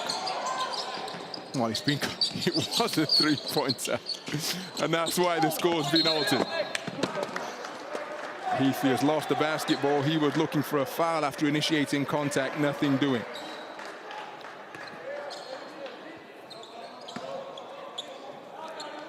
So again, Hifi is 20 years of age, but as is the case, that's one of the contrasts between European and North American basketball. Driving into a pincer movement is Micah Robinson, drawing the foul.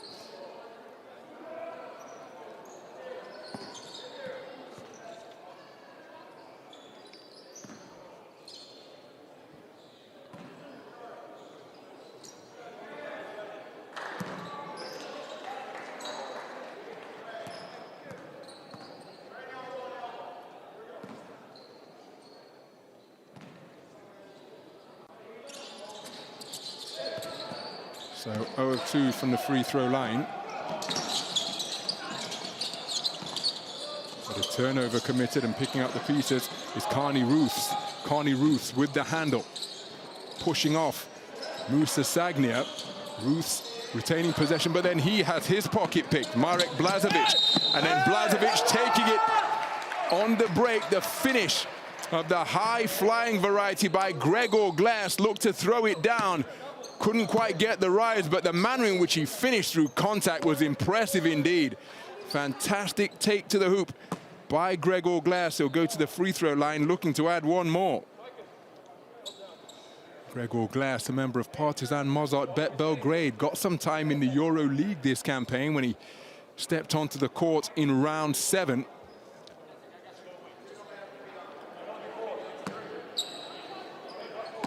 Signing for Partizan Mozart Bet Belgrade in the 21-22 campaign. The man from Slovenia, from KK Dynamic Belgrade. Can't find a range on the free throw, so unable to complete the three-point play.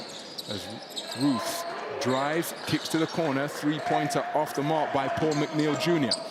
And then it's Heathy. Oh, stutter stepping down the lane. Now he's not getting any calls so far in this quarter. Heathy, because he thought he initiated contact on the other side of the floor. And didn't get the call, and here he's called for the turnover rather than drawing a foul again. As McNeil pulling up in the face of Gregor Glass. Three-point attempt off the mark. Heathy picked up by Burgess. That's football, nothing called. Clock continues to tick, and you can see why the question was being posed by Marek Blažević, because that ball clearly came off the lower body.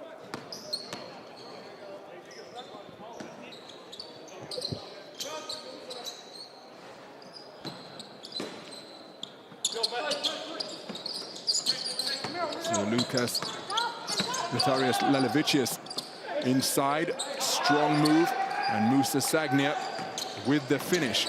EuroCamp 2 leading by 3. Remains a one-possession game. Bullet pass to the perimeter. Deep three-pointer. Good look at the basket, but off the front iron. And it's Heathy pushing the tempo once again. Finds a cutting and streaking Marek Blažević, but he can't finish the finger roll.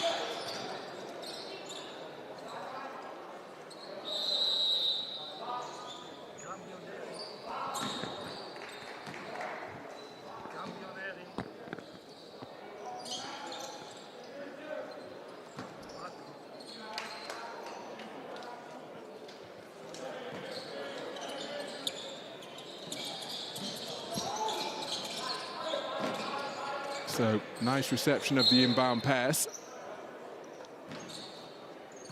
by Malachi Marino, man who opened the scoring 4-3 SSB Select.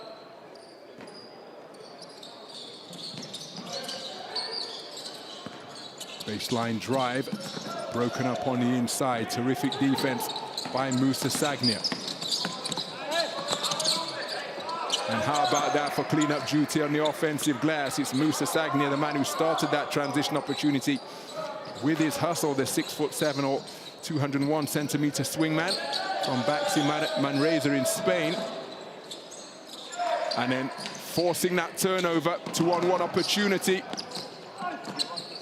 Layup blown. No travel called. That's what some of the 3SSB Select players were calling for. They go inside, losing his footing after the chair was taken from behind him, is Enzo Shavin.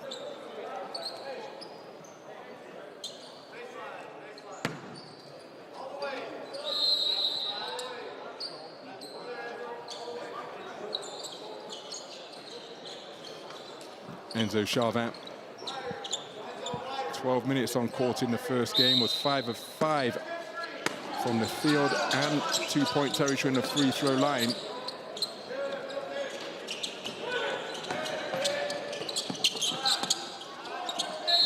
Powering up on the inside and finding the finishes, Enzo Shavin once again.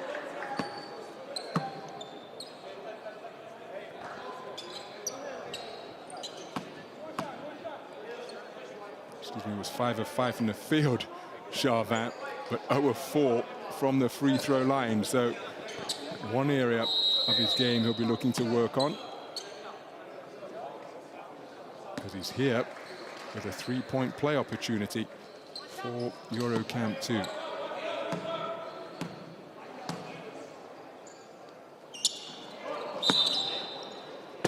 So his difficulties continue from 15 feet away for Enzo Charvin.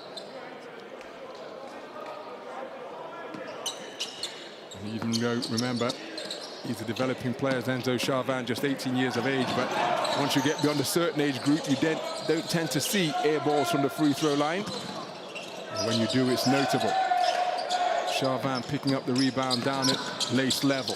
Heafy behind the back, getting all the way beneath the basket. Tried for the underhanded scoop, but couldn't get it to fall.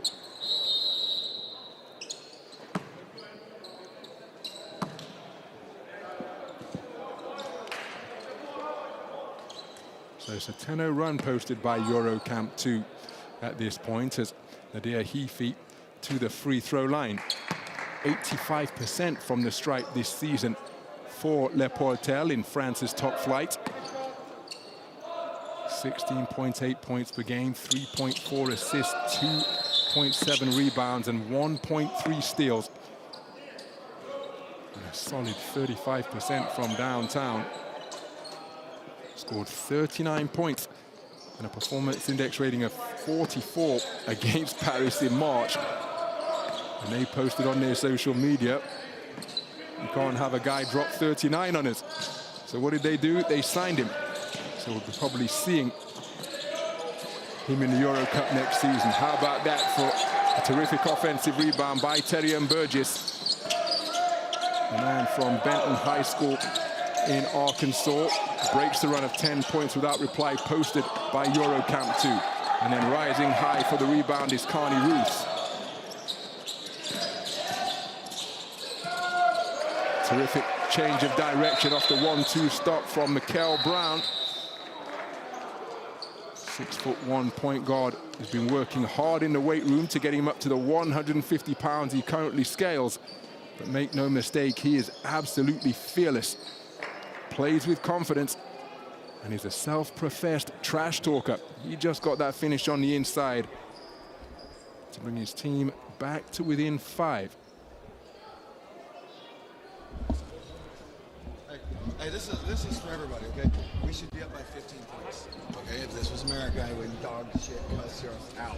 We missed 4 layups right now. 4 fucking layups. Okay, so then they get it and they run it up our ass, and we said, what's the one thing they do really good? They fucking run. Okay, so we got to finish, play with the pass, finish, get back on defense. You get your hands on them, we can get out and go. We got to finish in transition. Enzo, you got it. Milan, Iliad, who else is third? Right here, Gail. Right here. Leo, come and get it. Go here, you come, hand it back. Enzo, you flare him, and you go to the rim. Elias, you got to come high. Then you guys play middle pick and roll. You hand back. Yeah, you curl to the rim for the lob. Elias, be early. Together on 3. 1, 2, 3. Let's go. We got to be better. Come on, we got to be better. Well, apologies for the strong language audible during the course of that timeout conducted by Dave Yeager. EuroCamp 2, but telling his young players in no uncertain terms, listen, we're up, but we should be up by far more than we currently are, because we're letting a lot of opportunities go begging.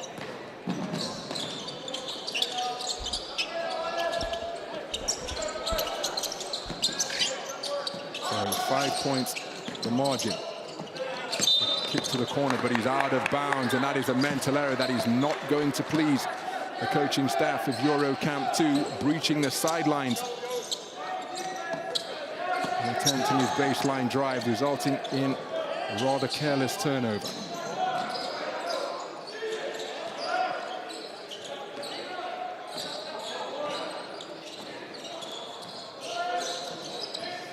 So it's Mikael Brown handling. Pulling up from way beyond the three-point line and bagging the three-pointer. Back-to-back buckets for Mikael Brown Jr., the man from Sunrise Christian Academy in Orlando. making his presence felt from the perimeter and on the bucket before that by taking it into the paint against much bigger defenders. His run of 5 straight points, bringing his team back to within 2.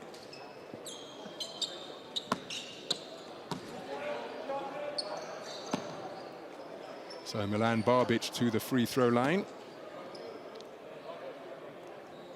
1.96 meter or 6'5" guard. Plays for SOS Provence and plays his basketball with FOS Provence in France's top flight. 78% from the free throw line this season, and he's perfect on that trip to 15 feet away there. His team up by a 2-score margin once again.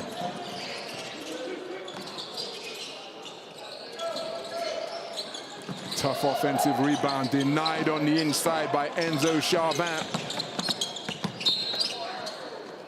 So unable to handle with Gael Bonilla. Chidi Wigwe in the vicinity of the basketball.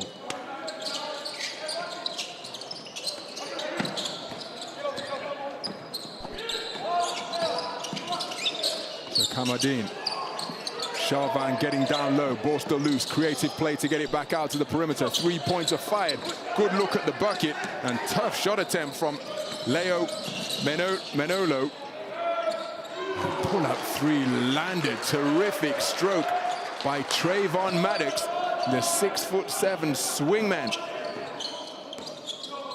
from Columbia, South Carolina.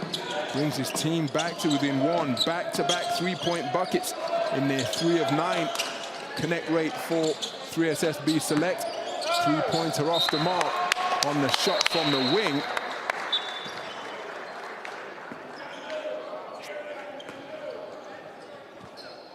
Just checking into the game is Mohamed Diouf. 21 years of age is Diouf. Perfect from the field, putting 6 points on the board in his first game against Team Asia earlier on.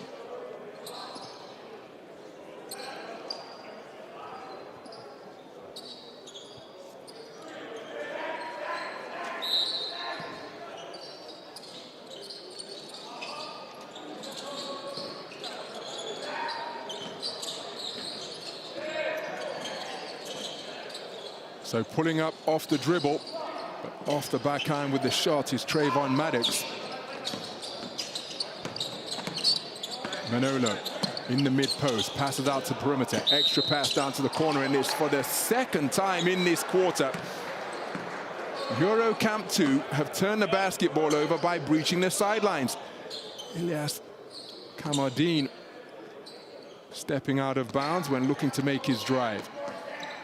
And again, turnovers are going to happen in the game of basketball, but it's the type of turnovers you commit, and those two stepping out of bounds on what is granted an unfamiliar court. But those are turnovers that EuroCamp 2 will be looking to eliminate from their play. Barbic, underhanded scoop is a nice feed to Diouf. Diouf looking to go to work in the low post, but he's bobbled the ball off his own lower body. And catching on the break and finishing with the flush is Terion Burgess, man who plays his AAU basketball on the 3SSB circuit with the Arkansas Hawks. And the 6'8" forward demonstrating his speed and bounce in the open court. Never cut that hair, Terion Burgess. And like so many of the players on USA Select and 3SSB Select, multiple colleges interested in his skills and services as a basketball player, looking to make him a student athlete.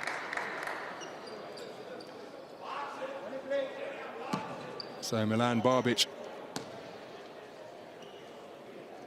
looking to remain perfect from the free throw line, and he does so. Put his team up by 1.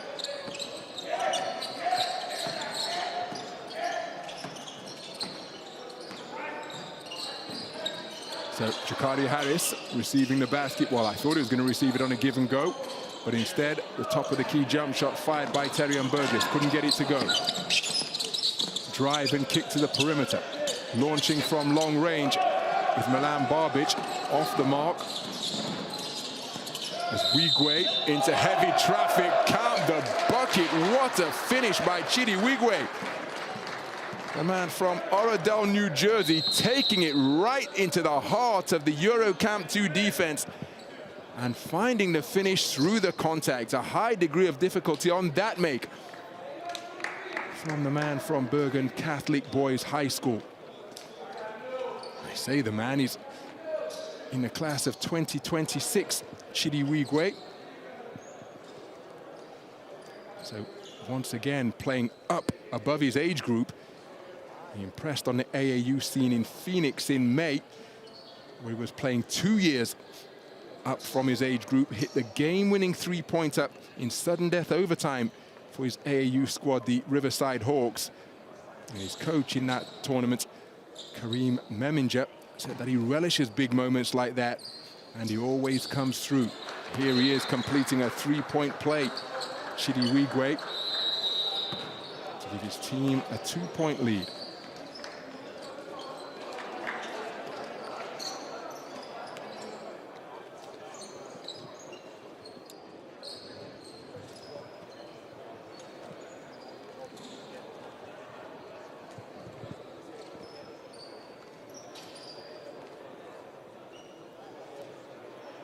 Well, the sound engineer perhaps deciding that discretion's a better part of valor here. After the profanity that was audible during the previous timeout. Now we're getting some of the instruction from Coach Dave Yeager.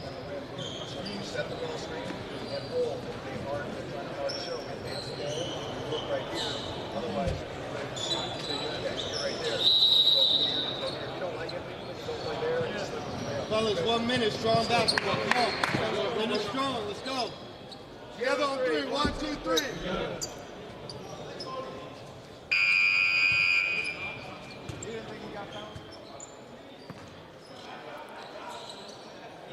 So, excuse me, we're eavesdropping on the timeout of Joe Wooten during the course of that intermission. Still no audio available. So final minutes of the first quarter.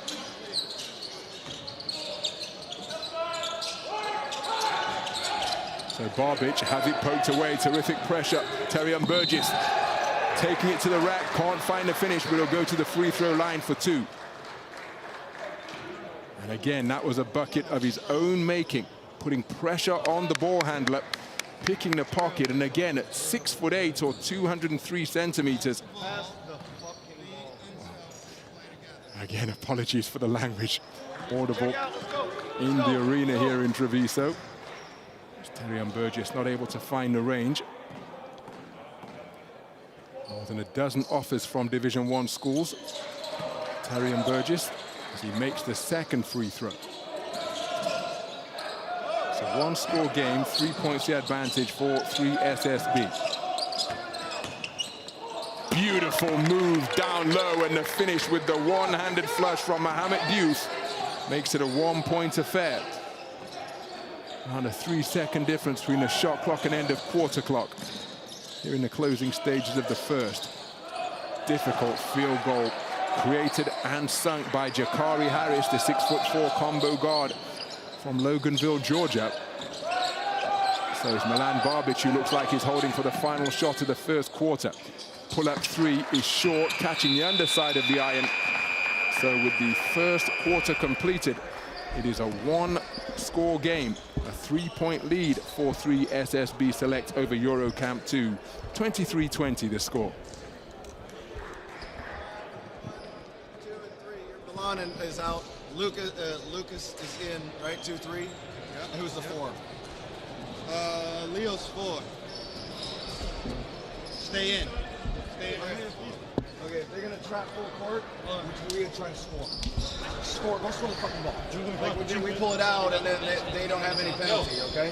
So if they try to trap, we gotta go score the ball. Okay, same thing. Nadir, this is fine. There you go.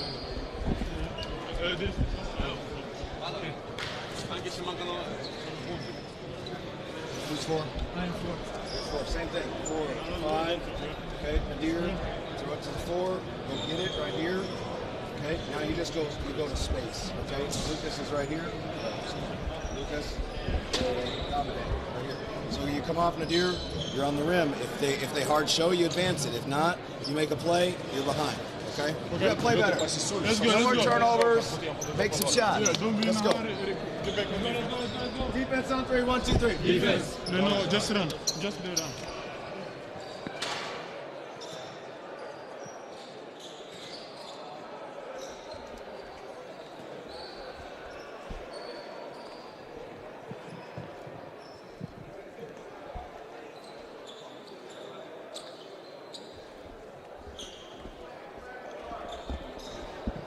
So the statistics at the end of the first quarter for both teams. 0 of 6 from downtown EuroCamp 2, and committing 7 turnovers, at least 3 of which were rather careless. 2 of them including stepping on the sideline and looking to make drives towards the basket.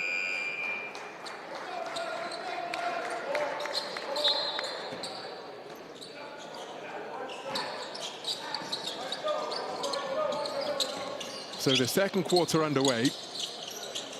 It's an altogether more competitive fixture for EuroCamp 2 as Heafy weaving his way to the bucket to bring his team back to within 1. Now looking to hassle and harry Jakari Harris, who pulls up in transition and drops the 3-pointer in the eye of Nadir Heafy. Tough bucket from Jakari Harris. And then creating that steal, Jakari Harris offloading to the streaking Terion Burgess, who rocks the rim for the 2nd time in the game. Back-to-back buckets, the 3-pointer followed by a fast break jam. Put 3 SSB Select up by 6. So Heafy again wreaking havoc with his penetration. Foul committed on the ground. He's wanting an and 1, perhaps a little bit optimistic.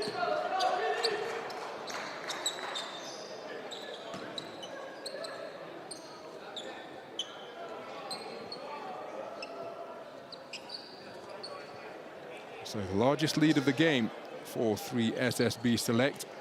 2-score advantage, courtesy of their 5 straight points posted on a 3-pointer from Jakari Harris and a fast break jam for Terion Burgess, where he was hooked up by Jakari Harris after a steal was fashioned by 3 SSB Select.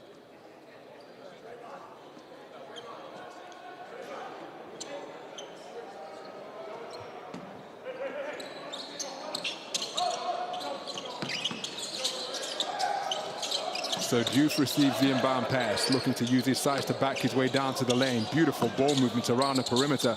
Good look at the basket, but the 3-pointer off the mark. So Elijah Arenas pulling up in transition. And an air ball on the attempted field goal for Elijah Arenas. And if that surname sounds familiar, well, that is because he is from the rich basketball bloodline. His father, Gilbert Arenas, 3-time NBA All-Star. Elijah from Chatsworth, California, in the class of 2026. That's Elijah with an A. So Connie Ruth on the floor. Nice pass, beautiful positioning. How about that for a seal down low? Marek Blažević demanding the basketball that deep into the lane beneath the bucket. So Blažević will go to the free throw line. 2 seasons in the EuroLeague, Marek Blažević.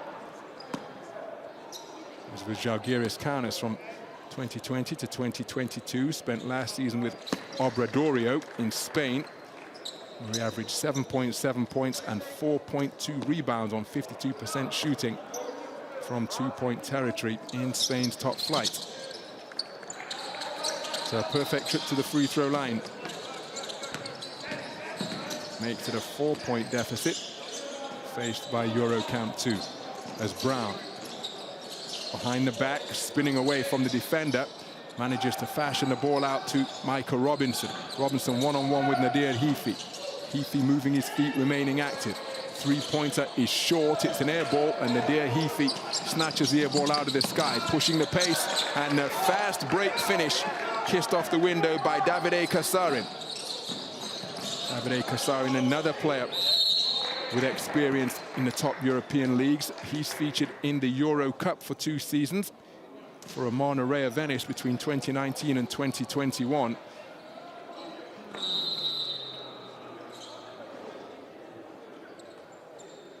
So a 4-0 run for EuroCamp 2 brings them back to within 2.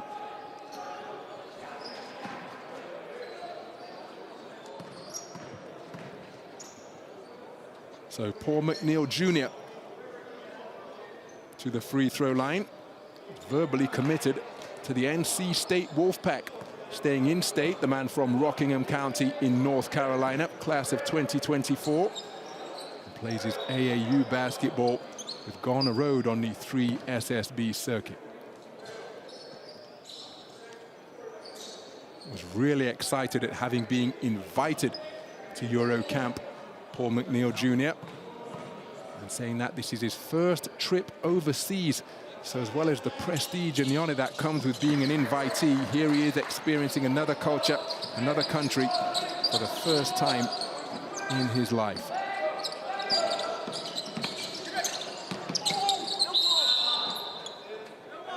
Oh, is that an and one? Yes, it is. What a continuation for Nadir Heafy. And again, using that terrific footwork out of the low post this time, finishing through the foul after he initiated the contact from the block.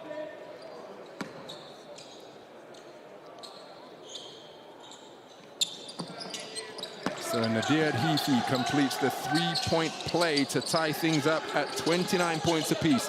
Full court pressure being applied by EuroCamp 2. Looking to break the press with his handle is Paul McNeil Jr. Rotates the basketball to Mikel Brown Jr. Mikel Brown Jr. backing up to give himself running room against Kasarin. High post J is a contested shot. Rising high for the rebound is Nadir Heafy.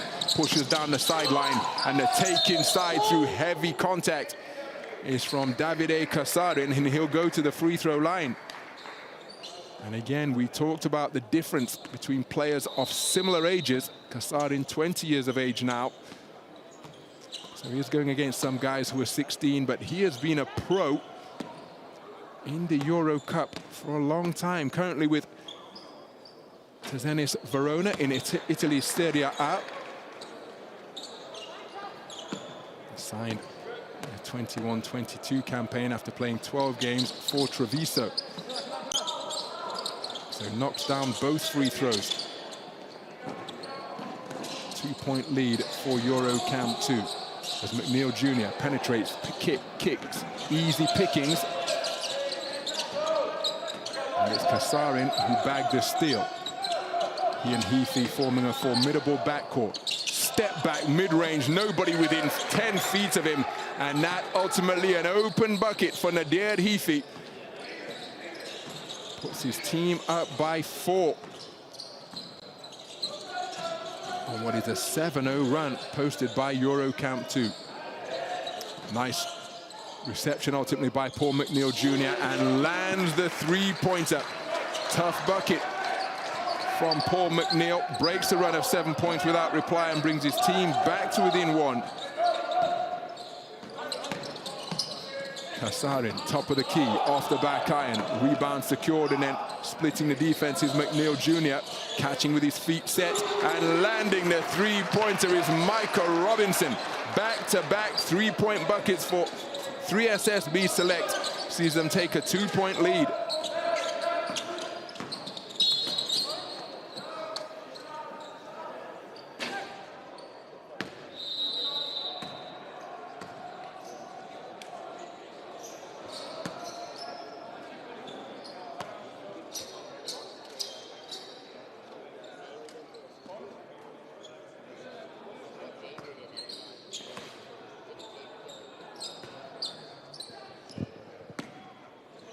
So Davide Kasarin taking a seat on the bench, a trip to the free throw line for Nadir Heafy.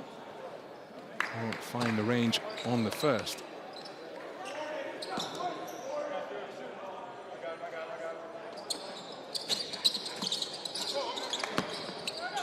So Heafy gets the shooter's roll on the second. It's a one-point affair. Looking to break the press. Or 3SSB Select. Corner three-pointer is short. Rebound wrapped up by Gregor Glass.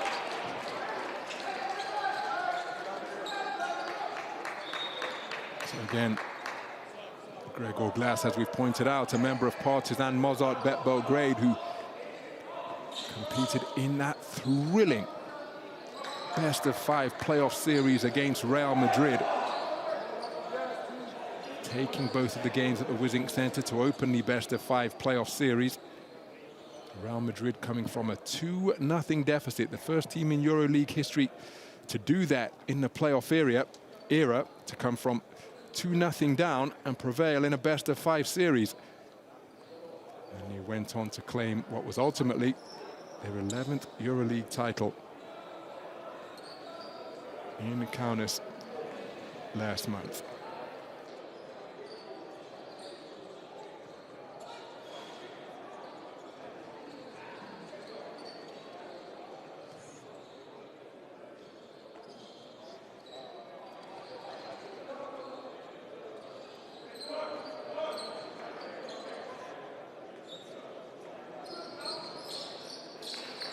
So Joe Wooten just calling his players in for an impromptu timeout during this conversation between the floor officials and table officials.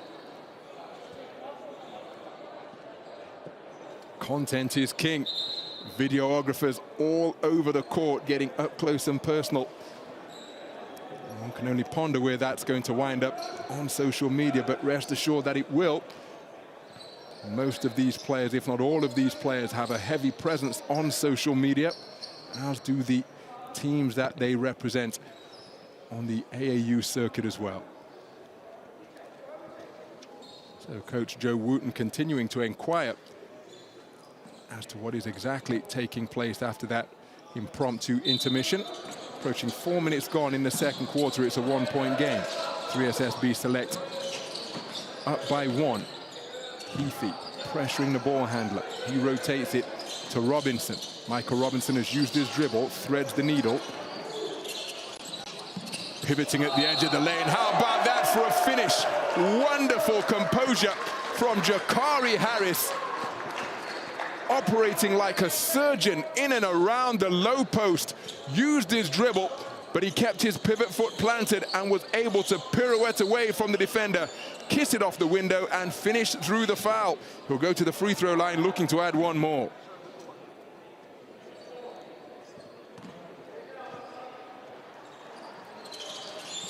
So Jakari Harris unable to complete the three-point play. Outstanding footwork in and around the paint. Heafy rotates it to Gregor Glass. Gregor Glass, short corner J is short. Jakari Harris with the rebound. How about that for a touch feed? But the bounce has evaded Paul McNeil Jr. Tough bucket attempted by Jakari Harris. Last touch by him as he went to chase his own offensive rebound.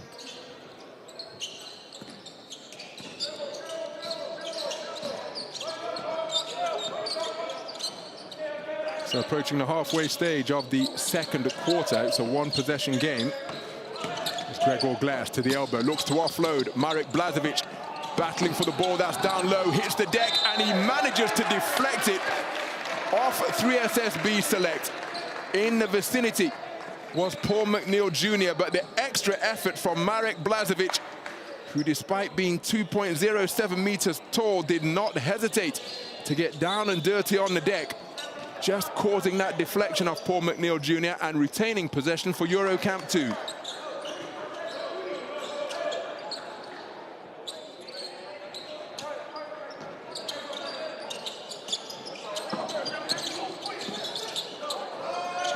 Ultimately a nice save from EuroCamp 2. Gregor Glass hits the mid-range J to beat the shot clock buzzer. Tough bucket brings his team back to within 1. Double team pressure applied on the basketball, but look at the poise being demonstrated by 3SSB selectors. They break the press. Corner three-pointer from Terian Burgess is off the mark. Now in the open floor, bullying his way to the basket and finding the finish is Musa Sagnia. Man from Fajara in Gambia that plays his professional basketball in Spain with Baxi Manresa, with a tough finish in transition. Pull-up J at the elbow, stroked sweetly by Chidiwigwe. Chidiwigwe with the mid-range score.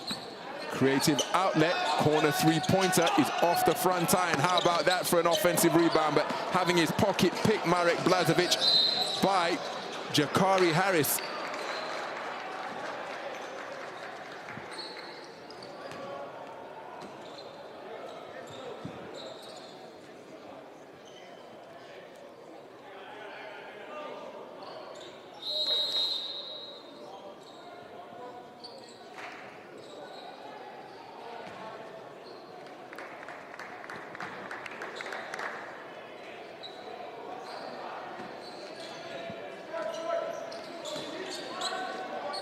So Enzo Chavin back into the game.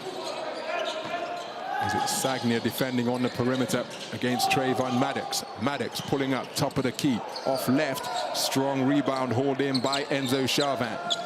And again, demonstrating a fantastic nose for the basketballers. Heafy, well, he's lost the ball there, but that response isn't going to impress coaches. Happens, of course, because as we've mentioned earlier, these guys are humans and not automatons, but you turn the basketball over, surely the onus is on you to try and get back to break up the fast break attempt.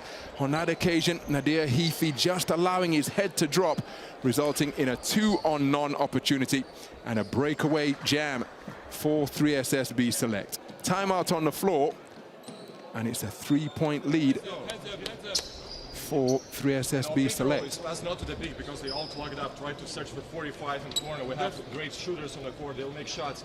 It will open up court for us. We've got to pass the ball. We have got to pass the ball.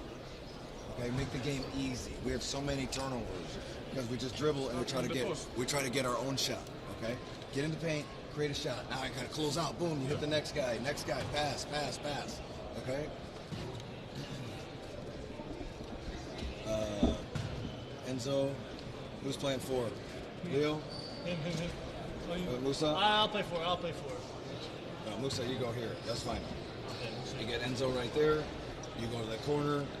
Milan, you got it, right? You throw to Enzo right here. High split with who's next? Who else is in? Gregor, right here. Over the top, curl, bounce back, hit, middle pick. Got me? So we're just gonna get it to you. Right here, Musa's gonna get you right here at the elbow. We're going here, Musa's going there. High split with pace. Slip and curl. Milan, pick. Okay? Milan's got it here. Yep. Let's go. Together on 3. 1, 2, 3. Yeah. Well, Coach Dave Yeager saying during the course of that timeout, listen, let's share the basketball. Let's not just look for our own individual shot. Share the rock, make the game easy. It's a one-possession affair. 3SSB Select leading by 3. Either side has enjoyed a double-digit advantage. 3SSB Select went up by 6 after a 5-0 run to put them up 28-22 at the start of the second quarter.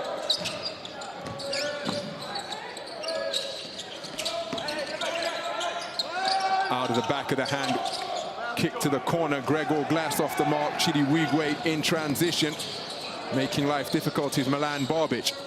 Nice recovery by Elijah Arenas.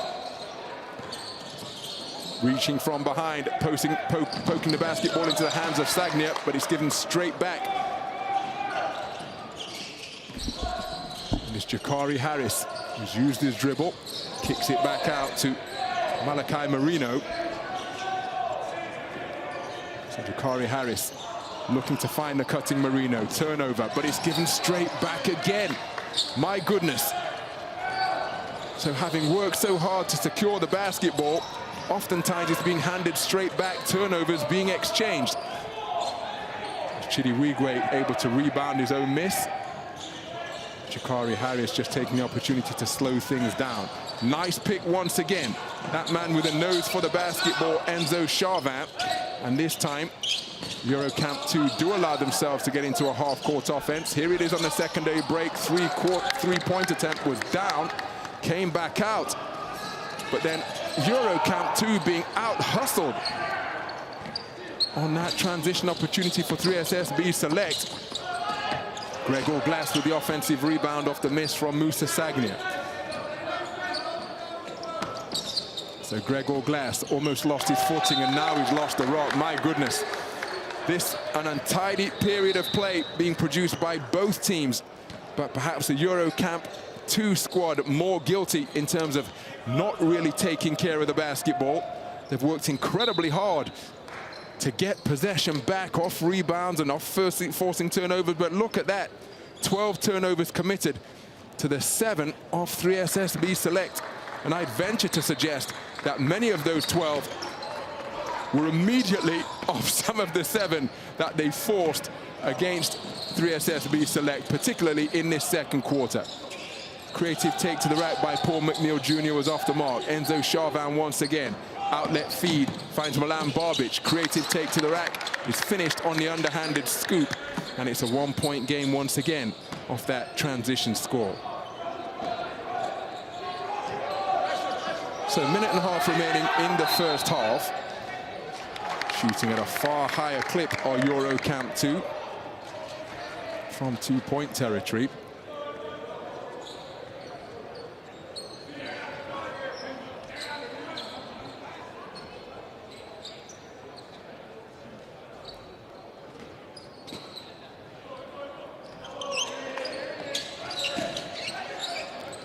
So Enzo Charvin not looking at the basket as he's defended in the high post.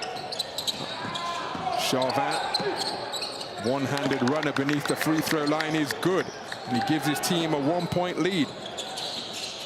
And just as Edgecombe did in the previous game, Charvin really impacting this, and not just by scoring, but by his rebounding and his presence, getting a hand on lots of balls, deflecting, making good things happen for his team. Forcing the deflection is Ilyas Kamadin. And then finishing on the cut is Gael Bonilla of the Mexico City Capitanes in the G League. Grew up with FC Barcelona, played mainly with the second team, but did have 19 games, but did feature in the Euro League in the 21-22 campaign. Against Fenerbahce and Maccabi Playtika Tel Aviv.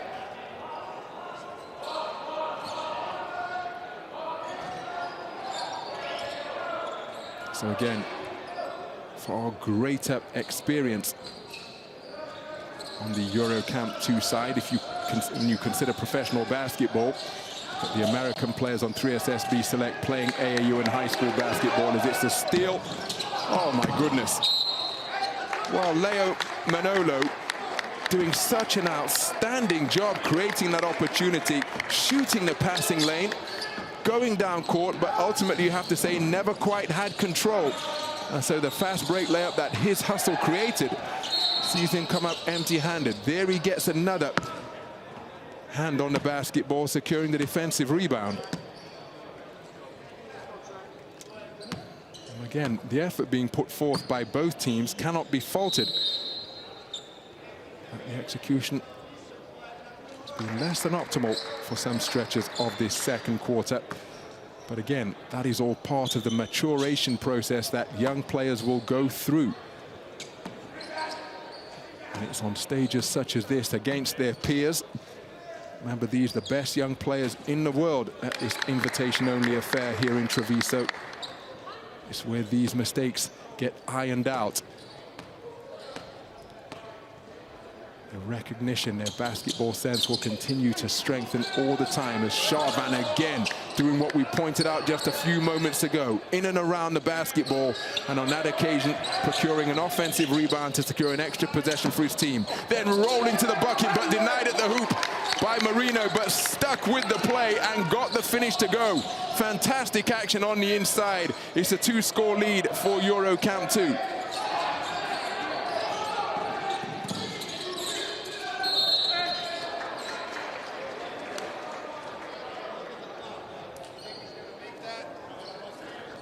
So whistle on the play in the closing stages. A trip to the free throw line for 3SSB Select. On the stripe is Micah Robinson from Mouth of Wilson in Virginia, attends Oak Hill Academy and plays his AAU basketball with the Southern Assault. Native of Kansas City, Missouri, started his high school career in the Dallas area before transferring to finish at the national powerhouse, the Oak Hill Academy. So his free throws, the final action of the first half. What a first half, my goodness. 3SSB Select and EuroCamp 2 combining to produce really entertaining fare over the course of the first 20 minutes. It is a 4-point lead for EuroCamp 2, 43-47 the score.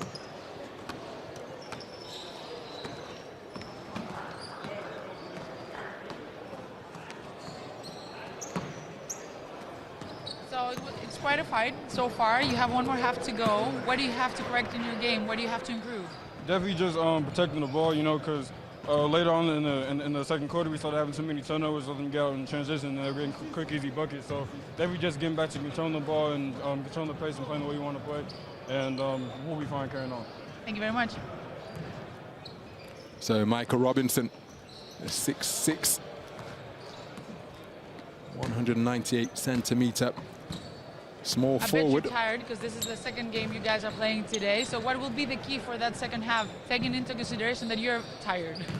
I mean, regardless of tiredness, we just have to stay aggressive on the ball and keep like pressing them because they're like size-wise, they're like smaller, and we just gotta like pass the ball more, like to move them a little more because we are tired, they gotta get tired too. So we just move them a little bit and get like more shots, and that's it, and that's how we're gonna win. Thank you very much. So Leo Manolo with his halftime thoughts. One game in the EuroLeague in the final fixture of the season where he was on court for a minute, as we take a look at the halftime statistics between 3SSB Select and EuroCamp 2. Too many turnovers for the liking of both coaches, coaching staffs, one would suspect. 1 of 11 from downtown for EuroCamp 2 is an area where they will look to improve in the second half. Well, some of the highlights from the first half, that was the opening score. Malachi Marino, the 7-foot center, running the floor and finishing with a fast break jam. Tough finish by Nadir Heafy, who showed his playmaking prowess and his ability to put the ball in the hole during the first 20 minutes. Tough pull-up three-pointer. 5 points in a row at one point for Mikael Brown Jr. And 3-pointers being drained by Trayvon Maddox. This is Terion Burgess on the break, finishing with a high-flying slam.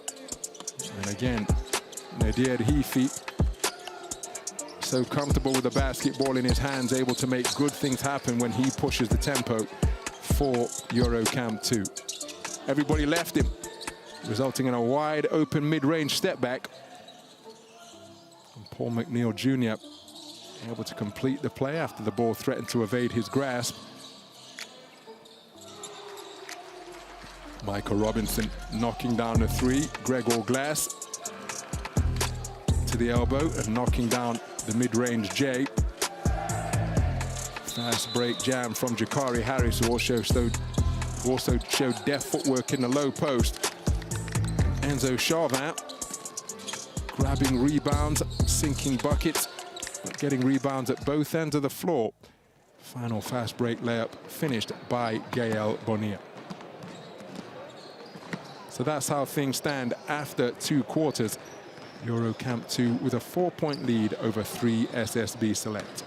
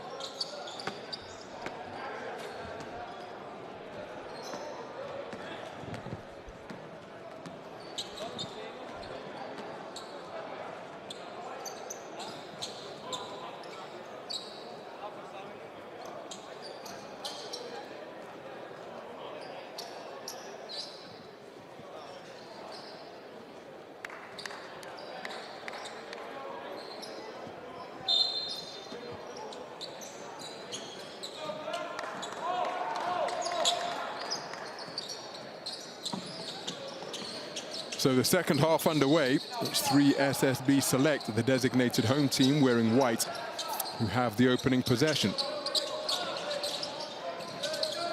Double team pressure on the basketball. Extra pass around the perimeter, three-pointer launched, but off the iron from Michael Robinson. Tough half-court D to open the second half, produced by EuroCamp 2.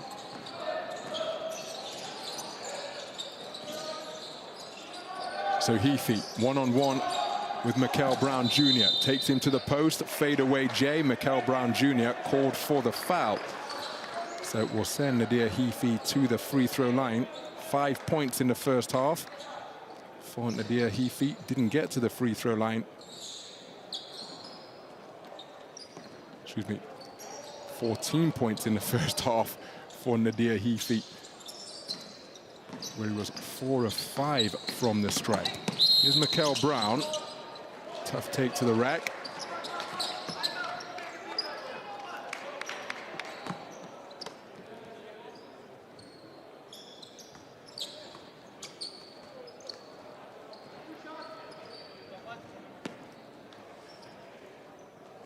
So Christopher Brown with 5 first half points. Those 5 points coming in a row after a tough move on the inside and a three-pointer. First trip to the free throw line sees him knock down the free throw to make it a one-score game. Comes from an athletic family with mother and father. Played collegiate sports. His mother played volleyball, his dad basketball. So athletics and competition very much in his blood. Brings his team back to within 2 as he moves to 7 points in the game. Heafy, top of the key, off the back iron, ball still loose, fantastic offensive rebound, rubbed out on the inside by Malachi Moreno to deny the shot attempt of Marek Blažević. High flying finger roll attempted, but off the mark by Connie Ruth. So Connie Ruth, member of the IMG Academy in Bradenton, Florida, class of 2024.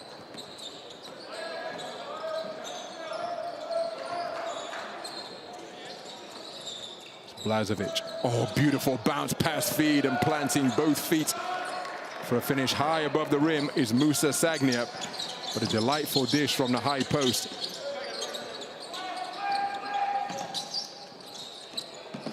Nice catch and offload ultimately by Robinson, and then the drive down the middle and the flush from Connie Ruth, the 6'8" forward, who is a matchup nightmare for opponents, getting loose on the inside and finishing with authority.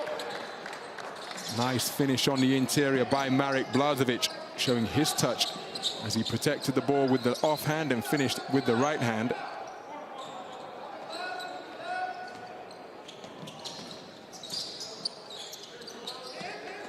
Deep three-pointer from the wing is short by some distance. Heafy with the rebound, looking at his options. 3-on-2 opportunity. They go to Sagnia, who on the 1-2 step finishes at the window for back-to-back buckets.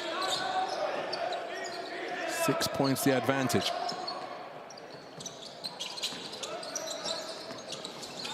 So Brown hedging out to help is Gregor Glass. Ball rotated to Paul McNeil Jr. Looking to poke the basketball away was Marek Blažević, committing the foul when helping on the perimeter.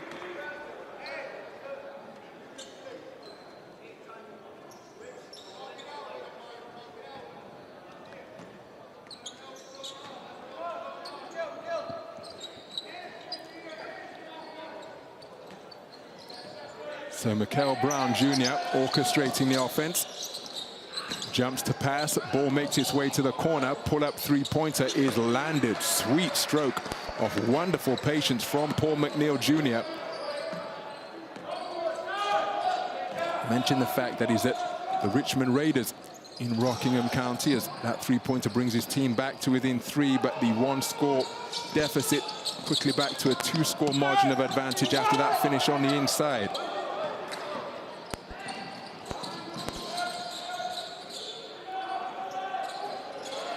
So off the iron, rebound secured by Michael Robinson.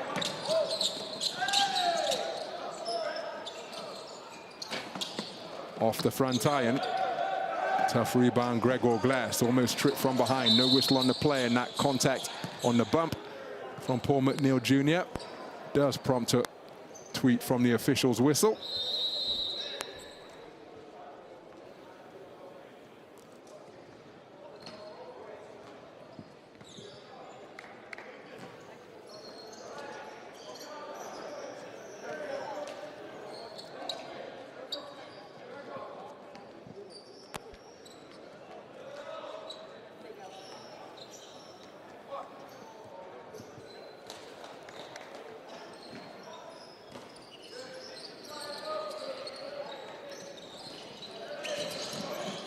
So Charvin offloads to Ilias Kamardine. Corner three-pointer faked. Euro step through traffic from Musa Sagnia. Results in a whistle on the play.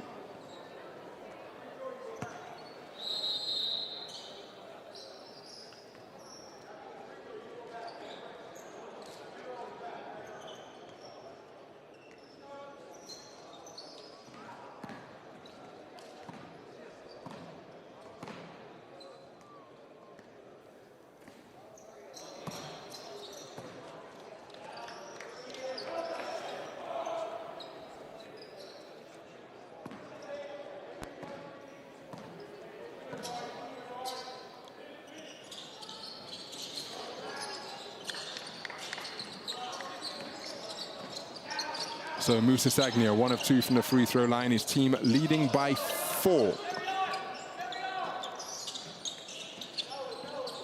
Both teams will be looking to improve their percentages from the stripe.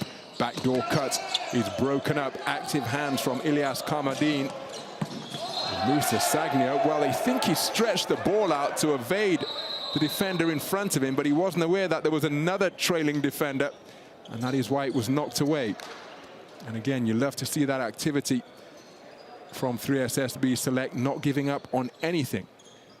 And now, EuroCamp 2 have to reset, and the transition opportunity has gone away. So, Milan Barbic inbounding. Corner 3 faked, and then off 2 dribbles. My goodness, nice stroke from Luca Ugolin. Plays his basketball with CSP Limoges, the 21-year-old. 5.4 points and 2 rebounds per game in the French league this last campaign. Tough take to the rack from Mikel Brown Jr. Off the mark. He took a while to regain his footing. And now rumbling his way down the lane, but not before traveling, is Enzo Charvin. And immediately acknowledging the error. And again, remember, these guys won't have played together extensively, coming together for this invitational. 14 turnovers in the game. But once the chemistry and the understanding does deepen, then the players will understand, particularly the distributing guards, the ball handlers, where their teammates like to receive the basketball.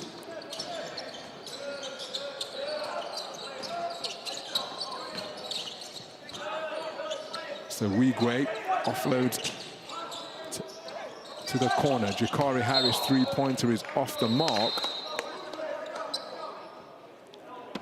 End line possession for EuroCamp 2. So at the halfway stage of the third quarter, full court pressure being applied by 3SSB Select. So good ball movement to beat the press. Diouf in the high post, not looking to be an offensive threat. Instead, he's offloaded to Ilias Kamardine. Kamardine dumps it down low. Wonderful reception on the roll to the bucket. And how about that for soft touch from Mohamed Diouf? 6 points and 3 rebounds per game, along with 0.8 blocks in Italy's Serie A. Now, as Jakari Harris stepped out of bounds, I think he has. That's an error that we saw EuroCamp 2 committing in the first half. And that is another turnover. I think that takes 3SSB Select up to a dozen turnovers now, to the 14 of EuroCamp 2.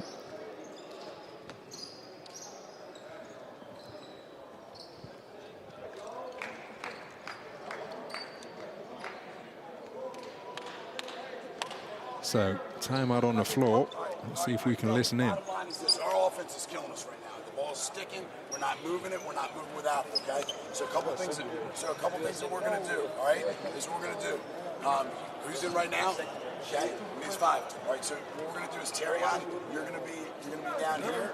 All right. Chikari, you're gonna be right here.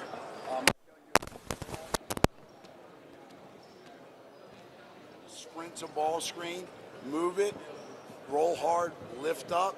Let's look for the guy. Let's get a good shot. Everybody got it. Move that basketball. So you're coming. He's gonna come. He's gonna screen you. And you're coming off. Right here. Right here. Down screen. Stack stops right here. Toughness on 3. 1, 2, 3. 5 is blitz. 5 is blitz. So Joe Wooten with the instructions during the course of that timeout.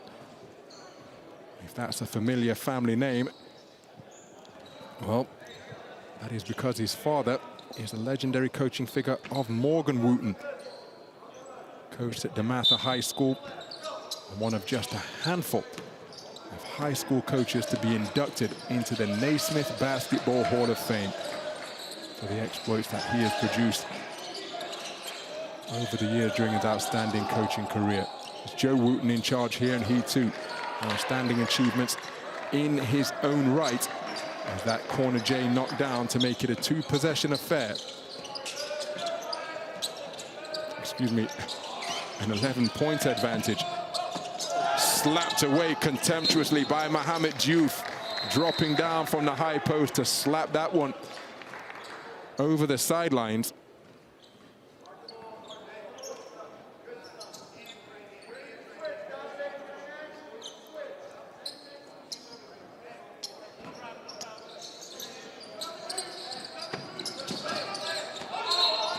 Now it's a breach of the sidelines once again.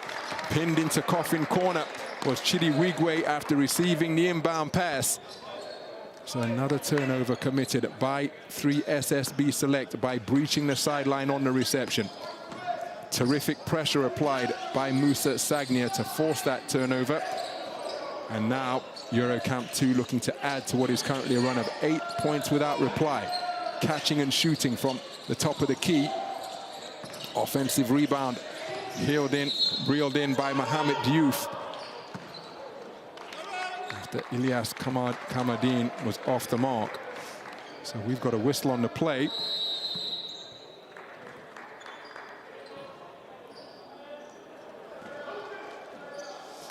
So this looks like ice hockey style substitutions. 5 on, 5 off for 3SSB Select, as coach Joe Wooten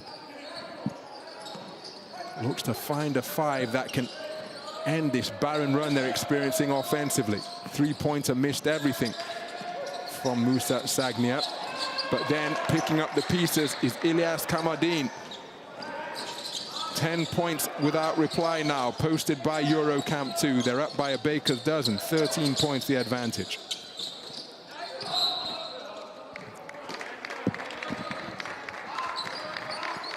We heard Leo Manolo say during the course of his halftime interview that fatigue won't be a factor. That's often the case when you're the age of these young ballers, of course, but their enthusiasm remaining high. And why I mention that is that this is the second game of the day for EuroCamp 2, but remember, they're a little bit older, a little bit more experienced than the talented youngsters on 3 SSB Select. And one suspects that those qualities of size and greater experience just coming to the fore here now, because they're putting a stranglehold on this third quarter. And it's down to 3 SSB Select to try and respond as they look to end this run of 10 points without reply. Tough J off the dribble, rattles around the rim from Carney Ruth. Now in the mid post before kicking it back to the high post into the hands of Diouf. Kamadin rotates the basketball. Sagnia, excuse me, Ugalan rotated it. Hesitation dribble. Sidestep 3 is a tough shot from Milan Barbic, but the offensive rebound secured. The follow-up field goal put home by Mohamed Diouf, and he will go to the free throw line.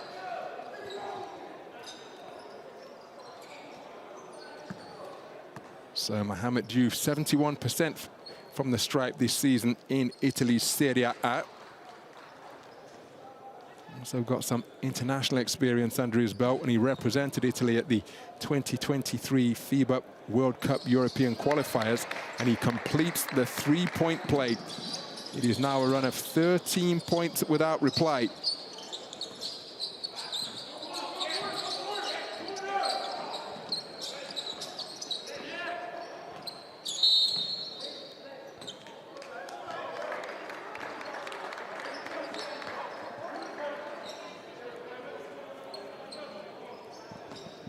So this trip to the free throw line for Paul McNeil Jr., perhaps an opportunity to end the run of 13 unanswered points posted by EuroCamp 2 that has given them the 16-point lead. So Paul McNeil Jr. on the stripe. March 2022 was named the Gatorade Boys Player of the Year for the state of North Carolina. Won that as a sophomore, just the second ever sophomore to take that award, which recognizes athletic excellence, high academic achievement, and exemplary character.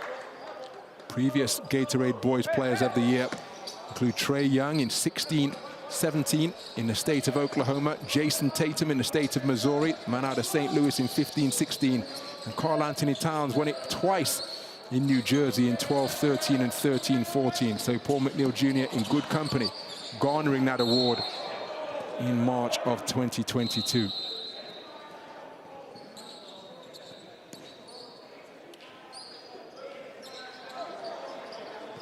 So that trip to the stripe by Paul McNeil Jr., reducing the arrears to 14. If they could make it a single-digit deficit,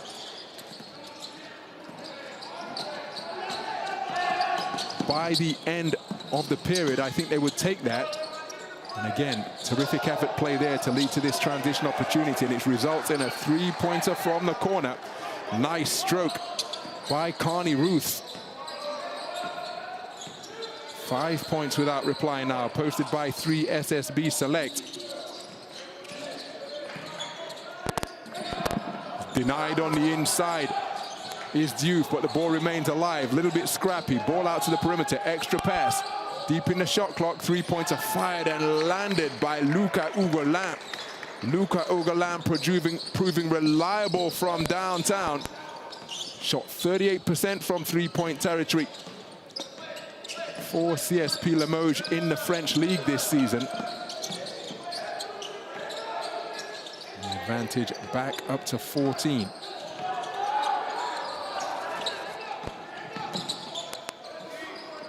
Tough bucket attempted by Paul McNeil Jr.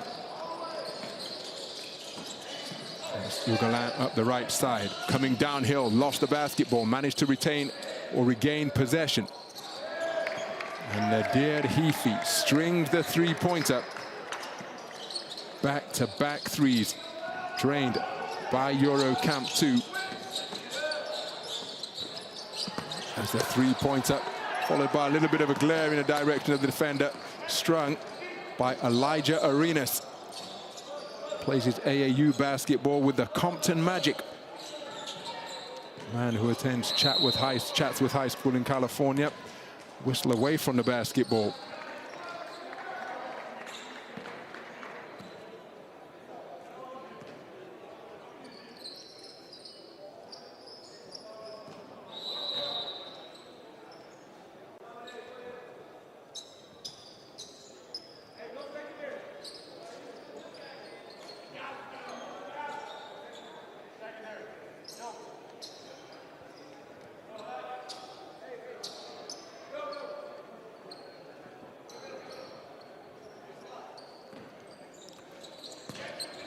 So inside the final 30 seconds of the third quarter.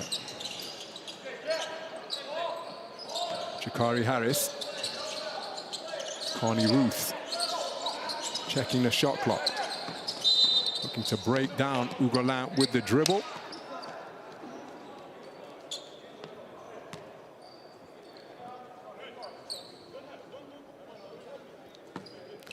So trip to the free throw line forthcoming for Carney Ruth.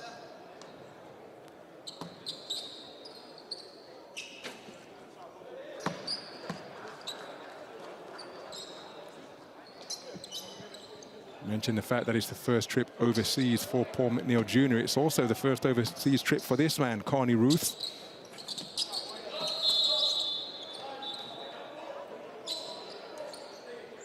Transferred before his junior season, the man from the class of 2024 from Georgetown Prep in Washington, D.C. to the IMG Academy. Again, another man from a strong basketball tradition in his family. His grandfather coached the women's game on various levels and taught him several ways to impact the game, particularly if the shot isn't falling, which can happen sometimes. And those free throws for his team reduced a deficit that was as large as 17 down to a dozen. Tough field goal attempt from Ilyas Kamadin, the final action of the third quarter. The third quarter where EuroCamp 2 opened up a lead of 17 at 55-72 for their largest lead of the game. A 5-0 run to close out the quarter, posted by 3SSB Select, sees them down by a dozen with 10 minutes remaining in regulation. With 3 quarters complete, it's 3SSB Select 60, EuroCamp 2 72.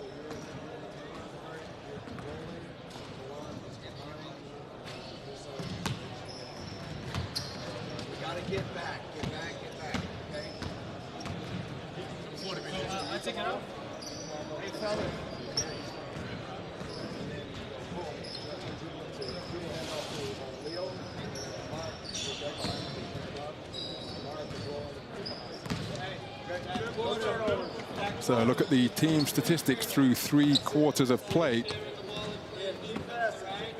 High number of turnovers committed by both teams.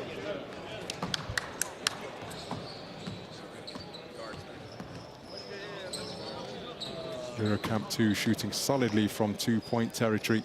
3SSB Select at a 39% clip from downtown.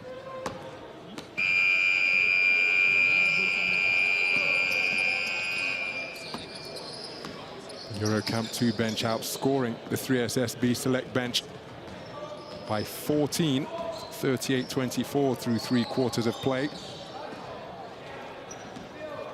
As the ball kids take the opportunity to work on their handles. The players out on court preparing to begin the 4th quarter. So it's EuroCamp 2 who have the opening possession of the final period. Barbic finds a cutting and finishing Enzo Charvin.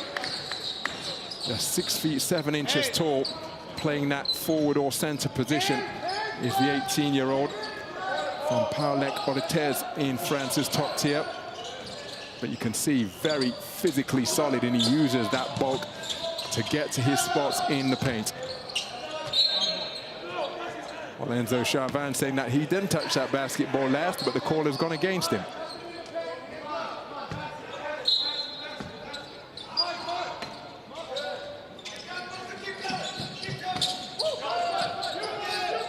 Well, I'm not quite sure why Marek Blažević didn't extend an arm and try and deflect that pass. Perhaps he was caught unawares. But this is why coaches tell you that you must have your head on a swivel as Blažević blocks the shot. Shot clock continues to tick. Pull-up three-pointer under pressure, fired by Carney Ruths off the mark. Oh, what a reception. Terrific hands and concentration by Leo Manolo. Ball beneath the baseline. And patience being preached as the corner 3 is fired up. My goodness, that was a tough shot from Ilyas Kamadin. And I'm not quite sure why he would take it so quickly. What a rejection. But he's wound up in a distressed position on the hardwood as Enzo Charvin. Let's hope that he's okay, but my goodness, the manner in which he reacted suggests that this could be a significant injury. I never like to see this again, but look at the effort. It looks as though it's a shot below the belt rather than joint damage.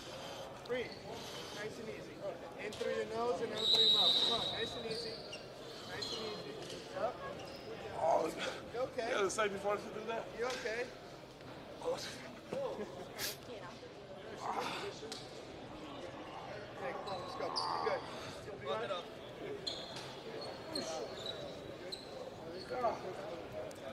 So an uncomfortable moment for Enzo Charvin. But just prior to that, the effort play that he produced to break up the interior shot. He's got two.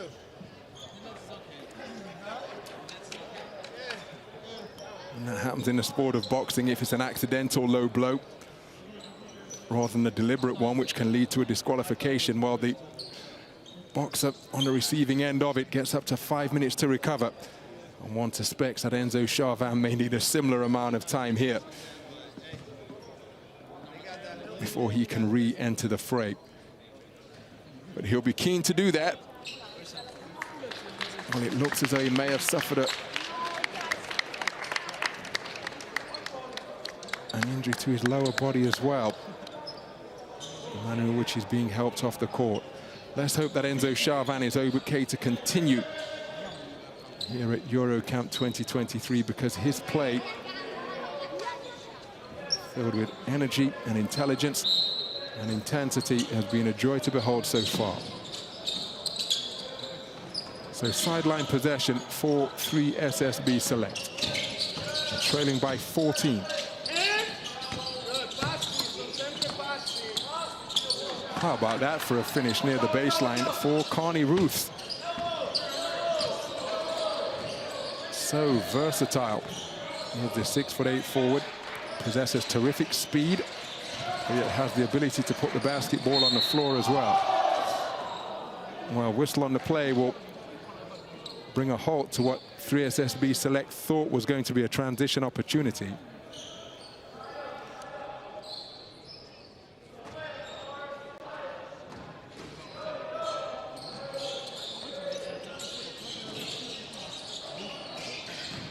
So Blažević receives the inbound pass. Underhanded scoop to Leo Manolo. Off the mark, Blažević with the rebound. I think that's going to be called a foul in the act of shooting, and it will send him to the charity stripe.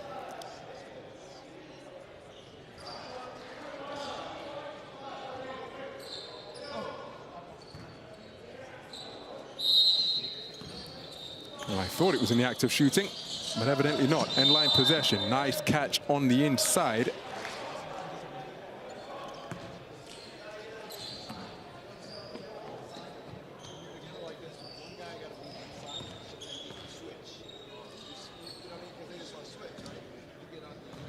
So to the free throw line, Liutauras Lelevicius. Can't find a range on the first.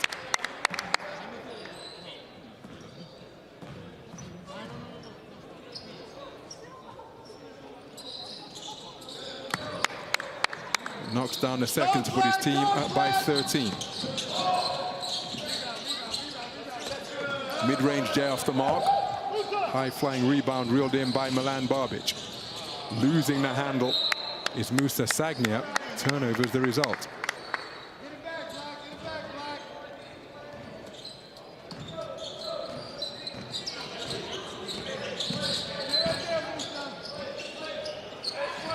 So Carney Ruth working the dribble, crossing up Milan Barbic down the lane, gets his shot away, still fighting for the offensive rebound. Rebound secured by Milan Barbic, but he's lost the handle, manages to deflect it to the wing. Shot off the mark. Musa Sagnia just offloading to Milan Barbic, and climbing all over Milan Barbic is Chidiwigwe, committing the foul near the half-court logo.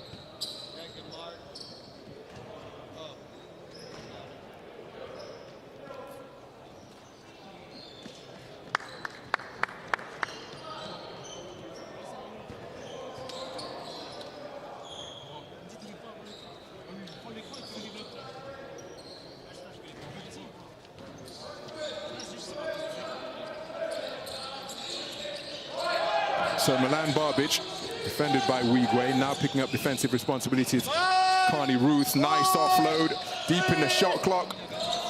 Can't find the range, but he did get his offensive rebound, Mohamed Diouf, and that gives a new 14. Now the shot clock is frozen for EuroCamp 2 because they had the ball in their hands on that extra possession secured by the offensive board of Mohamed Diouf for about 5 seconds. But the shot clock didn't move from 14.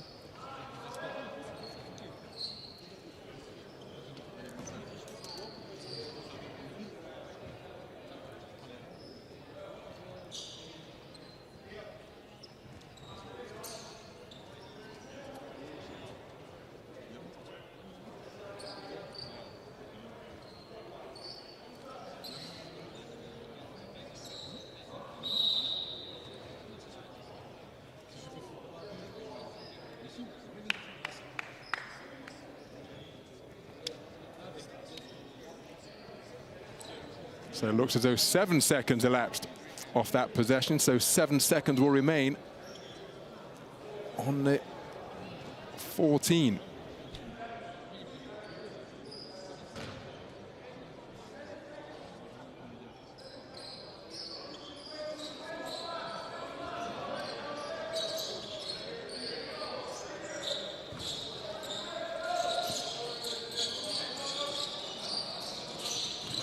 Well, still the shot clock isn't moving, so it looks as though it's a bit of a technical problem that we're going to be bedeviled with. But now on the 24, it did start to tick, so hopefully that will operate as intended.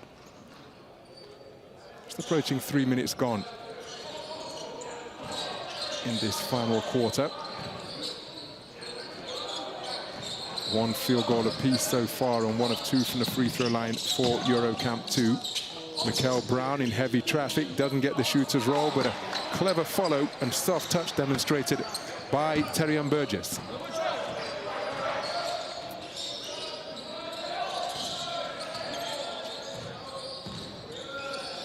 So Manolo pivoting in the paint, offensive rebound again, wonderful footwork and delicate touch demonstrated by Mohamed Diouf.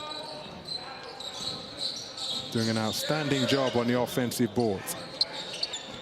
So the advantage back up to 13 for EuroCamp 2.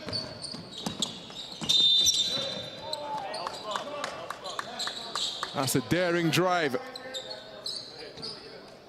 by Mikel Brown Jr.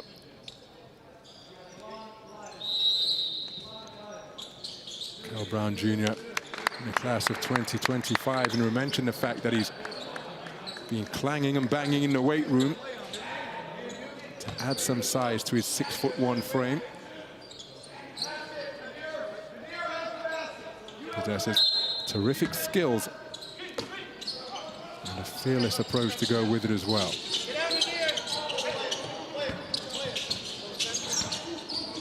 So Maddox working the dribble. Turnaround Jay's off the mark. Losing the basketball, but hitting the deck to fight for it. Carney Ruth's in the mix alongside Lataras Lelevicius. Those two will jump it up at the nearest circle, or is it alternating possession?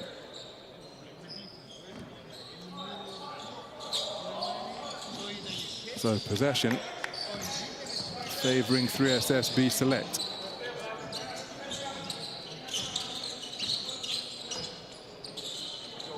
Pull-up three-pointer is off left, but gets the shooter's roll. Mikel Brown Jr. draining the long ball.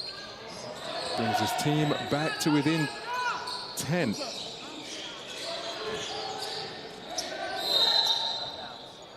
don't know who was subbing for, but coach got it. I don't know, coach got it.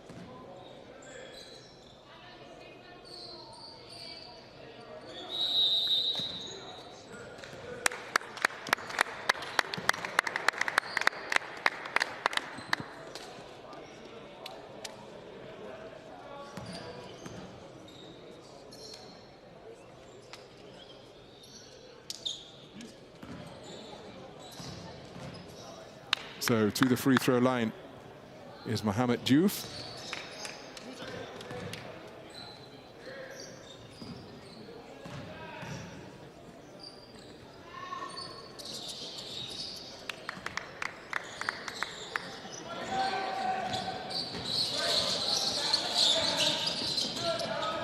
So knocks down both to give his team a 12-point lead, approaching the halfway stage of this final period. Nice offload, but slapped to on the inside by Mohamed Diouf. He doesn't agree with the call. That has gone against him.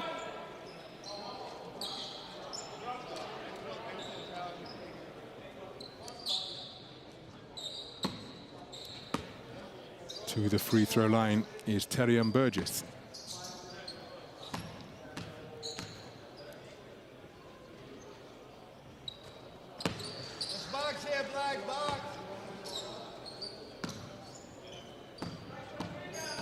So Terian Burgess, like so many of the prospects here, arousing the interest of many Division I schools. And given the way he plays, well, Memphis, coached by Penny Hardaway, and there is one of the schools that are in conversation with Terian Burgess, a forward from Benton High School in Arkansas in the class of 2025. So timeout on the floor.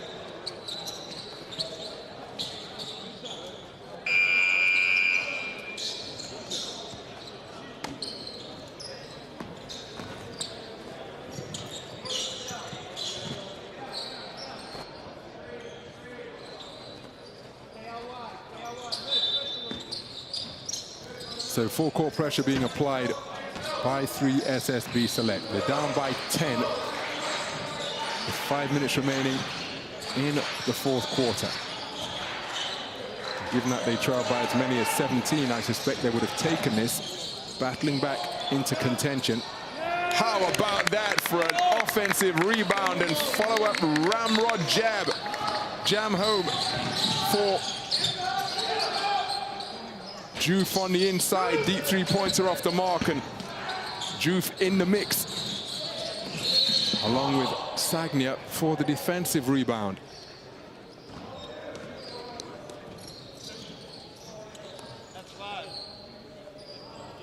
Outstanding job on the boards at both ends of the floor being produced by Mohamed Diouf.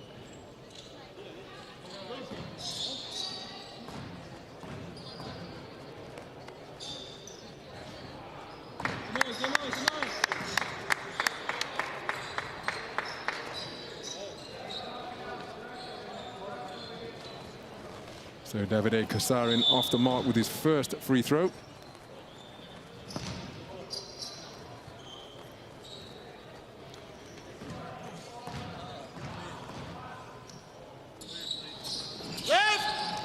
So Kasarin 0 of 2 from the free throw line. There's Maddox off left. Towering offensive rebound and a stick back. Terrific work from Terian Burgess, rising high, one power dribble, and finishing off the glass. Deficit down to 10 once again. Keefe from the high post drills that mid-range J. Hey, we need to stop,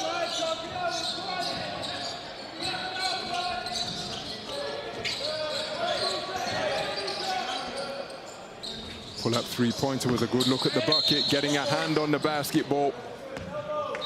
3 SSB Select through Carney Ruths, but not able to reel it in. So the effort going unrewarded. 3 SSB Select, just 36% from the field.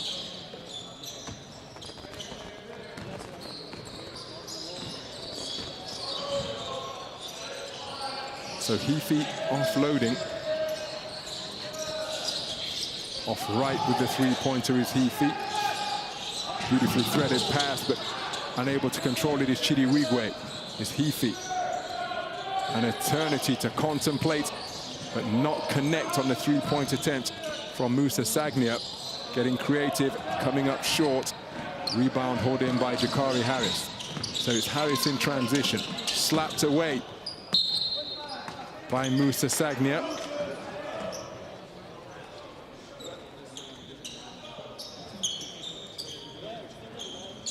So down by a dozen. There's over 12 minutes remaining. 3SSB Select looking to make their move here to first of all get it down to a single-digit deficit. Tough shot from the wing from Trayvon Maddox is off the mark. Milan. Grab Lucas. So Ugalan dumps it down low, operating on the baseline, and a beautiful offload from beneath the basket from Mohamed Diouf to hook up Luka Ugalan.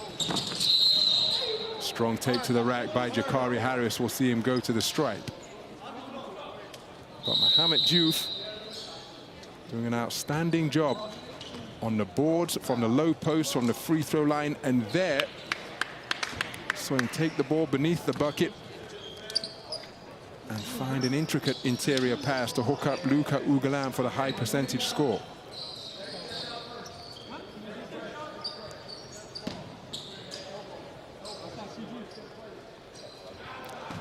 So Jakari Harris to the stripe. Had visits to Purdue Boilermakers, Stanford Cardinals, and Georgia Bulldogs, unofficial visits.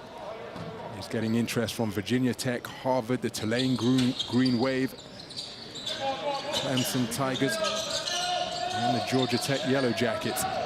Knocks down both free throws. His team down by a dozen. Heafy, one-on-one with Jakari Harris. Offloads to Marek Blažević.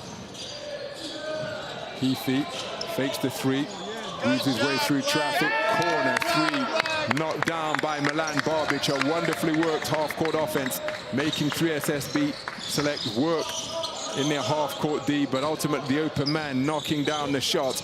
Milan Barbic, the 21-year-old from FOS Provence basketball in France's top flight, with the three-point dagger. I thought it was a three, but only two have gone on the board. So he must have had a toe on the line.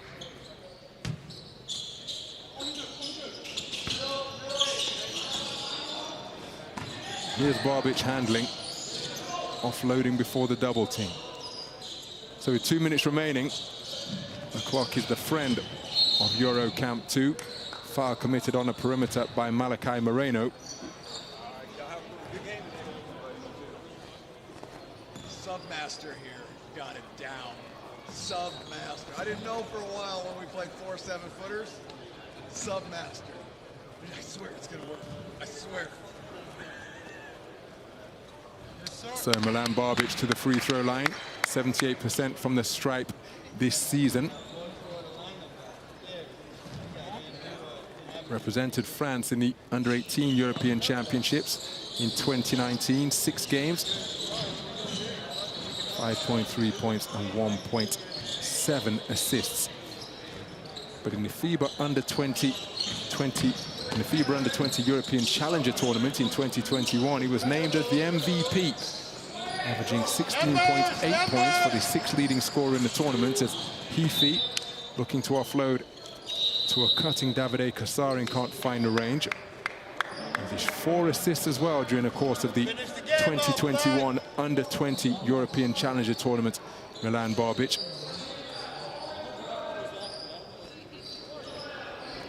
33% from downtown for his club in the French top flight last year.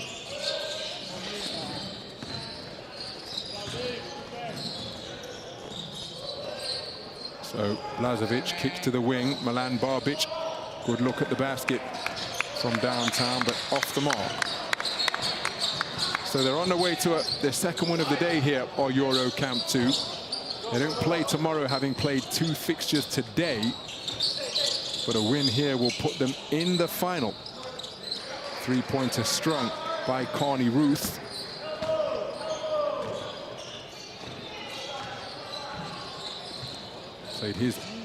Plays his AAU basketball with New World DC when he's not at the IMG Academy.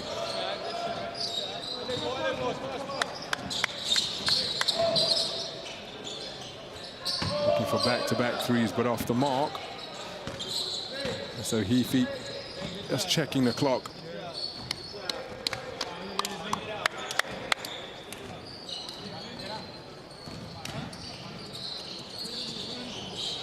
Beautiful follow-up by Marek Blažević after Heafy couldn't finish on the drive.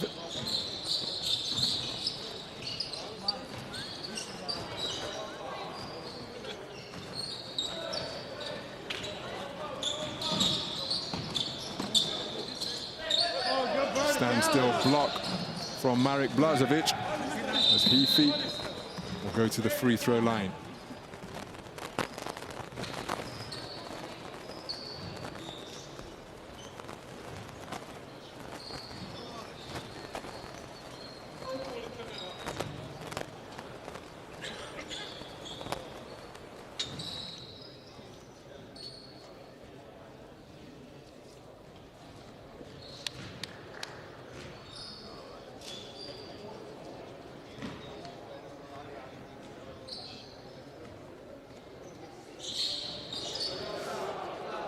So Nadir Heafy knocking down both free throws. Paul McNeil Jr. handling for the final possession of the game. Can't find a range from deep. And that will just about do it. Indeed, that is it. Final buzzer sounds as EuroCamp 2 complete this opening day of competition by going 2-0. Posting a victory over 3SSB Select with a final scoreline of 3SSB Select 76, EuroCamp 2 93.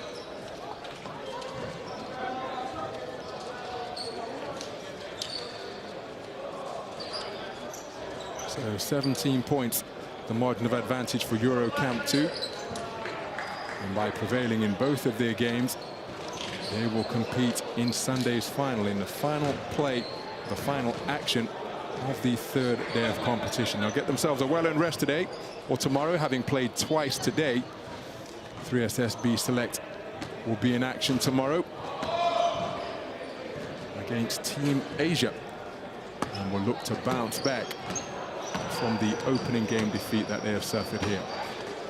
That showed plenty of promise upon which to build. Again, the skill of the players not in question in EuroCamp 2, with players who are older, more experienced. For today, how do you feel about that? I know you're tired. For sure, it's a long day, but how do you feel about winning a second game?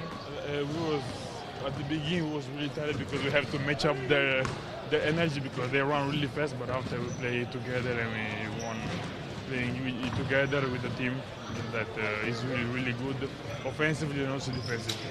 And how about you? For both games, you were dominating inside the paint. You know, zones, getting rebounds. Is that what you like to do?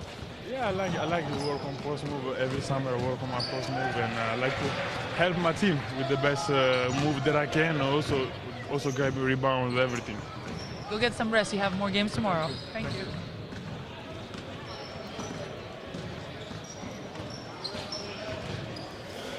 So EuroCamp 2 will use tomorrow as a day of rest, and it's good to see that Enzo Charvin moving more freely and in the immediate aftermath of taking that blow below the belt when blocking a shot. But having played twice today, EuroCamp 2 won't be in action tomorrow. Today, they traveled to come here, they had practice in the morning, games, it's a long day. So what's your comment on all the games and your game in particular?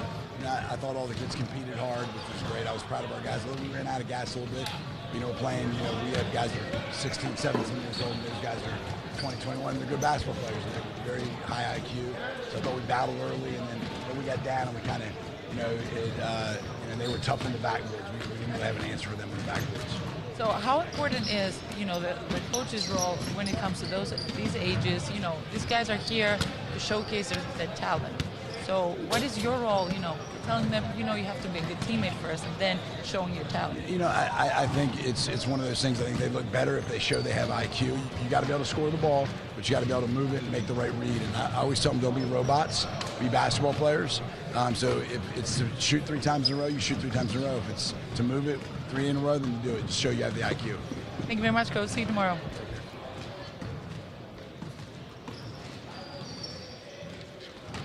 So Joe Wooten happy with the way that his team find our competed. expert.